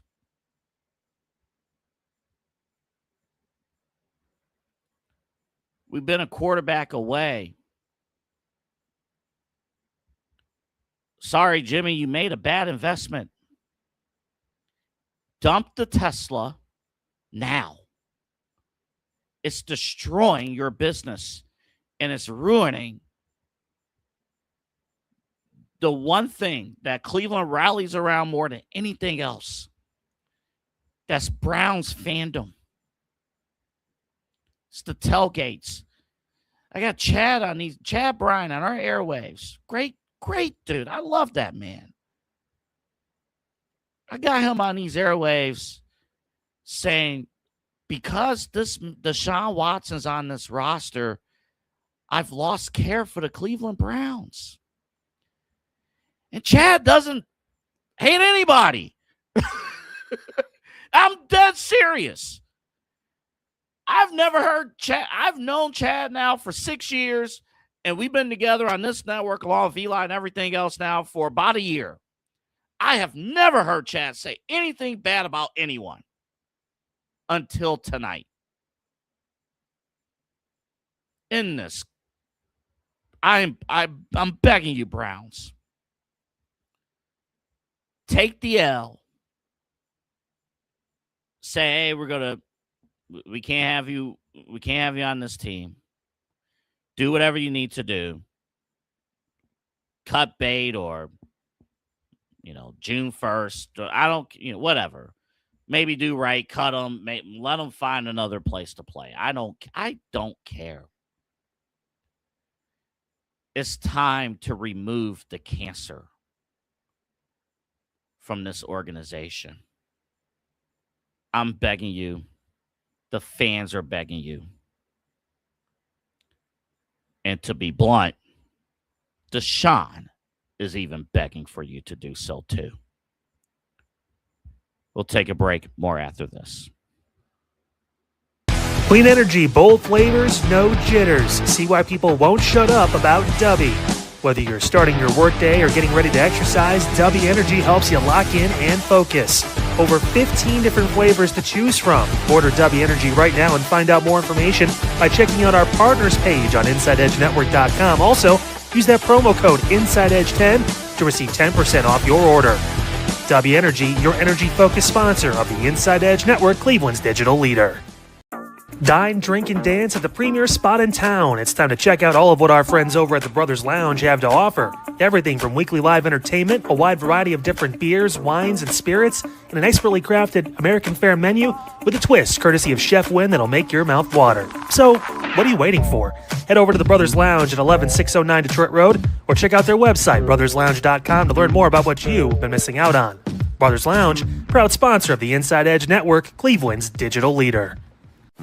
Whether searching for a baseball autograph by your favorite World Series slugger, a signed football by an iconic Hall of Famer, or the jersey of a world-famous soccer star, you've come to the right place. Here at sportsmemorabilia.com, the web's leading source for authentic sports memorabilia, you'll find more than 500,000 authentic products from nearly every professional sports league, team, and players. Not only will you find your next prize sports possession with ease, thanks to superb customer service and tremendous site experience, you'll have satisfaction and peace of mind that every product listed comes complete with a certificate of authenticity and is fully backed by the sportsmemorabilia.com lifetime authenticity guarantee. Check out sportsmemorabilia.com by heading over to the partners page on our website, InsideEdgeNetwork.com. Sportsmemorabilia.com, proud sponsor of the Inside Edge Network, Cleveland's digital leader.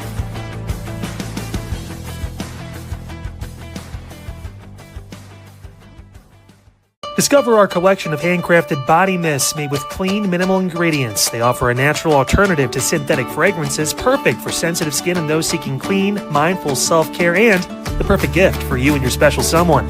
Learn more about all Ellie Rose Fragrances has to offer right now by clicking the link on our partner page at InsideEdgeNetwork.com. First-time customers use that promo code InsideEdge20 to receive 20% off your order. EllieRoseFragrances.com, a proud sponsor of the Inside Edge Network, Cleveland's digital leader. Monster Moments Photography is a husband and wife wedding photography team based in Cleveland, owned and operated by Inside Edge Network's very own Ryan Mosser and his wife Hallie. For the past 10 years, they've captured more than 100 weddings across Northeast Ohio and beyond, always working together as a true two-person team. Their style centers on authentic, emotional storytelling, documenting the real moments between two people in love and creating images that feel natural, comfortable, and true to the couple. Rooted in Northeast Ohio, but inspired by their travels, Ryan and Hallie bring a warm, personal approach to every wedding day. Their work blends experience, consistency, and a genuine passion for helping couples relive their best day through timeless photography. Learn more by checking out Monster Moments Photography's link on our partners page at the InsideEdgeNetwork.com website. Monster Moments Photography, a proud sponsor of the Inside Edge Network, Cleveland's digital leader. Find us on InsideEdgeNetwork.com for the latest information on your favorite shows, personalities, and network partners. Plus, we have a merch shop. That's right, we have network polos, t-shirts, champion jackets, hats, and bottles. Rep the network. Every purchase supports independent sports and entertainment media. Thank you for your support from all of us here at the Inside Edge Network, Cleveland's digital leader for news, talk, sports, entertainment, and mental health.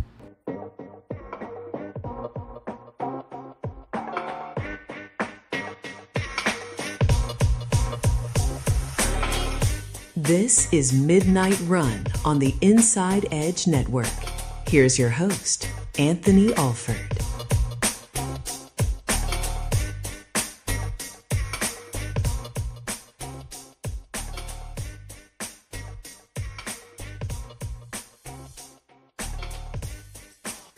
All right, welcome back, everybody.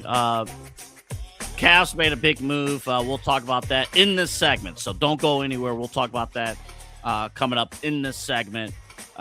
Also, Deshaun Watson is not the only Browns player that's going to have to be addressed. We'll talk Jerry Jeudy in just a moment. Let me quickly talk about Brothers Lounge, a place where I'm going to go to calm down. Folks, Brothers Lounge is amazing. They're on the west side of Cleveland. They have phenomenal concerts and shows and open mic nights. And they have line dancing too, by the way. Didn't know this. They have line dancing. So here's the great thing. You got Brown Sundays coming up. I promise. The rest of the roster is great. Okay, so we got Brown Sundays, football Sundays, and things like that at the Brothers Lounge, but also in another room, line dancing. So there's a lot of cool stuff there and a lot of great drinks. The staff there is fantastic at the Brothers Lounge. And, of course, my guy, Chef Lynn, that's my dude. Did I tell you guys yesterday? I had this pasta that he fired up, this voodoo pasta. Just amazing. You just smell the spiciness, the noodles and stuff, and all the grilled chicken. You can, if you want to, add shrimp to that pasta. I just gave Eli an idea. You can add shrimp to that pasta if you so desire. Also, they got, great starter menu items too, mozzarella sticks. things like that. You can have fries. We can also spice up the fries a little bit too. Not to mention, while you're watching Deshaun Watson throw his third interception, you can smash on those wings, man. My goodness, the chicken, bone in or boneless, whatever you prefer. Doesn't matter. I've had both. They're both great. Multiple different flavors, things like that. They got you covered. Brothers Lounge. You see the address right there. 11609 Detroit Avenue in Cleveland, Ohio. If you're like, oh, I kind of know that area, Interstate 90, the West 117th exit, and go all the way to Detroit. And you make a right, and boom, you see Brothers Lounge. You actually see in one of our commercials the big light up Brothers Lounge. There it is right there. Boom, that's it right there. So we could talk to Deshaun Watson together or talk about other fun things. We'll see you, myself, Eli, our entire team. We'll see you at the Brothers Lounge. Great time as always. Eli and I, we were there last Saturday, and there was a great performance going on the in the concert hall. So a lot of great stuff there at the Brothers Lounge. Okay, I promise in about 5 minutes, maybe less, we're going to talk about Peyton Watson coming to the Cleveland Cavaliers via trade. We got that for you. Plus, later in the show, we got to talk Uno because you can win $50,000. But how much is it worth? Are you willing to risk it all? And I mean friends and family to get $50,000 from playing Uno. We'll talk about that later in the show. Jerry Jeudy. This was in the rundown before all the news broke today, and we can't run from this. Otherwise, we would be dropping the ball as a show. Okay, I'm not proud of that. Strike that from the record. I'm not proud of that joke. Okay. We have footage here for you, courtesy of ATL TV News. That's the Twitter handle, the woman who pulled this clip. Here is Jerry Jeudy in practice, I believe earlier today. I'm trying to work.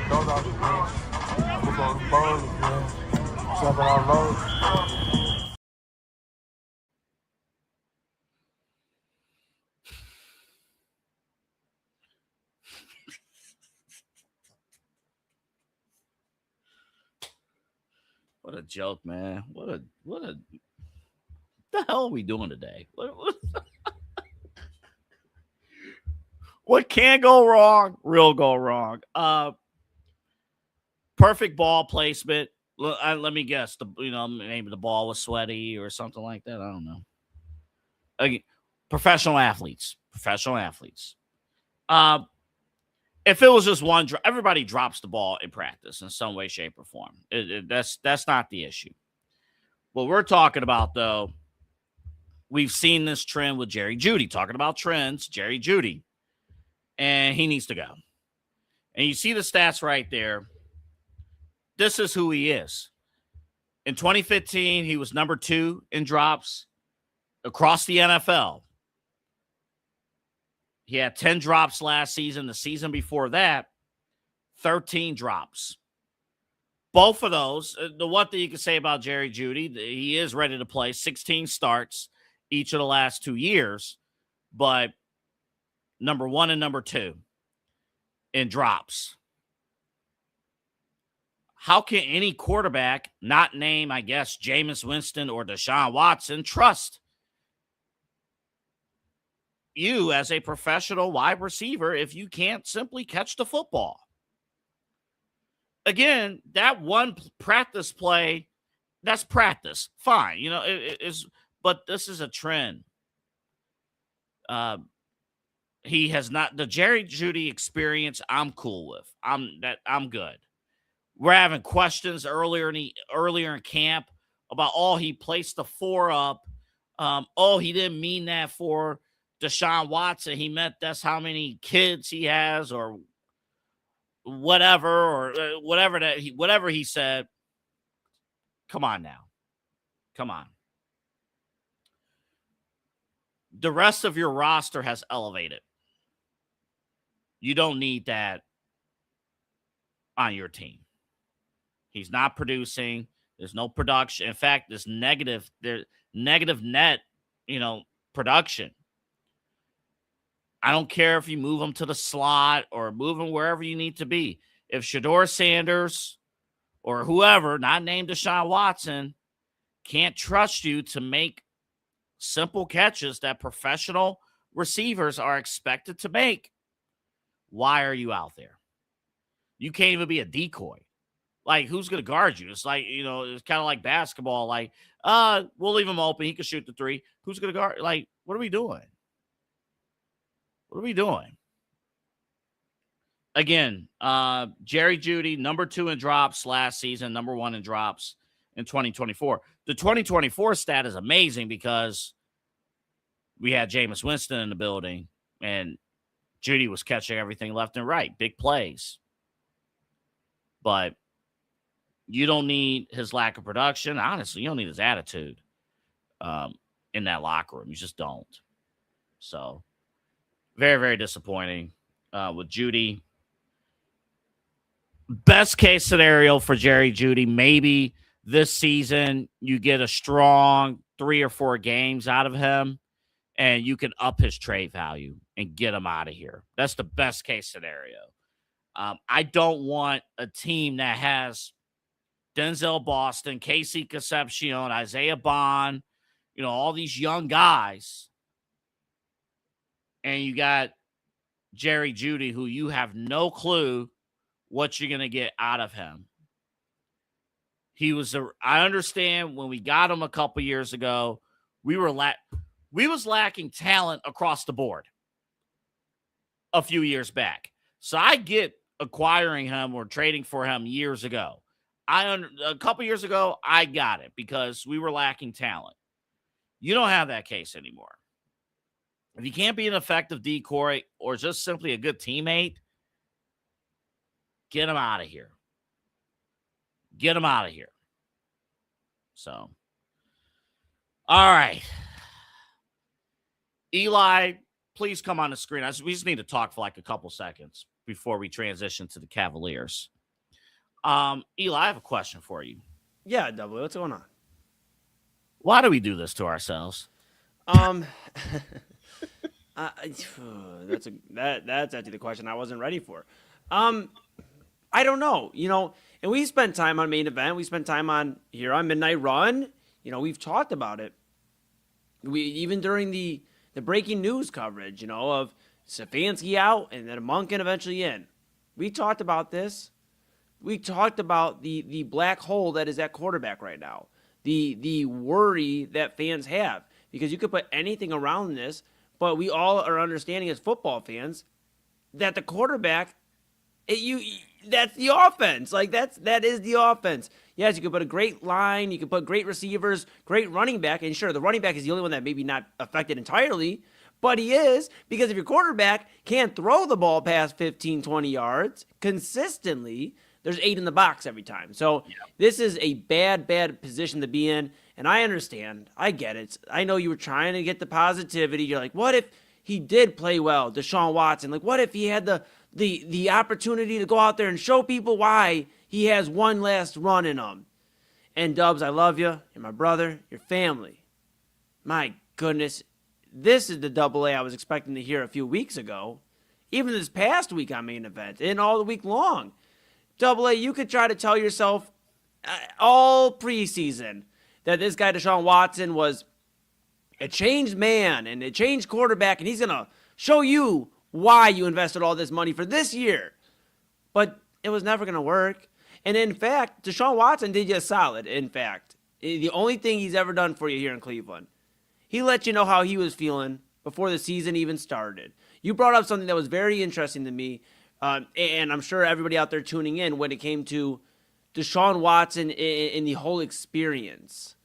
The experience has to end, and there is no hiding. Even if they were trying to hide the $230 million investment, like you said, first off, you can't, but then you tried with the conservative game plan on last Saturday and being very careful of when he was going to speak to the media before training camp and all that. Deshaun Watson This is like a bank robbery, and all the bank robbers are doing their thing, and they're like, dude, okay, just sneaking over here, sneaking over here, sneaking over here. And then he just goes, I got this right now. Put the money in the bag. Like, that's what Deshaun Watson just did. Literally in front of all our very eyes. And that's why Browns fans are going to be disgusted with him this weekend. Disgusted. Even more than they already are. Than we already are. They're going to be disgusted on Saturday at the stadium.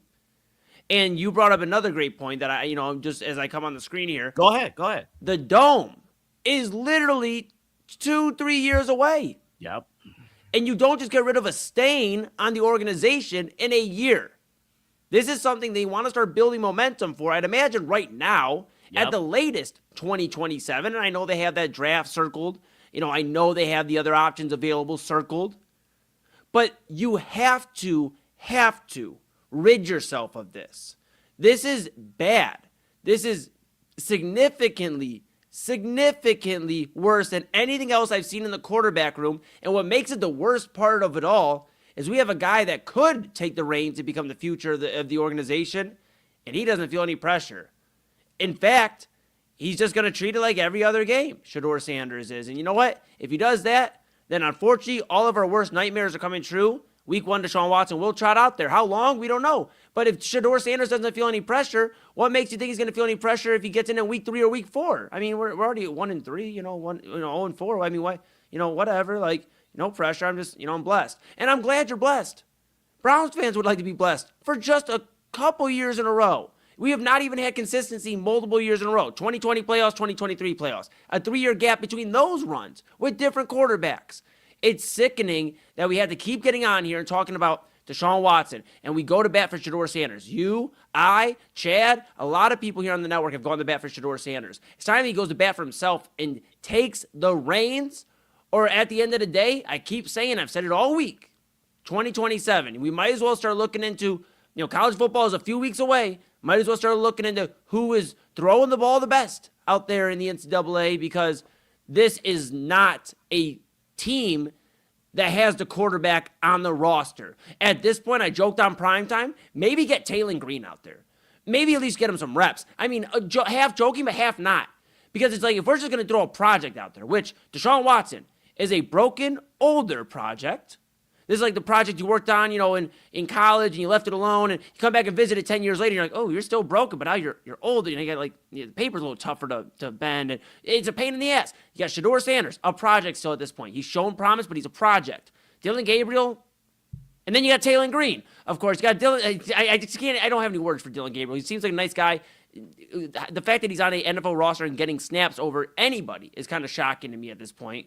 But Jayden Green, I'd at least be curious to see what the guy's got. I know there's the raw athleticism. I know maybe not the cleanest passer, all this.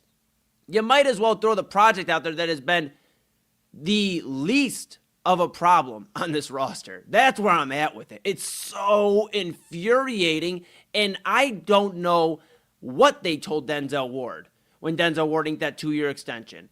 And granted, he could ask for a trade at any time.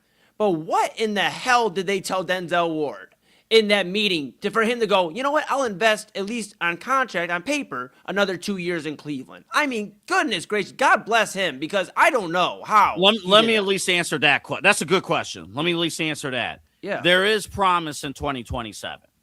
Yes. With this roster. I do want to be fair. There is promise with 2027. It's so hard. I think both of us, for our respective shows, we have topics ready to go. Yeah. Talking about 2027, free agent quarterbacks to look at, drafts, things like we have topics ready to go, and it's very tempting to burn them all in August of 2026. It really is. So I just want to be fully transparent with our audience about that. But Eli, as Adam Sandler once said, oh no, I was wrong, you were right. Yeah, I mean, I appreciate it, and it hurts me that this. And then it's like, all right, well, don't let it happen again. Yeah, exactly. I mean, it hurts me that this is what I have to be right on. But But I tried to let you know a few weeks ago. He could have waited till week 1 of the regular season, and said it the week before or the practice before and been like, I don't care. But he said it literally days before going out there in Cleveland. And the thing is, and I'll say it, and then after the break, I promise we're talking Peyton Watson and the Cavaliers. But I want you to stay on when I say this. Yes. We both can co-sign that Chad Bryant has never said a negative word about anybody. No, he finds the positive in almost everybody. I was stunned. Not surprised, but stunned. Listening to Primetime today, right before Midnight Run, and when Chad says, when Deshaun Watson joined this team, I lost a little bit of fandom with the Cleveland Browns. Yeah. Again, when you hear him say that, and that's just, and you Chad, and the rest of us here at the Inside Edge Network. For our newer viewers, you're going to get to know us. We're on every night, starting at 8 o'clock all the way through 1 a.m. But we are through and through Browns fans. We try to see the positivity out of people as much as we can. Mm-hmm. But I go back and subscribe to this idea. In life, we all know this. You know this, Eli. We all know this. If you're willing to say something publicly, negatively, like Deshaun did, imagine what he's thinking behind closed doors. Imagine what he's telling his teammates and his people behind closed doors. Eli, I guarantee you, when we do this show a year from now, Deshaun won't be on this team. I'm telling you, there's going to be a tell-all that he's going to do. He's going to do a sit-down interview with his people. Mm-hmm. Quincy Carter, whoever he is. He's going to do it with his people. And they're going to bash the living you-know-what about the Browns and about the city of Cleveland, about the fans. And it's going to happen. Just be ready. 100%. But it's crazy because what can you bash? You didn't play with damn near half the roster because you haven't been healthy enough. So what exactly are you complaining about? If you want to complain about your Achilles. Spend that entire hypothetical podcast talking to your Achilles and your shoulder and everything else that is broken down on you since you got to Cleveland. And the Browns had an opportunity, AA, to basically close the book last season. And I keep going back to him. But Shedeur Sanders, when he got the reins for that final, 6 or 7 games, he had the opportunity to officially close the door. We talked about how he opened the door for him starting potentially in 26 here this year. But we said he could have really closed the door. Closed the book on Deshaun Watson. If he would have played lights out, and I understand the roster and everything, but just a little bit better, and we're probably not even talking about a battle in 2026, but guys don't care. Guys don't feel pressure. Guys aren't tall enough to see over the offensive line. This is where we're at as a Browns fan. Yeah, this goes back to, again, you guys brought it up, and I'm like, and I kind of twitched. I'm like, you got, Donovan Mitchell, and I don't mean to take a shot at Donovan Mitchell, but he said it, about not feeling pressure and not embracing pressure and things like that. It's like, what is up with, I'm going to sound like a guy. What the hell is wrong with today's athletes? What are we doing? What happened? I'm sorry, Eli. No, go ahead. Quick, It's your show. And stay on. Stay on the screen. What happened to our athletes and public figures? Mm-hmm. I'm going across the scope in everything that we talk about on this network. Everything. What happened to our athletes, entertainers, and public figures showing respect for their fans? What happened? It's a great question, AA, and that's why we have the discussion all the time. And this is my final point before we go to break. But we have this discussion all the time about when you get that contract, when you get paid, are you truly bought into wanting to do this and be a great? Or do you want to get paid greatly and then be cool on that second, third contract? Papa Moon actually chimed in here, real talk with Papa Moon, and he said about Deshaun Watson, he's been paid. He has nothing to prove. He doesn't care. And why should he? The money's already guaranteed. It ain't like they can get it out of his bank account. Yeah. And all, they restructured it with bonuses and things like that. So There's no incentive. Honestly, let's be real about this. He's starting a family. There's really, if he doesn't play a snap in the NFL next season, would that really hurt him? No. He is, I think he's perfectly okay just letting the wheels fall off this Cleveland experience. And if nobody signs him, he'll take the year off. And hey, if Flacco's got a call before off the couch, and if Phillip Rivers got a call off the couch, some team's going to call Deshaun Watson and get him off the couch. He has no worries. You could tell him he's done after this season. Hell, you could probably tell him he's done before the regular season.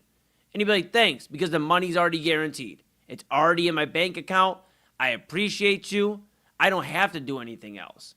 And guess what? Jimmy Haslam looks like the biggest ass once again in all of ownership across Cleveland and across the United States. If you're just joining us, coming up next, the Cavaliers made a move. In fact, this extends pretty much these last week or so of moves.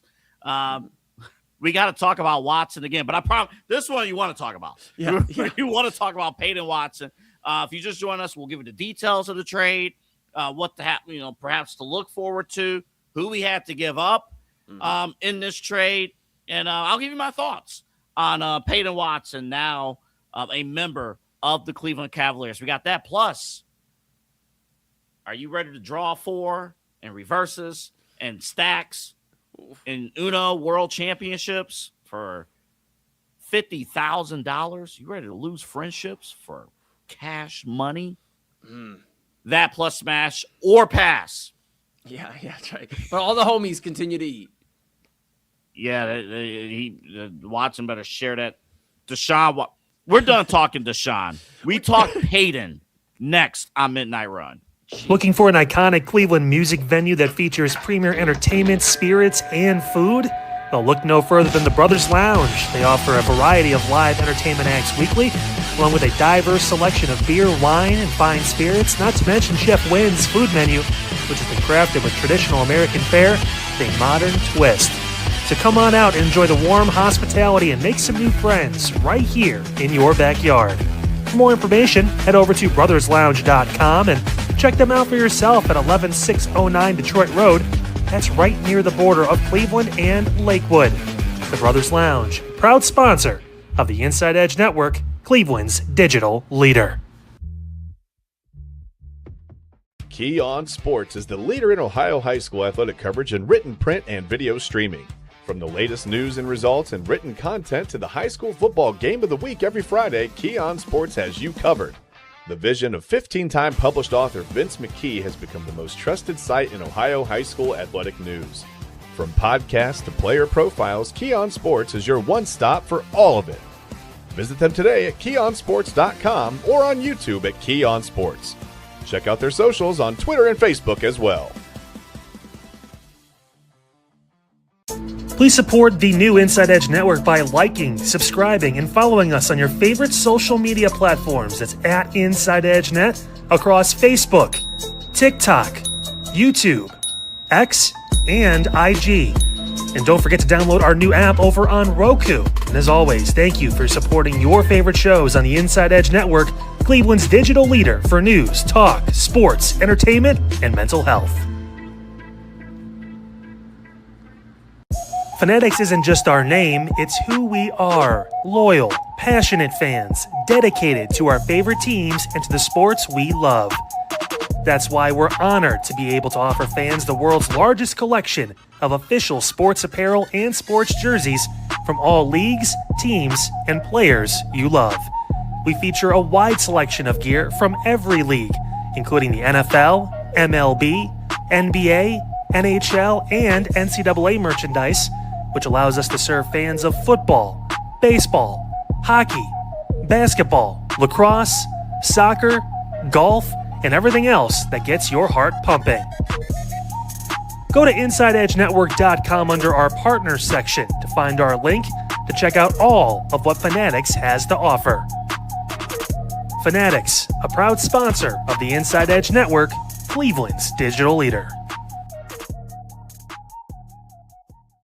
Clean energy, bold flavors, no jitters. See why people won't shut up about Dubby. Whether you're starting your workday or getting ready to exercise, Dubby Energy helps you lock in and focus. Over 15 different flavors to choose from. Order Dubby Energy right now and find out more information by checking out our partners page on InsideEdgeNetwork.com. Also, use that promo code InsideEdge10 to receive 10% off your order. Dubby Energy, your energy-focused sponsor of the Inside Edge Network, Cleveland's digital leader.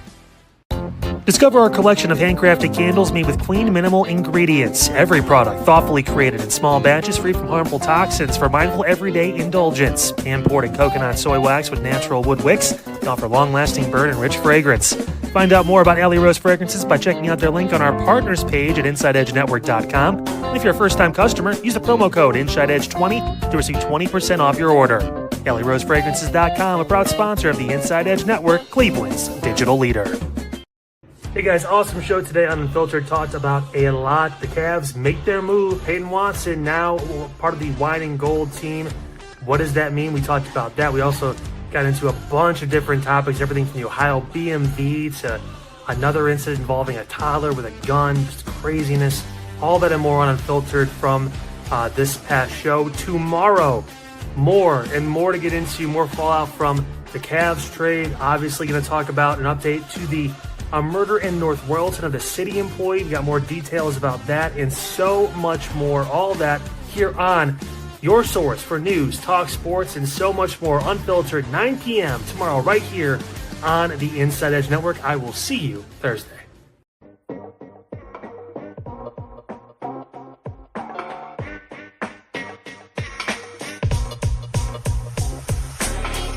This is Midnight Run on the Inside Edge Network.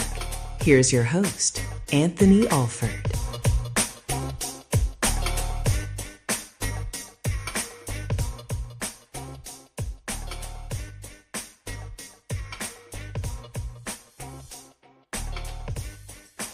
All right, let's jump right in. Again, remember, like and subscribe at InsideEdgeNet across all of our social media platforms. Again, we're with you every single weeknight, 8 p.m. to 1 a.m. live here on the Inside Edge Network at InsideEdgeNet on Twitter and YouTube.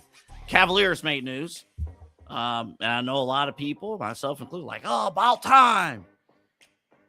Peyton Watt, by the way, Eli pointed out to me that we have a Watson on every organization here in Cleveland, every sports team, even the Guardians. Man, whew, more on that tomorrow. But Peyton Watson, he is here with the Cavaliers.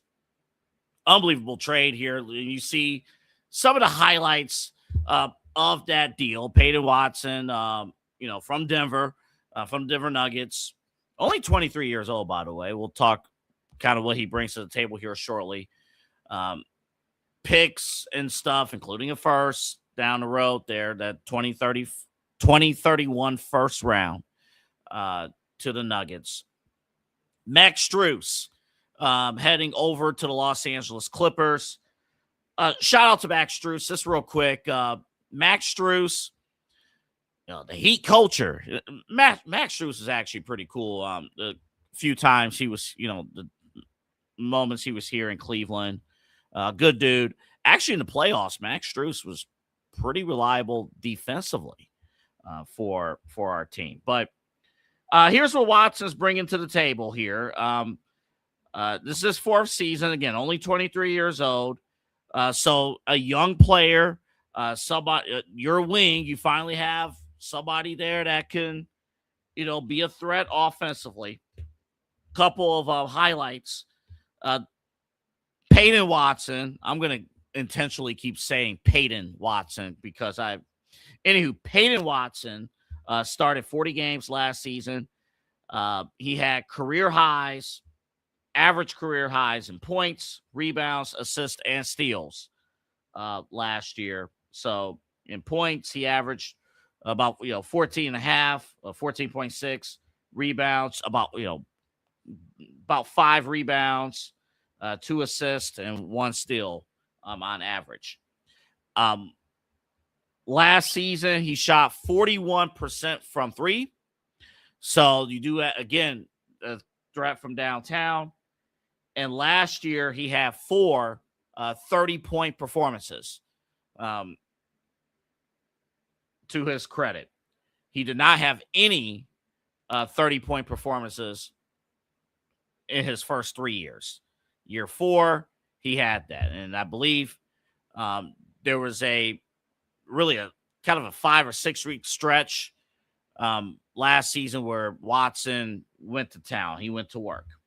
So on the surface, talking about trying to have upgrades and things like that, you're in good shape. You're in decent shape at this very moment. There still needs to be more depth with the Cavaliers. Still needs to be a little bit of work. I like with realcavsfans.com. He or she, whoever's running the account, I love what they said here. Top 7 feels steady right now with James Harden, Donovan Mitchell, Peyton Watson, Evan Mobley, Jared Allen, Jalen Tyson, and Sam Merrill. So he also added, still would like to see one more, maybe a 4/5 or 3/4 in that spot. So the question will be, is this it? Well, the hanging fruit question is, okay, James Harden, when is it time to re-sign James Harden? But also the other bigger question, is this it in terms of roster construction for the Cavaliers? I will say this with Watson. I'm not gonna say I've watched 82 games worth of Denver Nuggets basketball. I'm not gonna sit here and say that. But you are taking in a young talent, very much a young talent, and you're taking a swing at a kid that you hope you can have here for a long time. This team needs to pick up the pace. I love all the analysis that everybody else here on the network has added, and I agree. But my 2 cents, in addition to what you have already heard on the network, this Cavs team needs to pick up the pace offensively. They need younger guys. And to have Watson to be able to, again, those fresh legs and to be that downtown threat, good mid-range jumper as well. I was watching a few highlights of Watson. I see a little Garland in his game, just a tad. A little bit of Darius Garland in his game. So if he could do that, the Cavaliers can make a bit of noise. And the one thing, and the reason why I think it's very important for the Cavaliers to kind of up their pace, I know most of the Eastern Conference is loaded with star power. There's a lot of older guys in the Eastern Conference. A lot of older guys, a lot of older legs in the Eastern Conference. So if you're able to pick up that pace with this team, with somebody, maybe that could be the case for Watson. So the trade, I will say from a business standpoint, God bless us, because that trade went down like a minute before we came on the air tonight with the Daily Spiral with Autumn and Chad earlier today. One other thing I want to point out real quick, and we'll talk more about this trade in tomorrow and the coming days. I do want to make one other point, though, before we break. Peyton Watson is represented by Rich Paul. And I bring up this point because even though we struck out on LeBron, it's still important to maintain good relationships with key agents and key agencies. We know the power of Rich Paul. Rich Paul, if you didn't know any better, he might as well be another executive or another owner in the NBA, a player's owner, basically. So we know, we can safely assume, I should say, I'll be careful here. We can safely assume that Rich Paul moved Darius Garland out of Cleveland to the Clippers. On the flip side here, we could also assume that this trade doesn't go through without the blessing of Rich Paul in Clutch Sports, along with other members of Watson's representation. So that's why, in a way, as we go to break here, in a way, I'm not saying the conversations between the Cavs front office and Clutch Sports / LeBron James was a W, because LeBron James is not here, but it wasn't a complete failure either.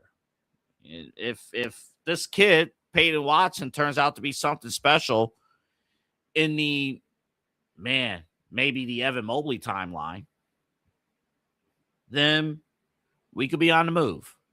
But I think, again, you're top heavy right now. There's still more to do. We'll talk more about the James Harden element of this on our show tomorrow. All right, coming up after the break, Uno, $50,000. We'll tell you the story. We'll tell you what you may have to sacrifice. The Uno Championship Series with a huge prize. We'll get into that. Plus today's edition of Smash or Pass. And I know we got back to school week too because of all the events today. That will continue tomorrow, back to school week. But coming up next, Uno and Smash or Pass as we close out this edition of Midnight Run here on the Inside Edge Network. Dine, drink, and dance at the premier spot in town. It's time to check out all of what our friends over at the Brothers Lounge have to offer. Everything from weekly live entertainment, a wide variety of different beers, wines, and spirits, and an expertly crafted American fare menu with a twist courtesy of Chef Wynn that'll make your mouth water. So, what are you waiting for? Head over to the Brothers Lounge at 11609 Detroit Road or check out their website, brotherslounge.com, to learn more about what you've been missing out on. Brothers Lounge, proud sponsor of the Inside Edge Network, Cleveland's digital leader.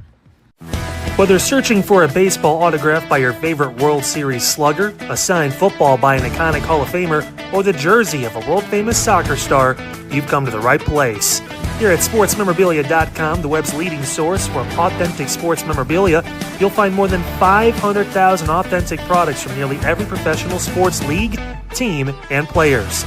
Not only will you find your next prized sports possession with ease, thanks to superb customer service and tremendous site experience, you'll have satisfaction and peace of mind that every product listed comes complete with a certificate of authenticity and is fully backed by the sportsmemorabilia.com lifetime authenticity guarantee. Check out sportsmemorabilia.com by heading over to the partners page on our website, InsideEdgeNetwork.com. Sportsmemorabilia.com, proud sponsor of the Inside Edge Network, Cleveland's digital leader.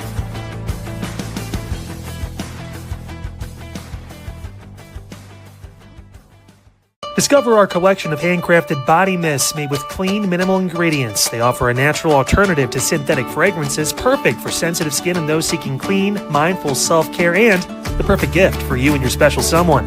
Learn more about all Alley Rose Fragrances has to offer right now by clicking the link on our partner page at InsideEdgeNetwork.com. First-time customers use that promo code InsideEdge20 to receive 20% off your order. AlleyRoseFragrances.com, a proud sponsor of the Inside Edge Network, Cleveland's digital leader. Mosser Moments Photography is a husband and wife wedding photography team based in Cleveland, owned and operated by Inside Edge Network's very own Ryan Mosser and his wife Hallie. For the past 10 years, they've captured more than 100 weddings across Northeast Ohio and beyond, always working together as a true two-person team. Their style centers on authentic, emotional storytelling, documenting the real moments between two people in love and creating images that feel natural, comfortable, and true to the couple. Rooted in Northeast Ohio, but inspired by their travels, Ryan and Hallie bring a warm, personal approach to every wedding day. Their work blends experience, consistency, and a genuine passion for helping couples relive their best day through timeless photography. Learn more by checking out Mosser Moments Photography's link on our partners page at the InsideEdgeNetwork.com website. Mosser Moments Photography, a proud sponsor of the Inside Edge Network, Cleveland's digital leader. Find us on InsideEdgeNetwork.com for the latest information on your favorite shows, personalities, and network partners. Plus, we have a merch shop. That's right, we have network polos, t-shirts, champion jackets, hats, and bottles. Rep the network. Every purchase supports independent sports and entertainment media. Thank you for your support from all of us here at the Inside Edge Network, Cleveland's digital leader for news, talk, sports, entertainment, and mental health. Oh, hey everyone. It's me, Autumn, here from the Daily Spiral, your main host from the center of the chaos. And all week, I have you covered.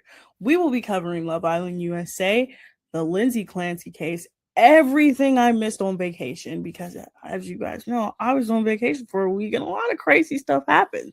The Lakers getting sold, and maybe potentially could they move to Vegas? I don't know. We're gonna talk about it. D23 and all the Disney and Marvel news, and of course, you know, I'm gonna give you my good spiral and bad spiral of the day. But we also have the Daily Spiral at a new time, 8 p.m. here on the Inside Edge Network. Please tune in to the Daily Spiral Monday through Friday, 8 p.m. to 9 p.m. and you won't regret it.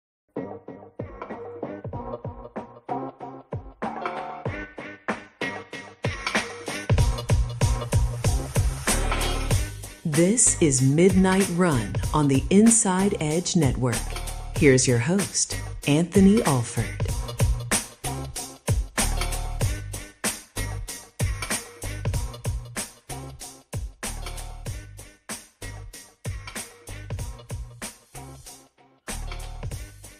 All right, folks, welcome back to the show. Final segment of a downright heated edition of Midnight Run.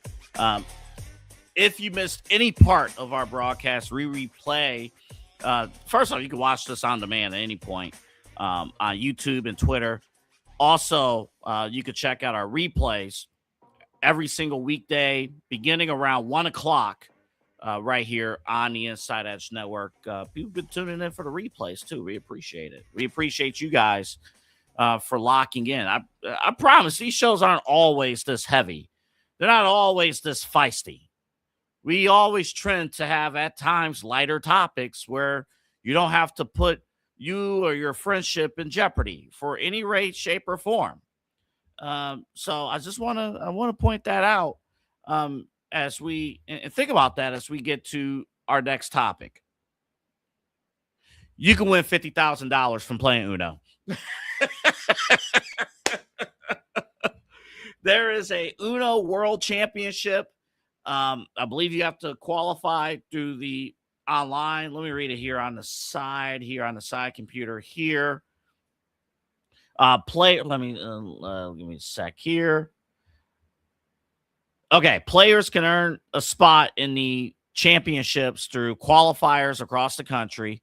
Looks like one qualifiers in Florida, Chicago, and California. And then a winner from each city will advance to the final.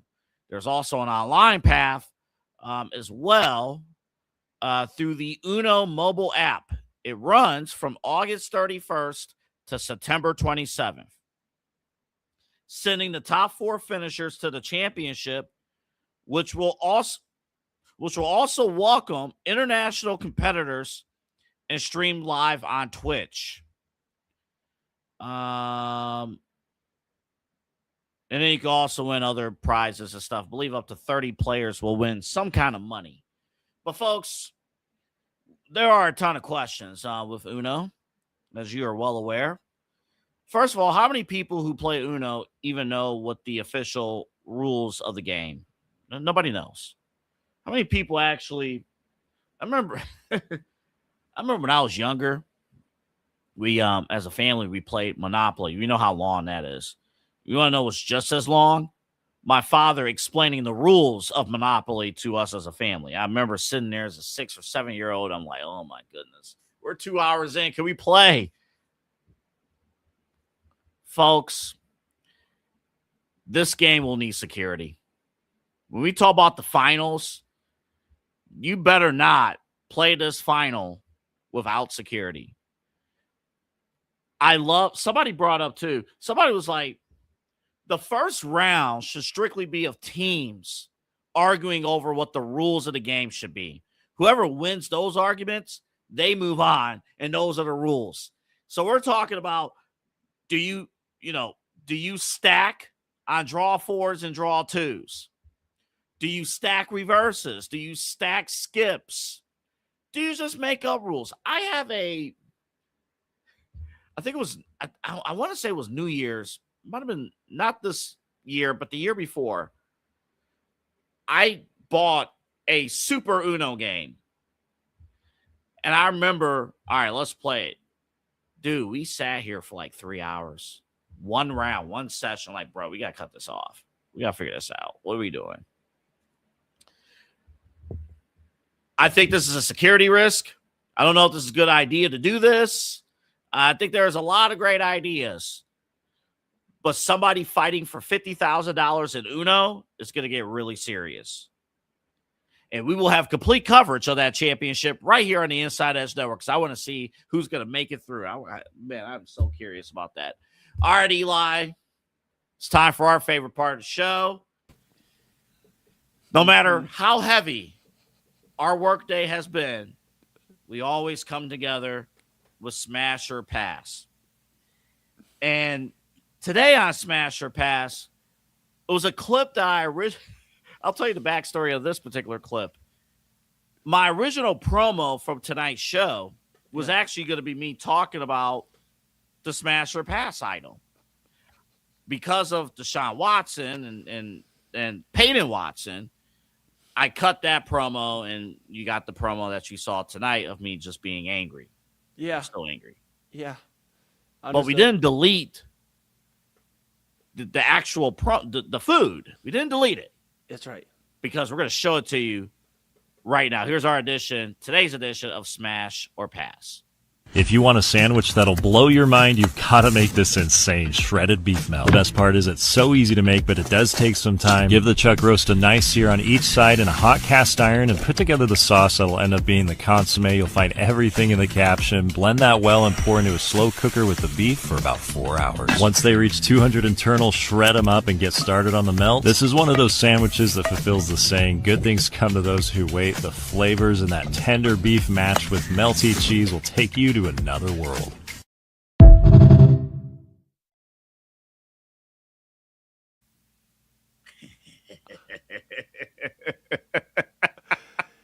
Double A. In case you missed it the first time, let's roll it one more time for the fine folks in the back. One more time.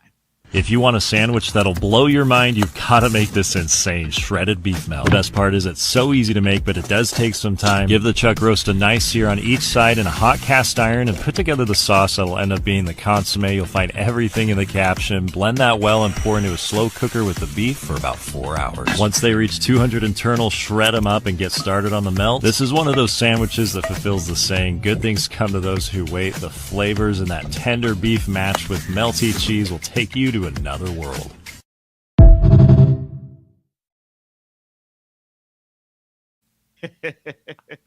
Double A. The juiciness and the pull apart of the brisket. Oh my gosh. And then the cheeses, the multi-cheese, like different cheeses in there. You had your white cheese, your multi-shred, like your Mexican blend. I mean, you had all your cheese in there. They toasted the buns, like the bread, like. Yep. You put it on the skillet. Just have it in there. And then they flipped it. Oh my goodness gracious. That, and I'm not a big tomato or onion guy. I don't care if you blend it as a sauce and just use it to like to marinate the food, the meat in this case, then perfect. That's fine. Just don't put the chopped up onions, tomatoes. Leave that alone. But my goodness gracious, we have talked about some real depressing things tonight. That might have just set me into a great mood for the end of the evening because that's a smash for me. That might be the best thing you've shown all week so far. Yo, I'm like legit hungry. I know. I'm not even joking. It's not a bit. I'm legit hungry after watching that.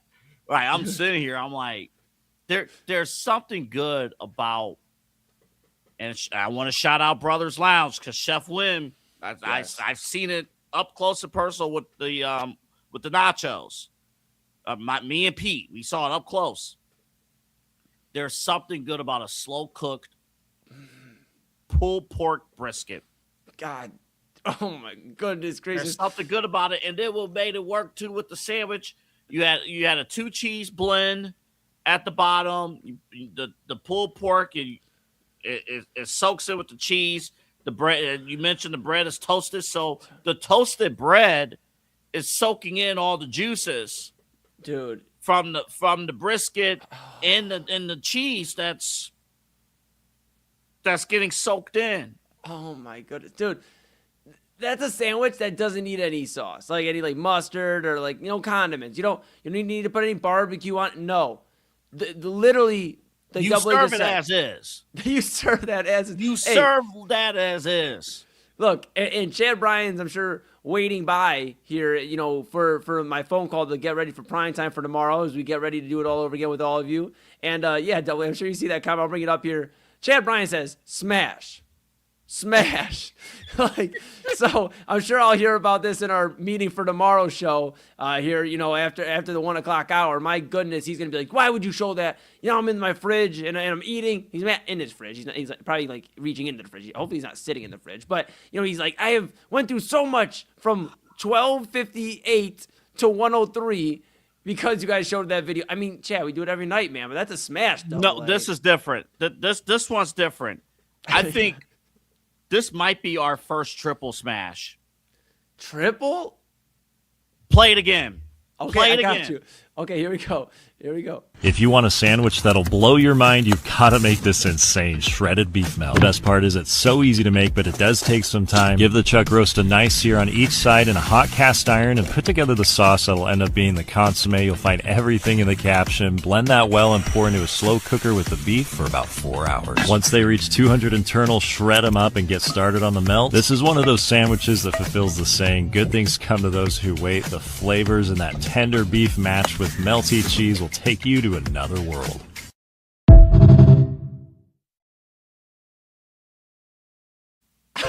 Yo, it's that dip at the end, too. We didn't even talk about that. It's that dip in the sauce at the end. Run it back one more time. Oh my goodness. Hey, Chad's getting frustrated. I knew he would. He said, this is ridiculous. Stop it.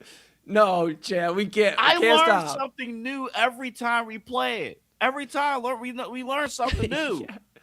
Goodness gracious, bro. I mean, like the lemon and the sauce, like you got a little hint of.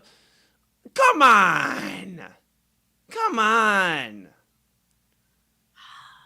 Goodness, this is what we do it for. This is why we stay till 1 a.m. That's why we do it. I blame Deshaun Watson. Maybe I was just stressed. Maybe, you know what? We may have to run this one back on a lighter day. Maybe we're rating this as really good because we're very stressed. Yeah, it could be. Maybe this is an emotional grade more than an objective grade. Yeah, our comfort food is just like, yo, here's a brisket sandwich. We're like, okay. It's a brisket sandwich. Yeah, what'd you say? The Browns don't play till 2 more weeks officially, regular season. So you'll be okay. We'll be okay. My goodness. I mean, I'm learning. Now hear me out. Hear me out.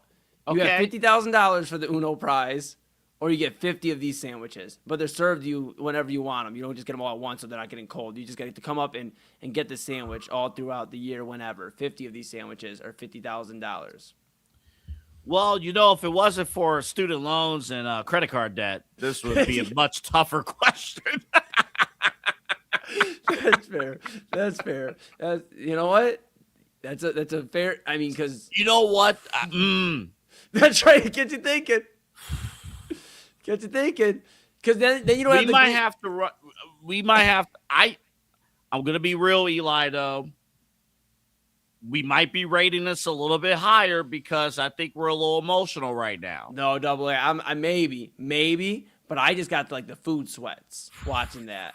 Like the food sweats. Like I mean, I am like, come on, maybe me and Papa Moon, like Papa Moon and I go to the grocery store tomorrow. He's off tomorrow. Papa Moon back this Saturday for Real Talk with Papa Moon. Maybe we'll go to the store and pick out a brisket or something. I mean, I don't know, double A. I can't control my excitement.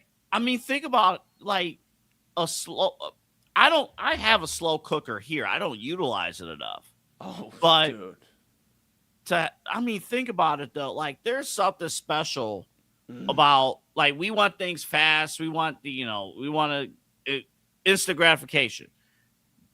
The slow cooker. Yes. With the brisket. You see the wet. We're going to play this video again. Run it back. Just watch the pull apart of the pulled pork. Just watch how he pulls it apart. Oh, hell. Let's play it again. Sorry, Chad. If you want a sandwich that'll blow your mind, you've got to make this insane shredded beef melt. The best part is it's so easy to make, but it does take some time. Give the chuck roast a nice sear on each side in a hot cast iron and put together the sauce that'll end up being the consomme. You'll find everything in the caption. Blend that well and pour into a slow cooker with the beef for about 4 hours. Once they reach 200 internal, shred them up and get started on the melt. This is one of those sandwiches that fulfills the saying, good things come to those who wait. The flavors in that tender beef matched with melty cheese will take you to another world.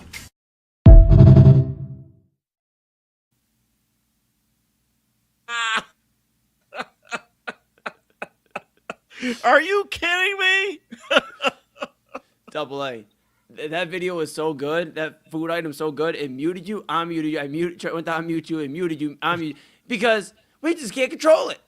We can't control. Look, we didn't purposely play that video. Well, we played it a few times after on purpose, but we didn't just go, let's pick the most delectable thing to get us, out of the zone of Deshaun Watson being a pain in the you-know-what and just the frustration. We pick fairly. Double A, he does a ton of research. There's a lot of options, and this was the one that made the cut today. But, my goodness. You got people out here like Chad Bryan, co-host, the better half, as I say, of Inside Edge Primetime back tomorrow. Chad's out here Googling a grocery store open 24 hours near him. Oh, my goodness. Chad's going to be cooking a brisket. Okay, I got an idea. Okay. I got an idea. We're handling network business as of this moment. Will we be open? I may not volunteer myself. Okay. But will we be open to a network meeting somewhere, whoever wants to host it, and we just have briskets? Gosh, dang, I'm open to that. I love that. I'm confirmed, actually. Confirmed. Confirmed. Yeah, I'll be there to send the invite. You don't have to sell me on anything else. Just brisket, toasted bread, just butter it. Cheat. Hey, Chad's in. Are we in or are we in? What and where? Come on, dude. Are we in or are we in? Come on.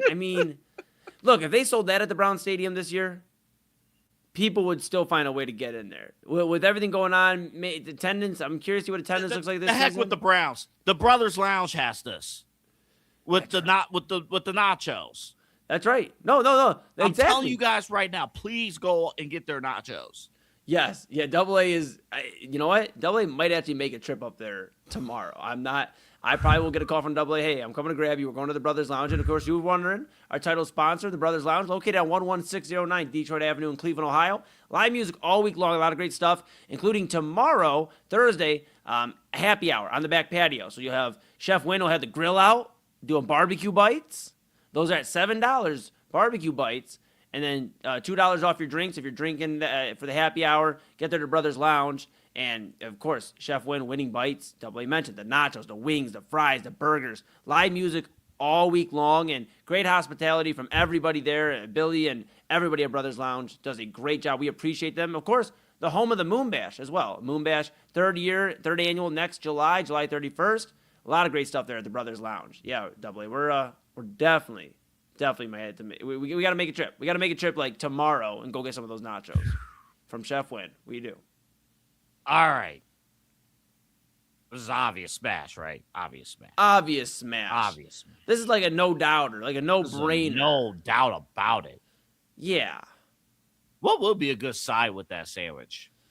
I was thinking like, a pot roast type like vibe, like cooked, like, you put in the slow cooker the carrots and the potatoes. You got like, you could do that. Yeah. You know what? Also, this is very random. I'm not even the biggest fan of this food item unless it's like top quality. Yeah. What if you had a pickle on the side? Yeah, I could get down with that. What if you even like did pickled chips on the sandwich? Like one or two of them. Just add a little crunch. It depends. Do you already have the the crunch satisfaction from the sandwich. But I'll never turn down potato chips on a sandwich. Chad says sweet potato fries as a side. Could do that. You could do that. Oh, my God. All right. Bro.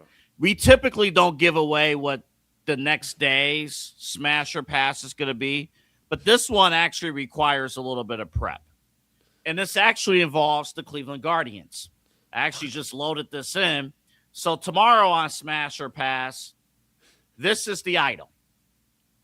This is a mozzarella stick sandwich. Okay. It is at Progressive Field. I think it's there. You get it tomorrow at the Guardians game against the San Francisco Giants.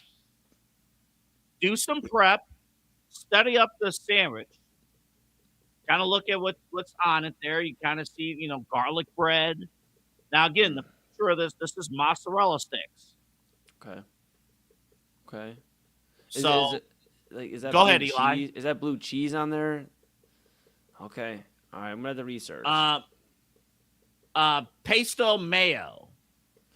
Okay. All right. And a few other things. Okay. I'll send you the tweet where it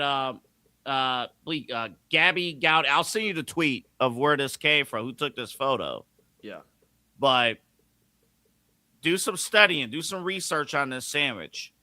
And we're going to dive in. I want to report tomorrow on what you think of the Cleveland Guardians edition of Smash or Pass. My goodness gracious. It's a nut now. High expectations. Second day in a row, we're talking about a sandwich. True. That's so the brisket. We're measuring this high.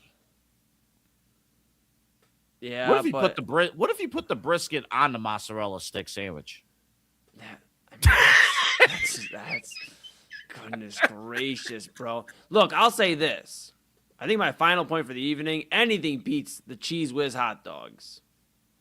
And the fact that we've elevated to this point, the brisket and even this sandwich, I got to do some more research, but we went from Cheese Whiz and the hot dogs to juicy brisket sandwiches. We went from raw dog and hot dogs.